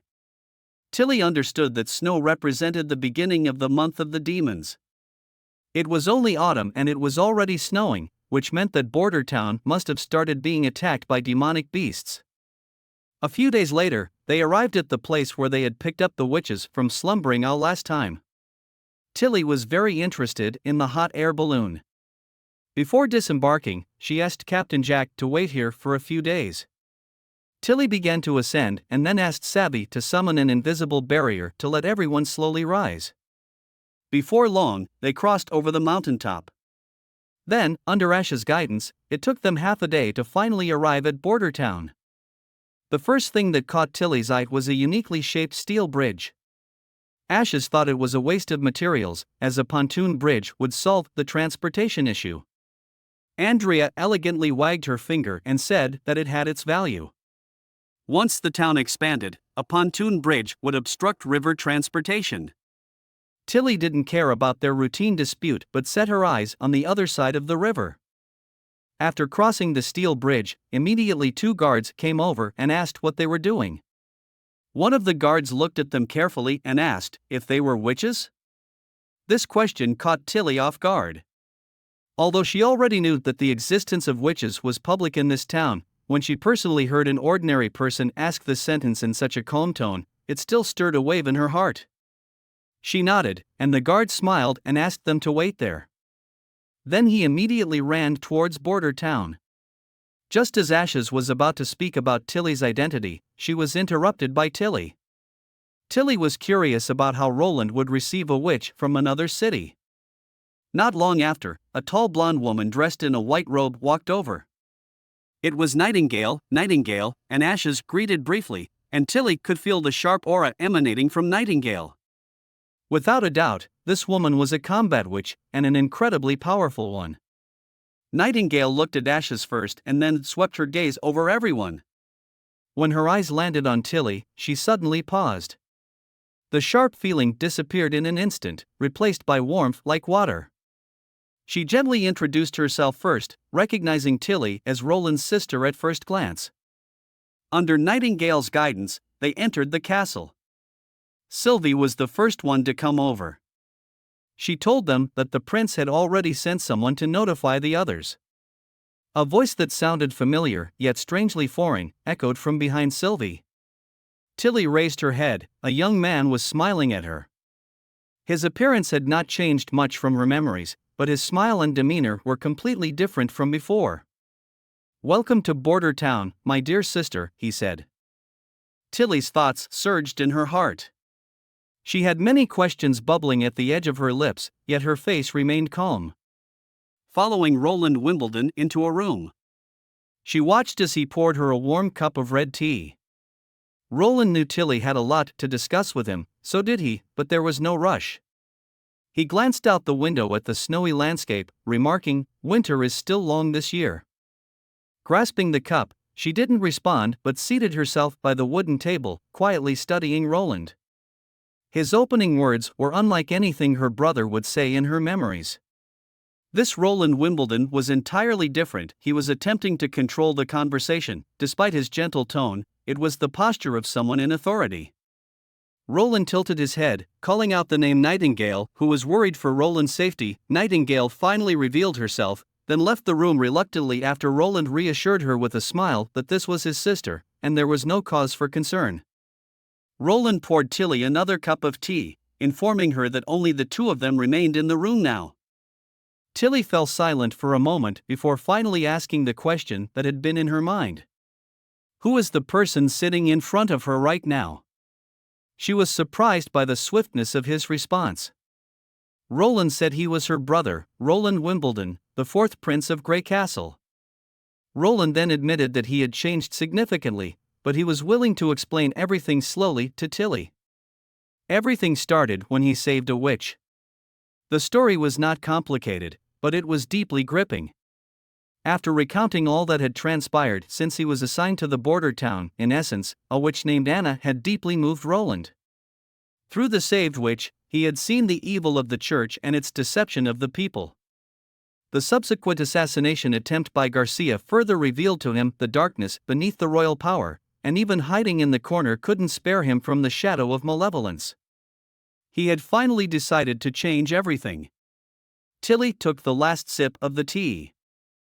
She took a deep breath. These explanations were somewhat satisfactory, but the most crucial point was how Roland had come across all this bizarre and exotic knowledge. Steam engines, firearms, none of which were taught in Grey Castle. Roland explained that all of this was because he suddenly acquired additional memories. He poured another cup of tea for Tilly. As she stared at the tea in her hands, she wondered, could it be the power of a witch? She quickly dismissed this thought and asked another question: how could Roland prove that he was indeed Roland and not just the additional memories? The question was a bit unreasonable, but Roland's tone remained calm. Roland's past was vivid in his mind. Although he had acquired many strange memories, he couldn't remember where they came from. Roland was still deeply marked by the image of him leaving Tilly crying on the shattered glass, so that was his proof. Roland paused, looking at Tilly. He had never apologized to her back then, and he hoped it wasn't too late to do so now. Tilly remained silent. The Roland before her was neatly dressed, his demeanor sincere, as if he were recounting an indisputable fact. The current Roland was certainly much better than the wastrel prince from her memories, but Tilly still had many questions. Seeing Tilly's confusion, Roland took a sip of his tea, stating his own surprise that his sister had also become a witch and had managed to hide it from everyone in the palace. He looked at Tilly, telling her that winter was still long, and he hoped that they could gradually understand each other. This was probably the best solution for now. Tilly nodded her agreement. Roland smiled, saying, "Tilly will come to love this place." After Tilly left the office, Roland let out a sigh. Outside, heavy snow was falling, and his heart was similarly in a tumult. It was clearly stressful to keep a straight face while spinning yarns in front of a smart person, especially while maintaining an expression of sincerity throughout. Nightingale flipped onto the table, looking at Roland, asking how he felt facing his witch sister. Roland shook his head. He had felt nothing but the pressure. Nightingale had thought it would be a deeply emotional reunion, but Roland knew that his relationship with Tilly hadn't been good when they were children, and he had often bullied her. Nightingale moved closer to Roland, implying, "Roland who never spent time alone with other unfamiliar witches." Roland blushed, but thought to himself, it's because he don't want Nightingale to see him lying. He didn't respond, leaning back in his chair, telling Nightingale, "She will understand someday." Nightingale reached out and touched his lips, hoping that Roland would tell her everything in the future. By evening, a grand feast was held in the castle hall. The food was even more plentiful than usual. The newly arrived witches from Slumbering Isle salivated at the sight of the food-laden table. Those who were initially disdainful of the food in Border Town are now flushed with embarrassment. Amidst the clinking of goblets and flickering candlelight, the feast finally ended in a harmonious and lively atmosphere. After dinner, the fireplace blazed, and Roland sat with members of the Witch Union along one side of the long table. Tilly and the Slumbering Isle witches sat on the opposite side. Macy, due to the sensitivity of her identity, simply transformed into a pigeon and perched on the chandelier above. Tilly was the first to speak. In addition to wanting to help Border Town repel the demonic beasts, she also planned to take back the 5 witches she had previously sent. She briefly described the current situation on Slumbering Isle, problems with food and housing that they needed Lien and Honey to solve. Roland felt a headache. The First Army could handle repelling the demonic beasts, and there was almost no need for the witches to fight, except for dealing with fast and flexible mixed breeds. But when it came to construction, the role of the witches was irreplaceable. The port was not yet accessible through the mountains, the dock was only half built, and he still wanted to construct more cave dwellings. When he asked if it could be delayed a little longer, Tilly reluctantly shook her head. She had found demonic sea beasts in the water and feared that these creatures would become increasingly ferocious. Leaving earlier would be safer. With no other options, Roland made a final effort. Apart from Lien and Honey, the other 3 hadn't completed their primary education, and he didn't want them to drop out halfway. Tilly couldn't help but smile, knowing that Roland valued them highly. Seeing through Roland's thoughts, she asked how he intended to utilize their abilities. Roland gave a brief explanation about solidifying metal parts and brewing. Tilly recalled how Candle and Evelyn had initially been worried about their abilities being useless on Slumbering Isle, and they were often. Tilly didn't finish her sentence, but Roland guessed it had to do with facing discrimination, much like Rem's experience back in the Witch Association. Tilly was pleased that Roland was so keen on keeping them. She looked to Evelyn and the others, curious to hear their thoughts. Sylvie was the first to respond, saying she would follow Tilly. Candle said quietly that she could be anywhere. Evelyn was silent for a moment before replying that if Tilly needed her, she would return to Slumbering Isle. Otherwise, she wished to stay in Border Town. She paused, adding that she still had much to learn from Scroll. Tilly noticed her nervousness and reassured them they could freely move between the two places at any time. Tilly then turned to her brother, expressing her desire to invite the witches from Border Town to visit Slumbering Isle.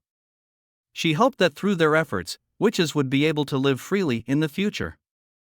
Roland nodded, recalling the last time Tilly had called him brother, which was more than a decade ago.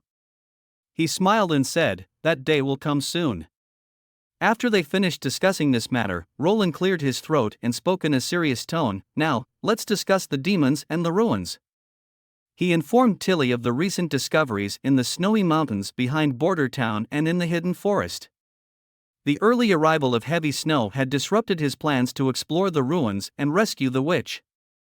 Tilly was astonished to hear that the demon army was so close and that the ruins from more than 400 years ago were still inhabited. Roland planned to establish watchpoints along the coast to monitor the demons' movements. Tilly closed her eyes to think, recalling Roland's hot air balloon. She suggested that they should rescue the witch out of the ruins in the next few days. Roland replied that the balloon could only carry 10 people, and the larger one could only carry up to 15. Either way, it was impossible to include the soldiers of the First Army. If they encountered demons, the witches might get hurt, and coupled with the demonic beasts in the mountains, he thought it was too dangerous. Tilly mentioned that they now had Savvy, whose invisible barrier could protect against spears, while Ash could greatly enhance their combat power. Roland hesitated. The last time he fought against demons, they suffered due to aerial disadvantage. But then, he thought of Sylvie's ability to scout, Nightingale and Ash's powerful offensive capabilities, and the double shields of Anna and Savvy to ensure the team's safety. He looked at Tilly again, asking her if she was sure about this. Tilly honestly replied, "The early arrival of the month of the demons, and the emergence of demonic beasts in the sea, have given her a bad feeling. Therefore, she must go and look for all opportunity to solve the mystery." The gray sky was filled with swirling snowflakes. Maine and Tayfun slowly climbed onto the walls of Hermes City, which had just experienced a major battle. They had never seen snow so early. Maine looked down at the demonic beasts below the city wall. According to the Holy Book, they had only about 10 years left. They would use 2 years to unify the 4 kingdoms, then accumulate the army of God punishment soldiers. With the solid walls and terrain of Hermes, they would have the ability to fight the enemy. Tayfun closed his eyes and said he was old and couldn't see that time coming. The old man shook his head and laughed, deciding not to dwell on morbid thoughts anymore. He asked about the snow powder formula that Zero had obtained. Maine scornfully replied that although it could clear the demonic beasts, it had little effect on the real demons and hybrids. The only way to defeat the demons was a direct confrontation. Just then, a long horn sounded from the lookout tower on the side of the city wall. One long blast, then 2, and before the echo of the horn had ended, the third horn blasted. Maine could hardly believe his ears. 3 horn blasts represented a situation of extreme urgency. The new holy city was in immediate danger. What on earth had the lookout seen? Maine quickly found the answer. Among the black tide of demonic beasts, there were 2 monsters of immense size. They had 4 robust tusks, 4 feet, and 2 hands, and were covered in pitch-black fur. Maine was completely overtaken by a terrifying thought. Why would the horror beast, which according to the Holy Book would only appear 5 years before the disaster, appear now in Hermes? The next day, Roland bid farewell to Lien and Honey in the castle's back garden. The two thanked Roland for his care over the past few months. Roland also gave the 2 witches gifts. Lien was slightly stunned, thinking it was another set of lingerie, but Honey was very happy and couldn't wait to unwrap it. She pulled out a long white strip of cloth. She was somewhat disappointed, wondering why it wasn't a bra. Roland coughed twice and said it was a scarf. He stepped forward, held up the cloth strip made of pure cotton, and wrapped it around her neck. This would keep her warm. There was another gift inside, a small mirror set in a wooden box. Honey's exclamation attracted the attention of the other witches. Soon, the witches from Slumbering Isle gathered around and took turns looking at themselves in the mirror. Tilly walked to Roland's side. She commented on the convenient water supply and comfortable rooms, and how much the place had changed in just a year. Roland smiled and asked if she regretted letting the witches come to Border Town. Tilly naturally didn't think so. She hoped that all witches could live better lives. Tilly prepared to join the rescue operation. Roland was worried about Tilly's safety, but Tilly said she could protect herself. To prove her point, she slowly lifted off the ground, her body floating in midair as if weightless. She then pointed her right hand at an open space, and a bright flash of lightning burst from her fingertips. Roland thought Tilly had two abilities. But Tilly said this was her little secret. She hadn't planned to reveal it to him. However, after the meeting last night, she misunderstood Roland. She was pleased that Roland could honestly tell her about the ancient ruins and share his knowledge, and also felt a bit apologetic. Roland said he understood, then Tilly asked about the clothing that Honey mentioned earlier. Roland almost choked on his own saliva and coughed twice before suggesting that she could ask Sylvie or Evelyn. Tilly seemed a bit dissatisfied, thinking that Roland was indeed withholding information from her. He sent Lien and Honey off with hot air balloon, and they started talking about the ruins again.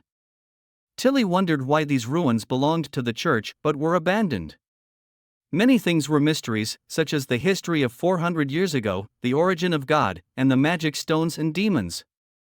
After some thought, Tilly asked Roland, "Don't you feel like the church just appeared out of nowhere?" As Roland returned to his office, this question lingered in his mind. He closed his eyes, thinking about the religions of the modern world, each of which had its own history and a complete narrative describing the power of God and the origin. Compared to these, the church in this world seemed rather immature. Suddenly, Kyle walked into the office, bringing with him Charles. They had made significant progress in the large-scale production of nitric acid. Roland was surprised and pleased.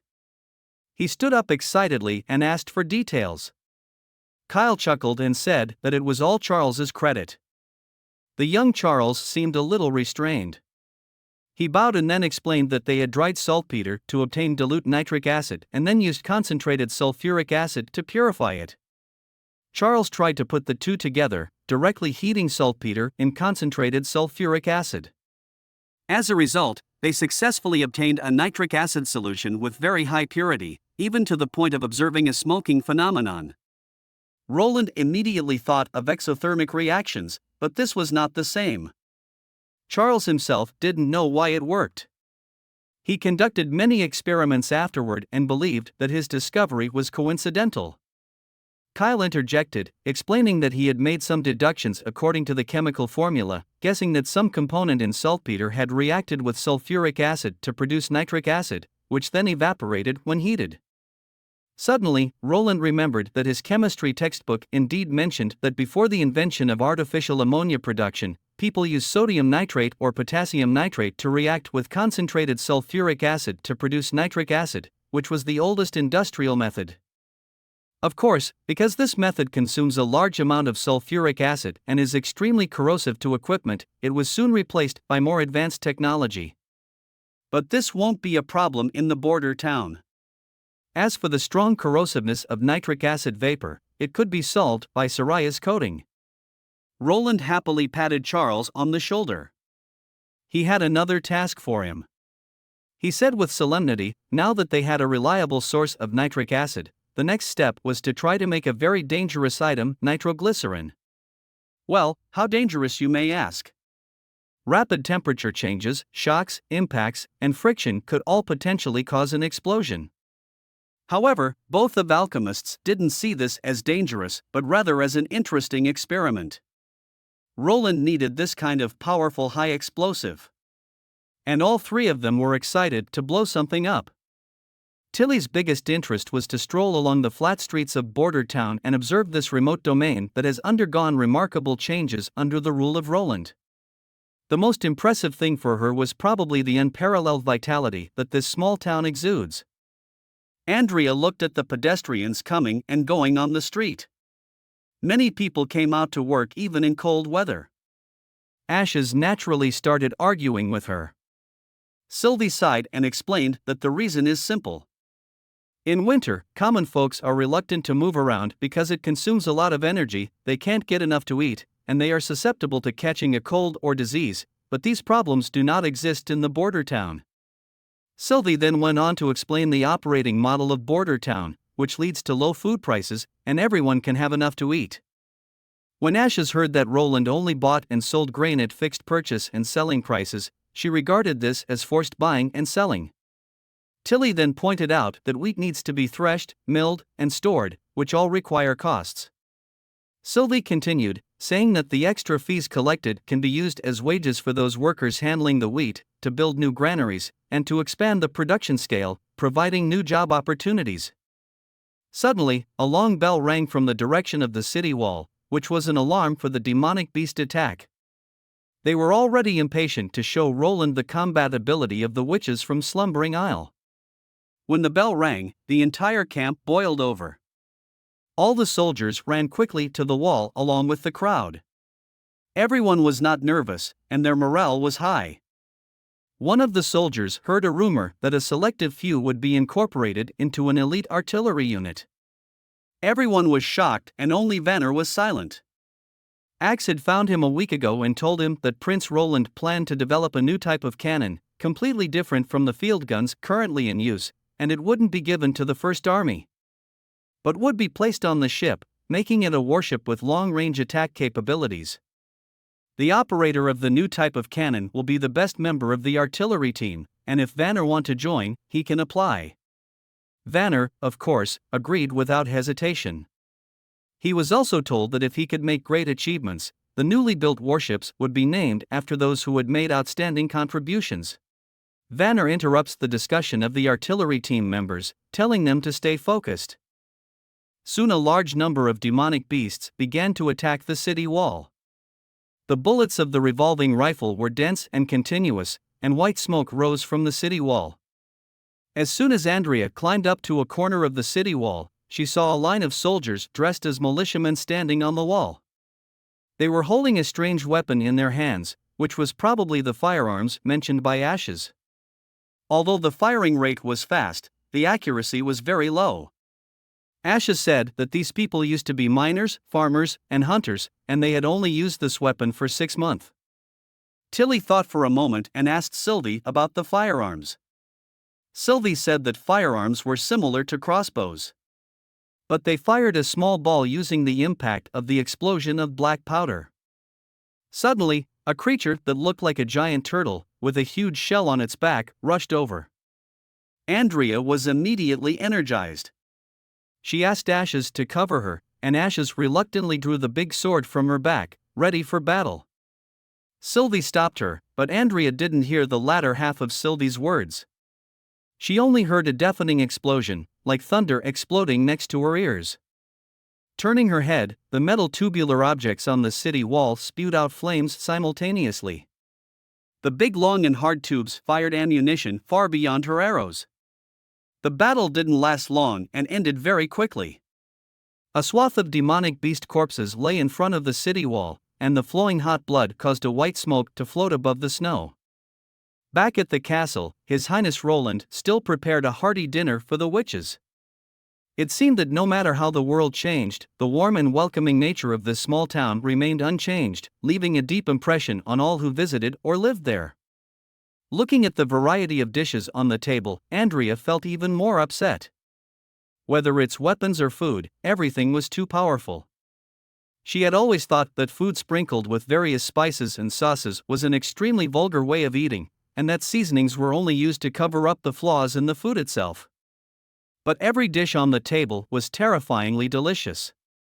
Whether it was mushrooms or what looked like ordinary vegetable soup, and most special of all, the ice cream sandwich dessert.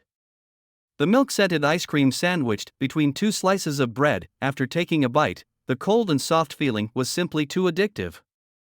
She kept telling herself that this was the last piece, the last piece. Looking at Ashes, who showed a provocative smile at her, Andrea didn't respond for the first time. On the third day, with the completion of the assembly of the large hot air balloon, the day to start exploring the ruins had arrived. This time, the hot air balloon flew very low, almost scraping over the rooftops of the town. Most of the townsfolk witnessed the hot air balloon, with many stunned in place, and others cheering for His Highness Roland. Perhaps in their eyes, only the Lord of Border Town could create such miracles. As they passed the western city wall, the soldiers of the First Army all saluted in unison, greeting Lightning and Macy in the air. Tilly looked at Lightning. It seemed that she really liked it here. Savvy sighed, saying this was the first time she had seen the Western Territory covered in heavy snow. Savvy had also lived in the Western Territory before, then sneaked on the Slumbering Isle by boat after hearing about rumors that the Slumbering Isle was harboring witches. Wendy now understood why, when the rumors of Border Town harboring witches had spread, no witches had ever visited them. Savvy was surprised to learn that Roland had also put out messages to gather witches. Ashes came over and said smugly, indeed they were spreading messages, and that Tassa was once caught right by her. Andrea scoffed and said if Ashes hadn't met Lady Tilly, she might have gone to Border Town long ago. Ashes replied, saying she wouldn't do anything for His Highness Roland. Andrea repeated it, replicating Ash's voice, saying Ashes was quite proficient in saying it, calling him His Highness already, and the two started arguing again. Tilly couldn't help but smile, telling them that whether it was Slumbering Isle or Border Town, they should stop dividing themselves. She turned around, her gaze sweeping over the many witches. Nightingale and Anna also smiled and nodded in acknowledgement.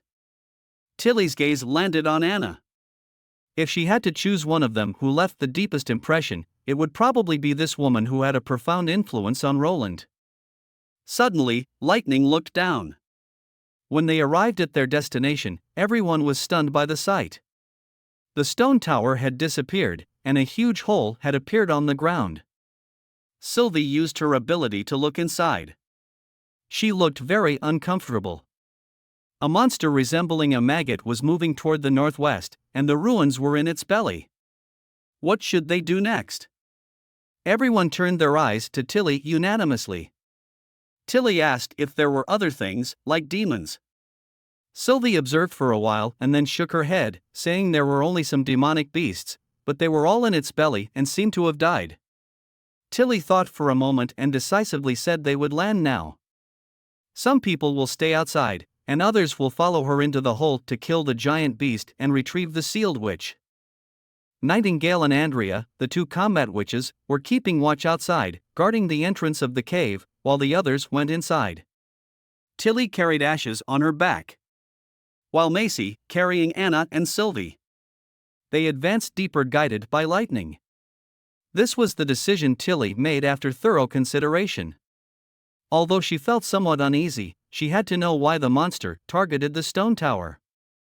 This hole was deeper than she had expected, and the surrounding soil emitted a pungent smell. Up close, one could see the sticky liquid dripping from the surface of the mud. As the group ventured deeper, the light quickly faded, and the entire bottom of the cave, except for the faint light from a few torches, was plunged into darkness.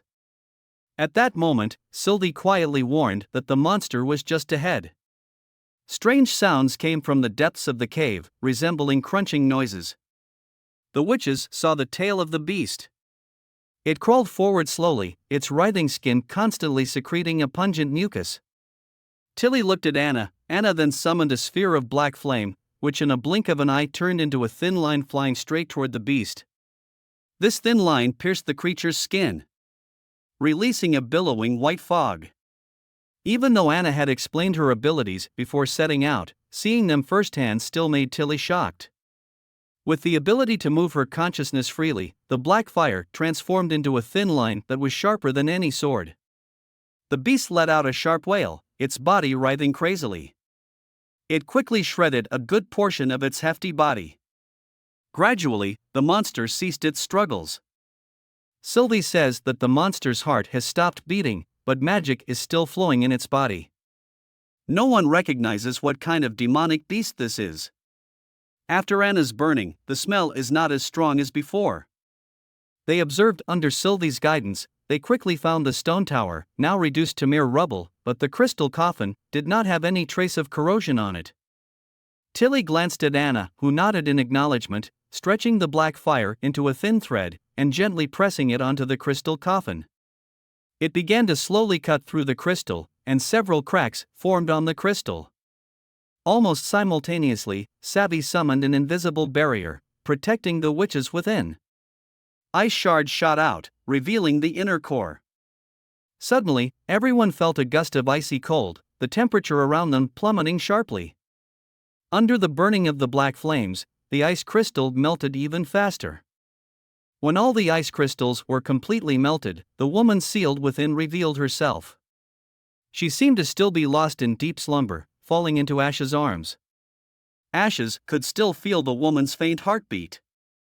Tilly couldn't believe it. The woman had survived in the extremely low temperature of the ice crystal, confirming that she was a witch. As for who she was, they would have to wait until they returned to the border town for a thorough inquiry. Andrea stood somewhat bored next to the hollow entrance, the passage of time seemingly slowing down. She originally came from an upper noble family. She had been taught that elegance and restraint were essential qualities for an unmarried lady.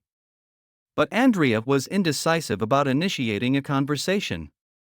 She remembered a rumor that Nightingale had once fought Ashes in a duel. She pondered that if she were to gather information about an old opponent, it wouldn't count as initiating a conversation. Turning around and lifting her head, she was shocked to find that Nightingale was gone. Shortly after, she heard the faint sound of footsteps. However, when she looked up, there was nothing but snow on the ground without a single figure in sight. The footstep sounds quickly drew closer, and suddenly, she realized that the enemy was invisible. Just as she was about to sound an alarm, a roaring noise suddenly erupted next to her ear. A bizarrely shaped monster appeared, looking like a mutated mantis.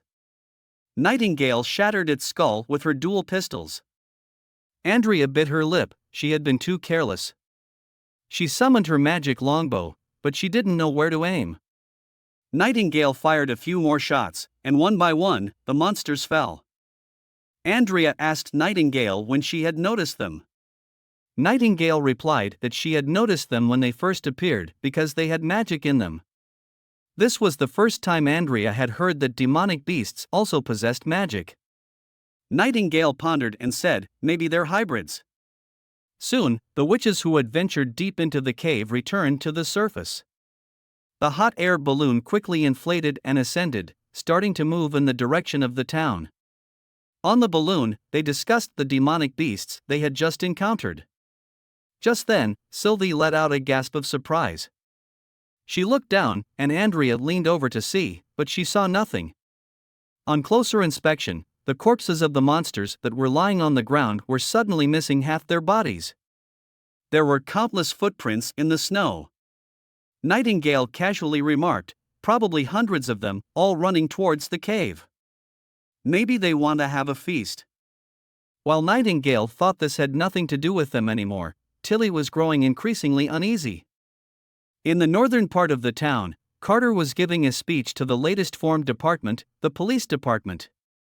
Their mission was to catch criminals, combat illegal activities, protect citizens, and maintain order in the territory. Carter would lead them on their first mission, and everyone orderly followed their chief knight. Wade couldn't believe that he had passed the assessment, completed the comprehensive training, and became a member of this new department. Recalling when the city hall official came to inform him, he still remembered the question on the initial written test, reportedly created by Prince Roland himself: if you were a coachman driving a carriage carrying 2 civilians on a narrow mountain road and suddenly a group of refugees appeared in front of you. Unable to swerve, your only choices are to hit them or let the carriage fall off the cliff. The first option would cause many refugee deaths, the second would cause the death of 2 civilians. But as a coachman, he could survive thanks to his skills. What would he choose? Wade didn't know the right answer, but he wrote a comprehensive paragraph explaining his choice. He was delighted to be a policeman, earning a stable salary. Soon, the group arrived at the docks where refugees from different places were gathered. Prince Roland, wanting to ensure they safely survived the winter, had sent people to bring them to border town. Their first task was to assist the city hall in maintaining order, ensuring these people lined up one by one to go through the inspection checkpoints for quarantine and registration. It sounded straightforward, a process that Wade had experienced himself just a month earlier. Suddenly, there was a disturbance behind them. Wade turned around to see a man in a fur robe, escorted by several guards, approaching the dock area. Everyone recognized him immediately. It was the Lord of Border Town, Prince Roland. Wade hadn't expected the prince to personally inspect the refugees. Suddenly, a man claiming to be from the north and skilled at farming was registering. Wade noticed the refugee glanced in Prince Roland's direction without a hint of respect in his eyes. As the staff member was about to let him pass, Wade subconsciously told him to stop. He asked the man which month during winter should he seed the wheat. Upon hearing the question, the city hall official looked at Wade impatiently, saying they were only doing the registration process right now. The refugee didn't answer Wade's question, but Wade examined the man's clothing. If he were from the north, such attire would have frozen him, and he wasn't even wearing gloves. His accent wasn't northern either. Wade grabbed his right hand, and the staff member also caught on something was wrong. They both asked who the man was, and suddenly, the man pulled out a red pill from his pocket and swallowed it. His muscles expanded instantly, and his body reddened. He violently threw Wade to the ground. Wade fell hard, his unhealed back injury flaring up in painful bursts. Suddenly, 4 or 5 more people broke from the crowd, heading straight for Prince Roland. Wade yelled a warning to the prince. Roland merely looked at the rampaged man coldly. Soon, Wade heard a series of thudding sounds, and the head of the man who had thrown him exploded into a spray of blood in the ensuing cloud of smoke. The others who had attacked Roland also fell. The strange men who rushed out of the crowd were all eliminated, and the sudden incident caused a wave of panic among the refugees. The scene was filled with continuous screams, gradually becoming uncontrollable. At this moment, Prince Roland's resounding voice suddenly echoed over the crowd. The guards and soldiers gathered around. Echo used her ability to allow everyone to hear Roland's voice. Everyone, including Wade, could hear a clear, calm speech as if the speaker were whispering right into their ears. The crowd suddenly fell silent. Roland declared that he was the Lord of Border Town and that Border Town would provide everyone with food and shelter from the dreaded winter. Everyone will have food to fill their stomachs, a roof above their heads, and many jobs with great salaries. The houses were all solid huts, with stoves under the beds, so even in winter, wearing just a single layer of clothes in their homes, they will still feel warm. The food supplied will be soup and porridge with delicious dried meat every day.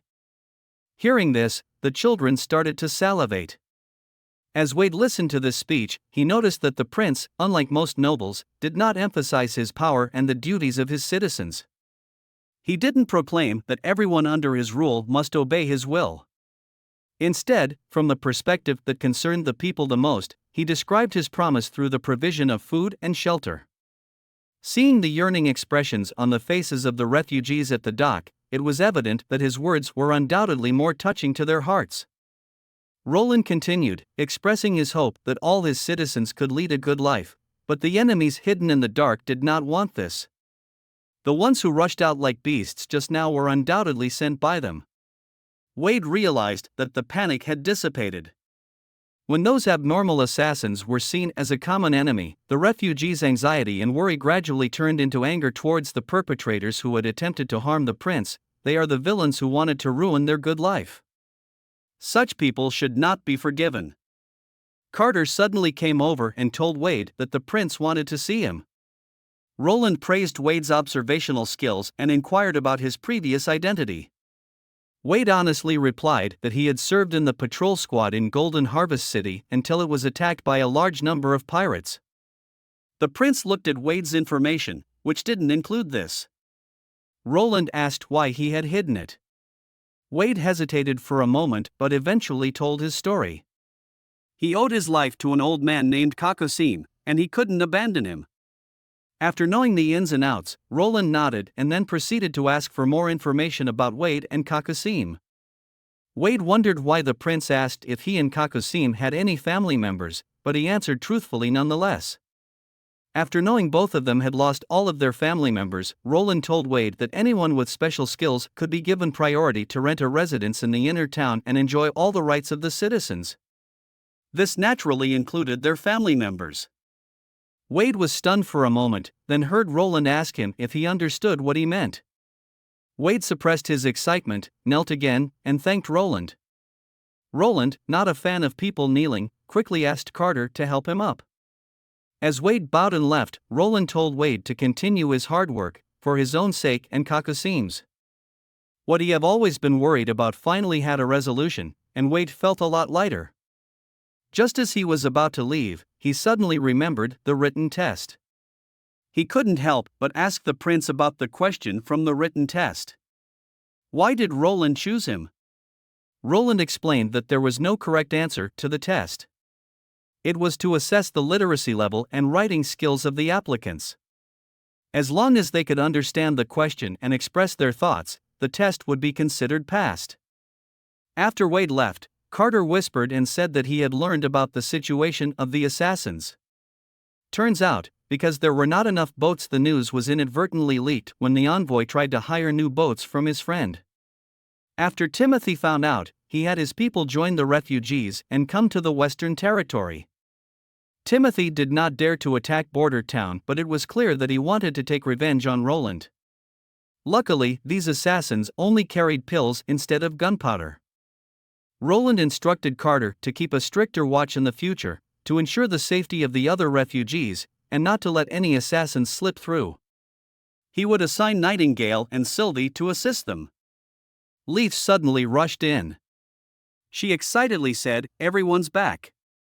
Roland stood up abruptly and followed her quickly to the backyard. A huge hot air balloon was slowly descending. As soon as the basket touched the ground, Anna jumped down. Roland opened his arms to welcome her, and she greeted him with a smile and a light hug.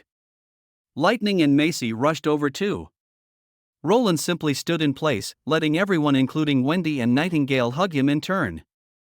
Tilly looked at this scene and smiled, commenting on how harmonious Roland was with everyone.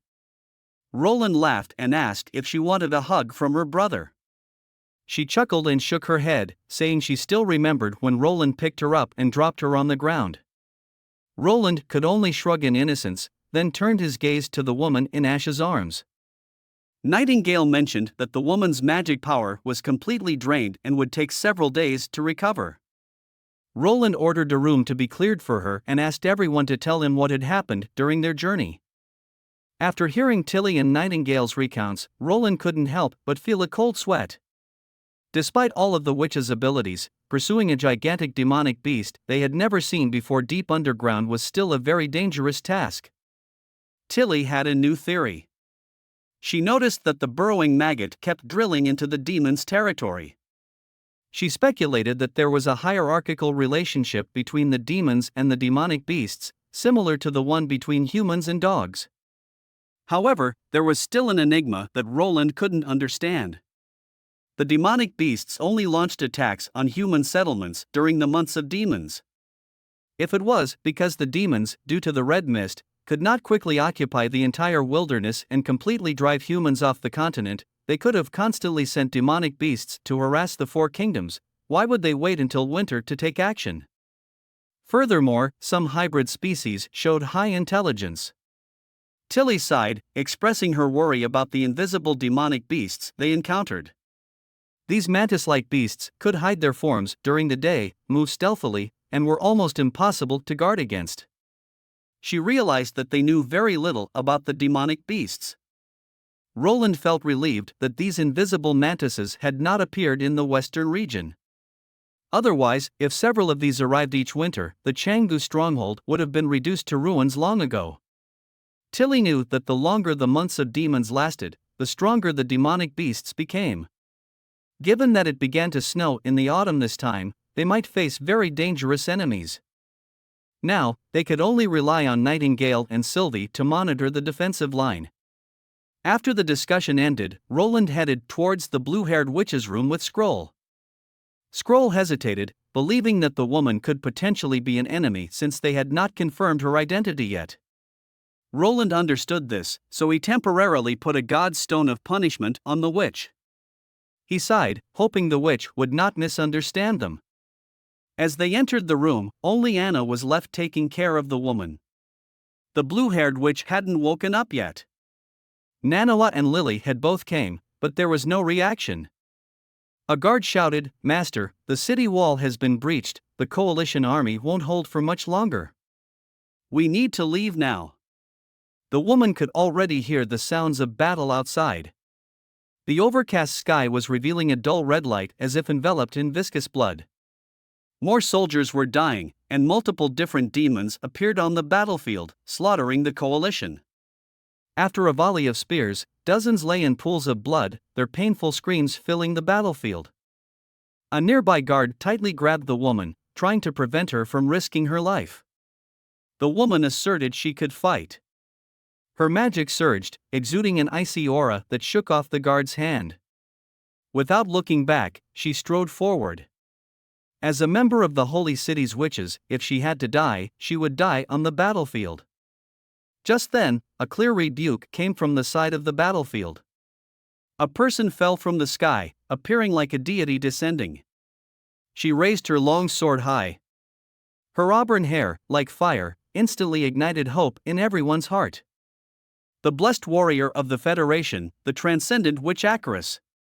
Amidst the people's surprise, Acaris raised her heavy sword and swung it at the oncoming demons. At that moment, it seemed as if time had stopped, with the light appearing like the last shadows before dawn. When she opened her eyes again, all the demons had been slain. Acaris seemed to have exhausted all her strength. She kneeled on one knee, telling everyone else to go first. Someone in the crowd asked, "Where should we go?" Tears streamed down the blue-haired woman's face. Where should they go indeed? Even the last holy city had fallen under the attack of the demons.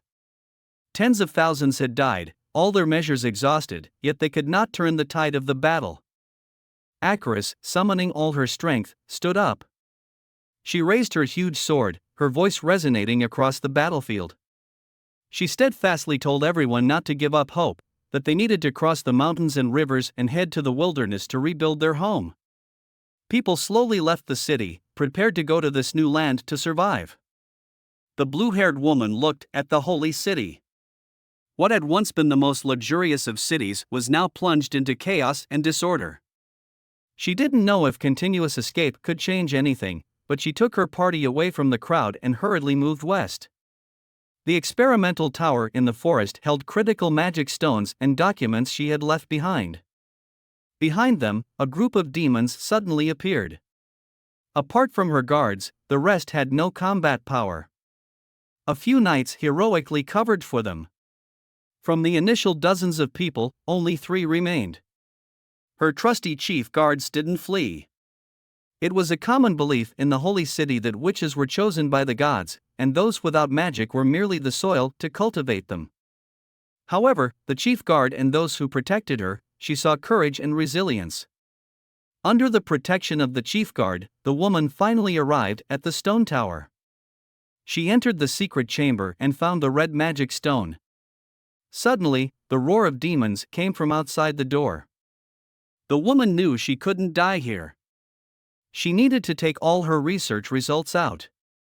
She injected magic into the magic stone, causing it to continuously emit a signal crying for help. She invoked all her magic, transforming it into a gush of frost. The demon lifted its spear, its arm rapidly expanding. The next moment, the coldly gleaming spearhead flew straight at her. She sealed herself away. She didn't know how long it had been.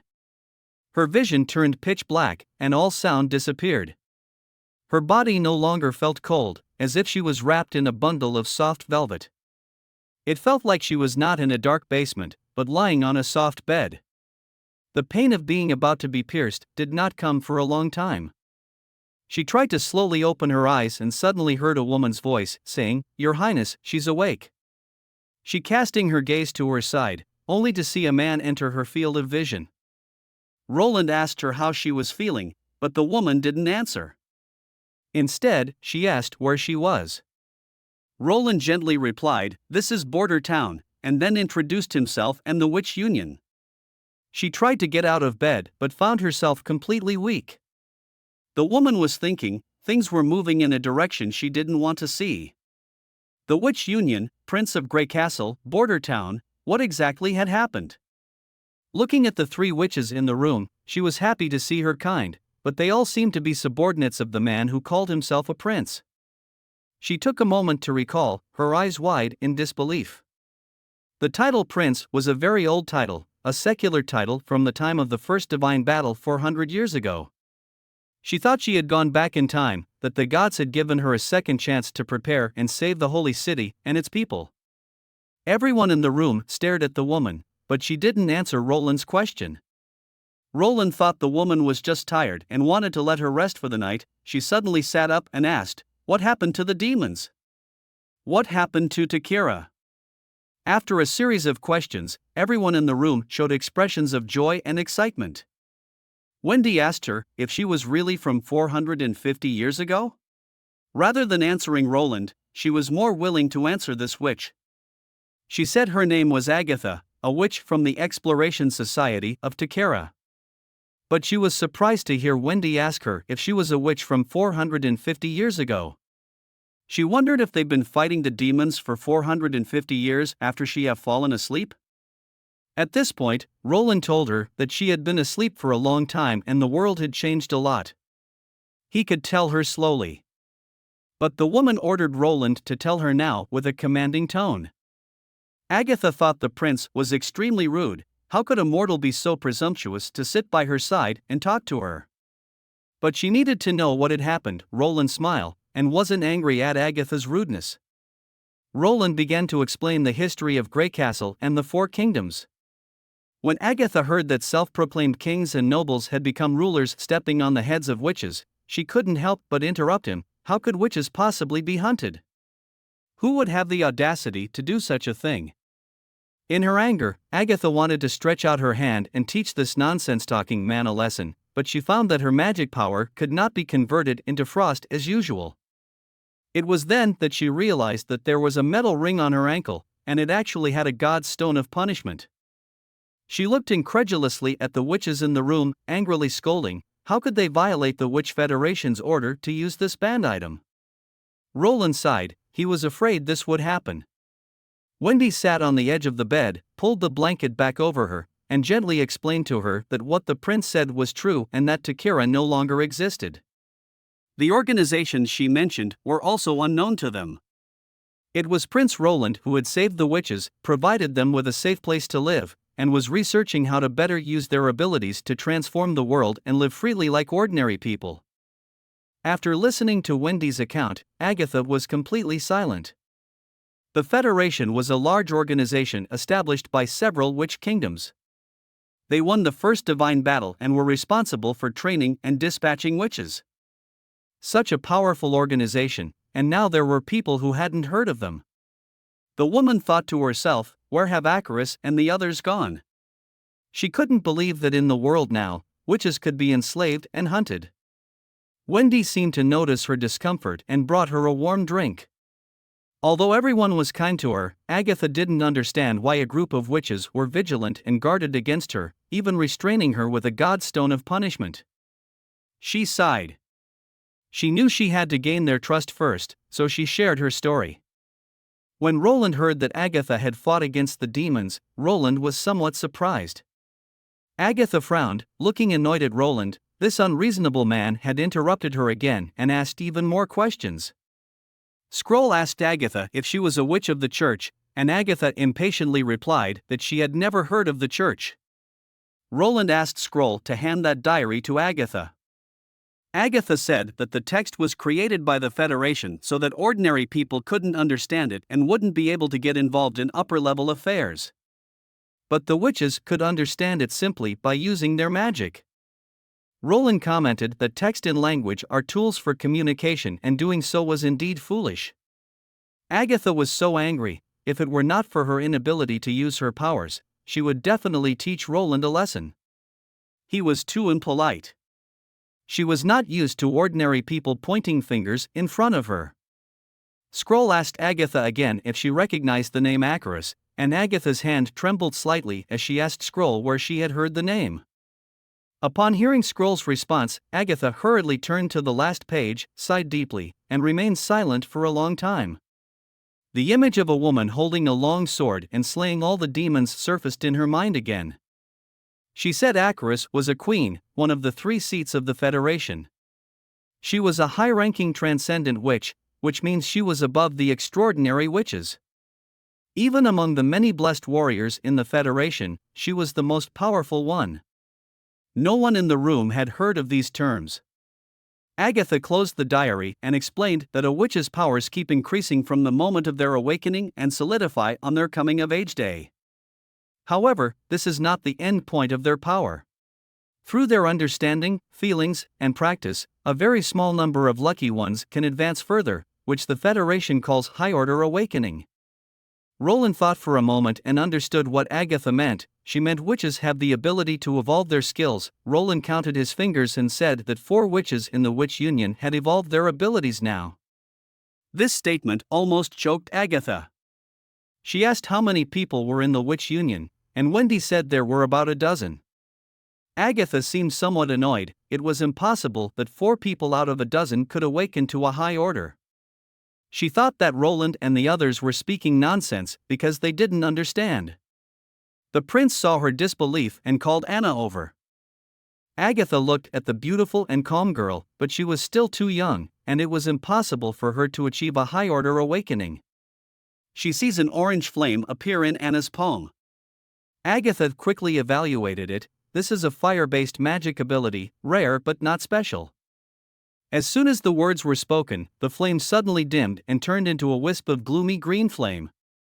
Roland explained that this was her ability solidified at becoming of age. Soon, Agatha saw an incredible scene. The green flame disappeared, replaced by a black cube. It no longer looked like a flame, but more like a lightless metal cube. Its sides were smooth and flat, with distinct edges and corners, standing quietly in the witch's hand. Roland turned to Agatha and asked whether this was the high-order awakening she was mentioning. Agatha was at a loss for words for a moment. The only thought she had was, how did this happen? The holy city of Takara was forgotten, the Federation was annihilated. Without specialized training and guidance, witches' powers should have greatly regressed. But this young witch was able to undergo a high-order awakening. Moreover, the annoying prince mentioned that there were 3 others who had also achieved this. Agatha blankly stared at Roland, and it took her a while to regain her composure. For the first time, her arrogance disappeared. Agatha addressed Roland with a respectful manner, asking Roland about Anna's awakening experience. Roland patted Anna's head and explained that the first time was when her magic power was exhausted in a battle against demonic beasts. The second time occurred while learning new knowledge. Agatha wanted to ask what kind of knowledge, but Roland interrupted her, telling her they would talk about it later. What he wanted to know now was what the experiments written in Acarus's diary about the gods' punishment army. Putting her emotional turmoil aside, Agatha began to explain the contents of the diary. She said Acarus was extremely powerful. Even with the gods' punishment stone, she could stand her ground against several demon lords. She commenting that there were too few transcendent individuals. A better way to put it is that they lost in terms of versatility of witch abilities. Roland thought to himself. Understanding that not all ordinary people could awaken, not all who awakened could fight, and not all who could fight could become stronger. Agatha gently touched the diary and said, and this was the reason why they formed an army composed of ordinary people, but ordinary people were still too weak, unable to contend with the endlessly powerful demons. Under such adverse circumstances, Acarus ordered them to start researching ways to empower ordinary people, allowing them to break the limits of the human body. Judging from what was written in the diary, it seems she succeeded. When Roland asked Agatha whether she, being part of the research group, knew the result, Agatha admitted that she had left the group after this order was issued and built her own experimental tower in the hidden forest. She hesitated for a moment before she revealed, the research group used the power of the god's punishment stone to forcibly combine witches' power and ordinary people, but this process required the sacrifice of the witches' lives. She couldn't accept such an experimental approach. Roland and Tilly were taken aback by the response. Seeing the sympathy and shock on Roland's face, Agatha felt less guarded towards Roland. With sorrow in her voice, the Federation is gone, and these experiments have disappeared as well. Roland interjected, telling her the god's punishment army still exists. This made Agatha's fingers stiffen as she incredulously stared at the prince. Roland, not knowing how to break it to her, slowly explained, an organization called the Church now established the Holy City. They initiated the witch hunt and continue to search for orphans to take back to the monasteries in the Holy City. The Church has its own armies and territories, the most powerful warriors among them being the god's punishment army. Beyond that, they also possess a group of powerful witches. Roland went on to explain why he had given Agatha the god's punishment stone, admitting he had been unsure about her origins at the time. Agatha was in shock. An organization composed of ordinary people had stolen the Federation's most important secret, and then turned around to capture witches and create the god's punishment army. Seeing her fatigue and discomfort, Wendy gently laid her down on the bed for rest, and removed the god's punishment stone from her foot. As everyone turned to leave, just as he was closing the door, Agatha heard a calm and steady phrase, "One thing you were wrong, ordinary people can defeat demons too." Back in his office, Nightingale reported that Agatha had fallen asleep and had eaten dinner, and now it was Sylvie's turn to watch over her. When Nightingale asked Roland if he believed Agatha's words, Roland expressed his intention for Nightingale to discern if Agatha was telling the truth the next day, but he believed most of what Agatha said was true. What surprised Roland was that Agatha, coming from over 400 years ago, used the same language and writing as they did, while the history of the major kingdoms was only around 300 years. If it was the Federation that led the survivors to escape to this land, then everything made sense. Nightingale looked at Roland with a smile, suggesting a wager. If Roland guessed wrong, he would owe her a luxurious lunch. Roland asked what if Nightingale was wrong. To which Nightingale tilted her head, saying Roland could ask for whatever he wanted. Oh my God! Roland forced his gaze away from Nightingale's perfect figure and back to the papers. He needed to sort out the information provided by Agatha. Suddenly, Nightingale mentioned, Agatha doesn't seem to like Roland very much. Roland chuckled, not particularly concerned. He understood that Agatha once lived in a world where witches were superior to ordinary people, so in her eyes, Roland probably held no more significance than a weed by the roadside. When Nightingale asked if Roland didn't resent her for this, Roland shook his head. He had no reason to despise a pitiful person abandoned by time, who had slept in an ice coffin for over 400 years only to wake up to a completely different world. The unfamiliarity and fear would be present in anyone in such a situation. He knew that one day Agatha would gradually change her perspective. Nightingale smiled. This was the Roland she knew in her heart. When Agatha woke up again, the room was empty. She flexed her fingers and found that her strength had mostly returned. As she called on her magic, a sudden chill overflowed from her fingers. She walked to the window and lifted a corner of the curtain. The outside world was pitch black.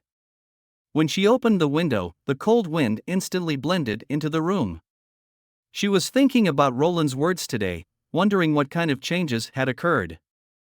Suddenly, a voice behind her asked if she was cold. Startled, Agatha turned around to see a woman sitting on the edge of the bed. Agatha looked at the door, it was closed, and she hadn't heard any footsteps. Nightingale introduced herself. Agatha frowned and asked if Nightingale was also a high-order witch. Nightingale thought for a moment, then understood Agatha was asking if she had evolved her abilities. Nightingale shrugged, said she wasn't as smart as Anna.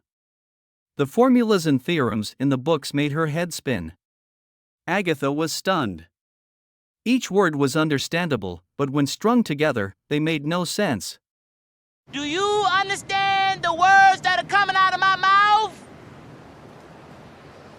Remembering the prince's words, she asked Nightingale if she could see the book.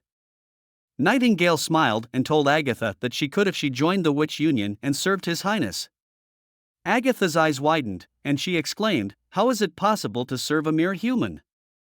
Calling Nightingale gone mad. Nightingale was curious why Agatha came to this conclusion. Agatha replied proudly, she was once considered an oddity because in the holy city of Takira, most witches would only treat ordinary people as lowly servants, or even tools for reproduction. Although Agatha herself did not see it that way, she still thought ordinary people were stupid, but she believed through education, they can be changed. She taught them to learn and think, and handed over her work to the common people. However, the idea that the witches of the Federation would recognize a mere human as their master was too crazy to her. Nightingale shrugged and said that His Highness didn't regard them as servants. The truth was that he had taken in witches, allowing them to practice their magic and evolve into new powers, and allowed everyone to live in peace with the citizens. Together, they built the city and fought against their enemies. Agatha argued that this model has been proven to be a failure. During the first divine battle 900 years ago, humans and witches co-governed and were utterly defeated in the face of the demons' attack. This was the first time Nightingale had heard about this, and Agatha mocked them for their lack of knowledge about the demons. She warned that the third divine battle is in the corner and it's imminent and there is not a single safe land left in the world. Agatha believes that the Federation should be re-established, witches should be united, and then using what Roland described as the probability of high-order awakening through knowledge, to fight the demons. Nightingale didn't respond to Agatha's words, but continued to ask why she think that way. Just as Agatha was about to speak, Nightingale interrupted her. Nightingale didn't understand why Agatha couldn't let go of the notions from over 400 years ago. His Highness also mentioned that ordinary folks can defeat the demons, not just witches. His Highness wants to unite every ordinary person on the continent.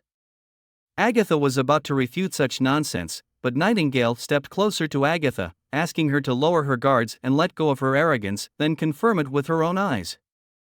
This time, Agatha's silence lasted for a while. She could tell that Nightingale didn't like her. Many witches from the Exploration Society often looked at her the same way, simply because she employed a group of ordinary people as assistants. She didn't understand why Nightingale, who didn't like her, would come and talk to her. Nightingale simply said that if Agatha could let go of her arrogance and treat His Highness normally, she wouldn't dislike her. She paused for a moment, adjusting her hair, and told Agatha that His Highness had said he didn't want to see Agatha being abandoned by the times again. In the holy city, Oberlin sat on the throne, gazing at Maine, who knelt on the ground. Oberlin's voice had become weaker. Maine stood up straight and sought his wrinkled face and his fatigue. Oberlin looked at Maine, knowing that his time was near. He had called for Maine today to pass on the position of Pope to him. Maine wanted to speak, but was interrupted. The guards serving the Pope helped him onto a trolley. Maine followed closely and entered the basement of the cathedral. Oberlin asked Maine to continue pushing him. Maine took the handle and pushed the Pope into the wooden door. The wooden door closed behind them again, leaving only the soft glow emitted by the yellow crystals in the room. Beside the crystals were hung different portraits, and soon they came to Oberlin's portrait. Maine recognized that all these portraits were previous popes. The archbishop listened to Oberlin's summary, while looking at the portraits, but a strange unease lingered in his heart. The people in the paintings were too realistic. As they passed halfway through the hall, Maine suddenly noticed that the characters in the paintings had turned into women. They had different faces and were dressed differently, but they were all too beautiful. Directly across the central aisle of the hall was a full-body portrait that occupied the entire wall.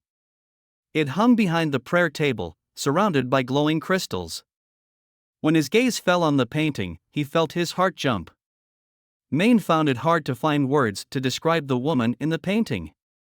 Her red hair was like a burning flame, and the cold light in her hand was uncontrolled. She stood with her sword, her eyebrows slightly raised, and her eyes looked down. Maine struggled to turn his head, only to find that Oberlin had already knelt down. Oberlin bowed his head and said, "She was the first pope, the transcendent, Acarus." Main's heart jumped. His previous guesses were indeed entirely correct. The early portraits of the popes were all witches. He couldn't understand why the founder of the church would be a witch. Oberlin didn't answer his question, but asked Main to bow. After Main completed the ceremony, he helped Oberlin back onto the trolley. Oberlin called Zero's name and asked her to take Main to another room. Main was somewhat confused, wondering how witches could be here. Zero went to the prayer table, and magical light flashed. Then she took a pendant from the Pope's neck and opened the door behind it. Main followed Zero into the room. Looking at Zero's various rude behaviors, Main thought that once he took control of the church, he would definitely make Zero understand the rules she must obey. Zero lifted a hidden panel on the wall, pressed her hand on the magic stone, and Main sat down. Zero said this was the first time she activated this thing. Main held his breath, and everywhere he could see was black. Suddenly, the ground lit up again. Main incredulously watched as one by one lifelike female figures appeared in his field of vision. They were dressed in gorgeous robes, sitting around a long table, and sitting at the head of them was the first pope, Acarus. The witch next to her reported that the God's punishment army experiment had been successful. Some people knew that such experiments would cost the lives of witches and raise doubts, while some people did not care. Soon, both sides started to argue. Acarus said softly, "Enough." Although her voice was very low, the scene instantly quieted down. Acarus said that humans cannot defeat demons. They can do nothing and wait for the next demon invasion, or they can make a last bet and pin their hopes on the God's punishment army. She asked the witches present to make a choice, whether to give up resistance or to make an all-out effort. Main stared intently at this illusion, and the shock in his heart was beyond words. He finally knew the true history. The conversion ceremony of the God's punishment army was actually invented by witches. In order to defeat the demons, they did not hesitate to use their own kind as sacrifices. No one gave up. The witches who raised doubts just smashed the table hard. The witch next to Acarus said that no matter how many witches are sacrificed in the conversion ceremony, new witches will always appear to replace them. The more humans, the more witches. When asked if the God's punishment army can really defeat the demons, even Acarus did not know the answer. But Acarus's style of doing things is that even if there is a slight possibility, she will do her best. Everyone stood up and saluted Acarus. The next step is to convince the other members of the Federation. An older witch said that many witches would not agree. If they want to implement the God's punishment army's conversion without resistance, witches cannot exist as privileges above all. The Federation must be disbanded, and everything that has happened in the past must be completely buried. The image disappeared quickly, and Main returned to reality. Zero came over, and Main asked her to open the door. They walked out of the secret room. Main staggered out of the illusion room. It took Main a long time to calm his breath, finally knowing the origin of the church. In the end, Acarus led her witches to defeat the witches from the other two cities and achieved victory, establishing new rules. Witches are no longer the chosen people above all, but the evil ones who are tempted and fallen by the demons. Acarus died together with another transcendent witch not long after establishing the church, and the second pope inherited her will until all other factions were subdued. Ordinary people who did not want to participate in the witch war took root in different places and later formed civilization as the four major kingdoms known today. The witch war suffered severe casualties, thus they were unable to unify the continent. Oberlin said Acarus died too early. Acarus's close friend Natalia did not accept Acarus's plan, and according to the history book, she attacked Acarus during the meeting, but in the end, both of them died together. Oberlin said that if Acarus were alive, the witch war could end 50 years earlier, and all the witches would be included to unify the continent at that time. After a moment of silence, Main asked a question. He didn't understand why the previous popes were all witches, but later all became ordinary people. Oberlin asked Zero to leave the room first. Only then did Oberlin speak, saying it was because of cowardice and fear. Maine couldn't believe what he was hearing.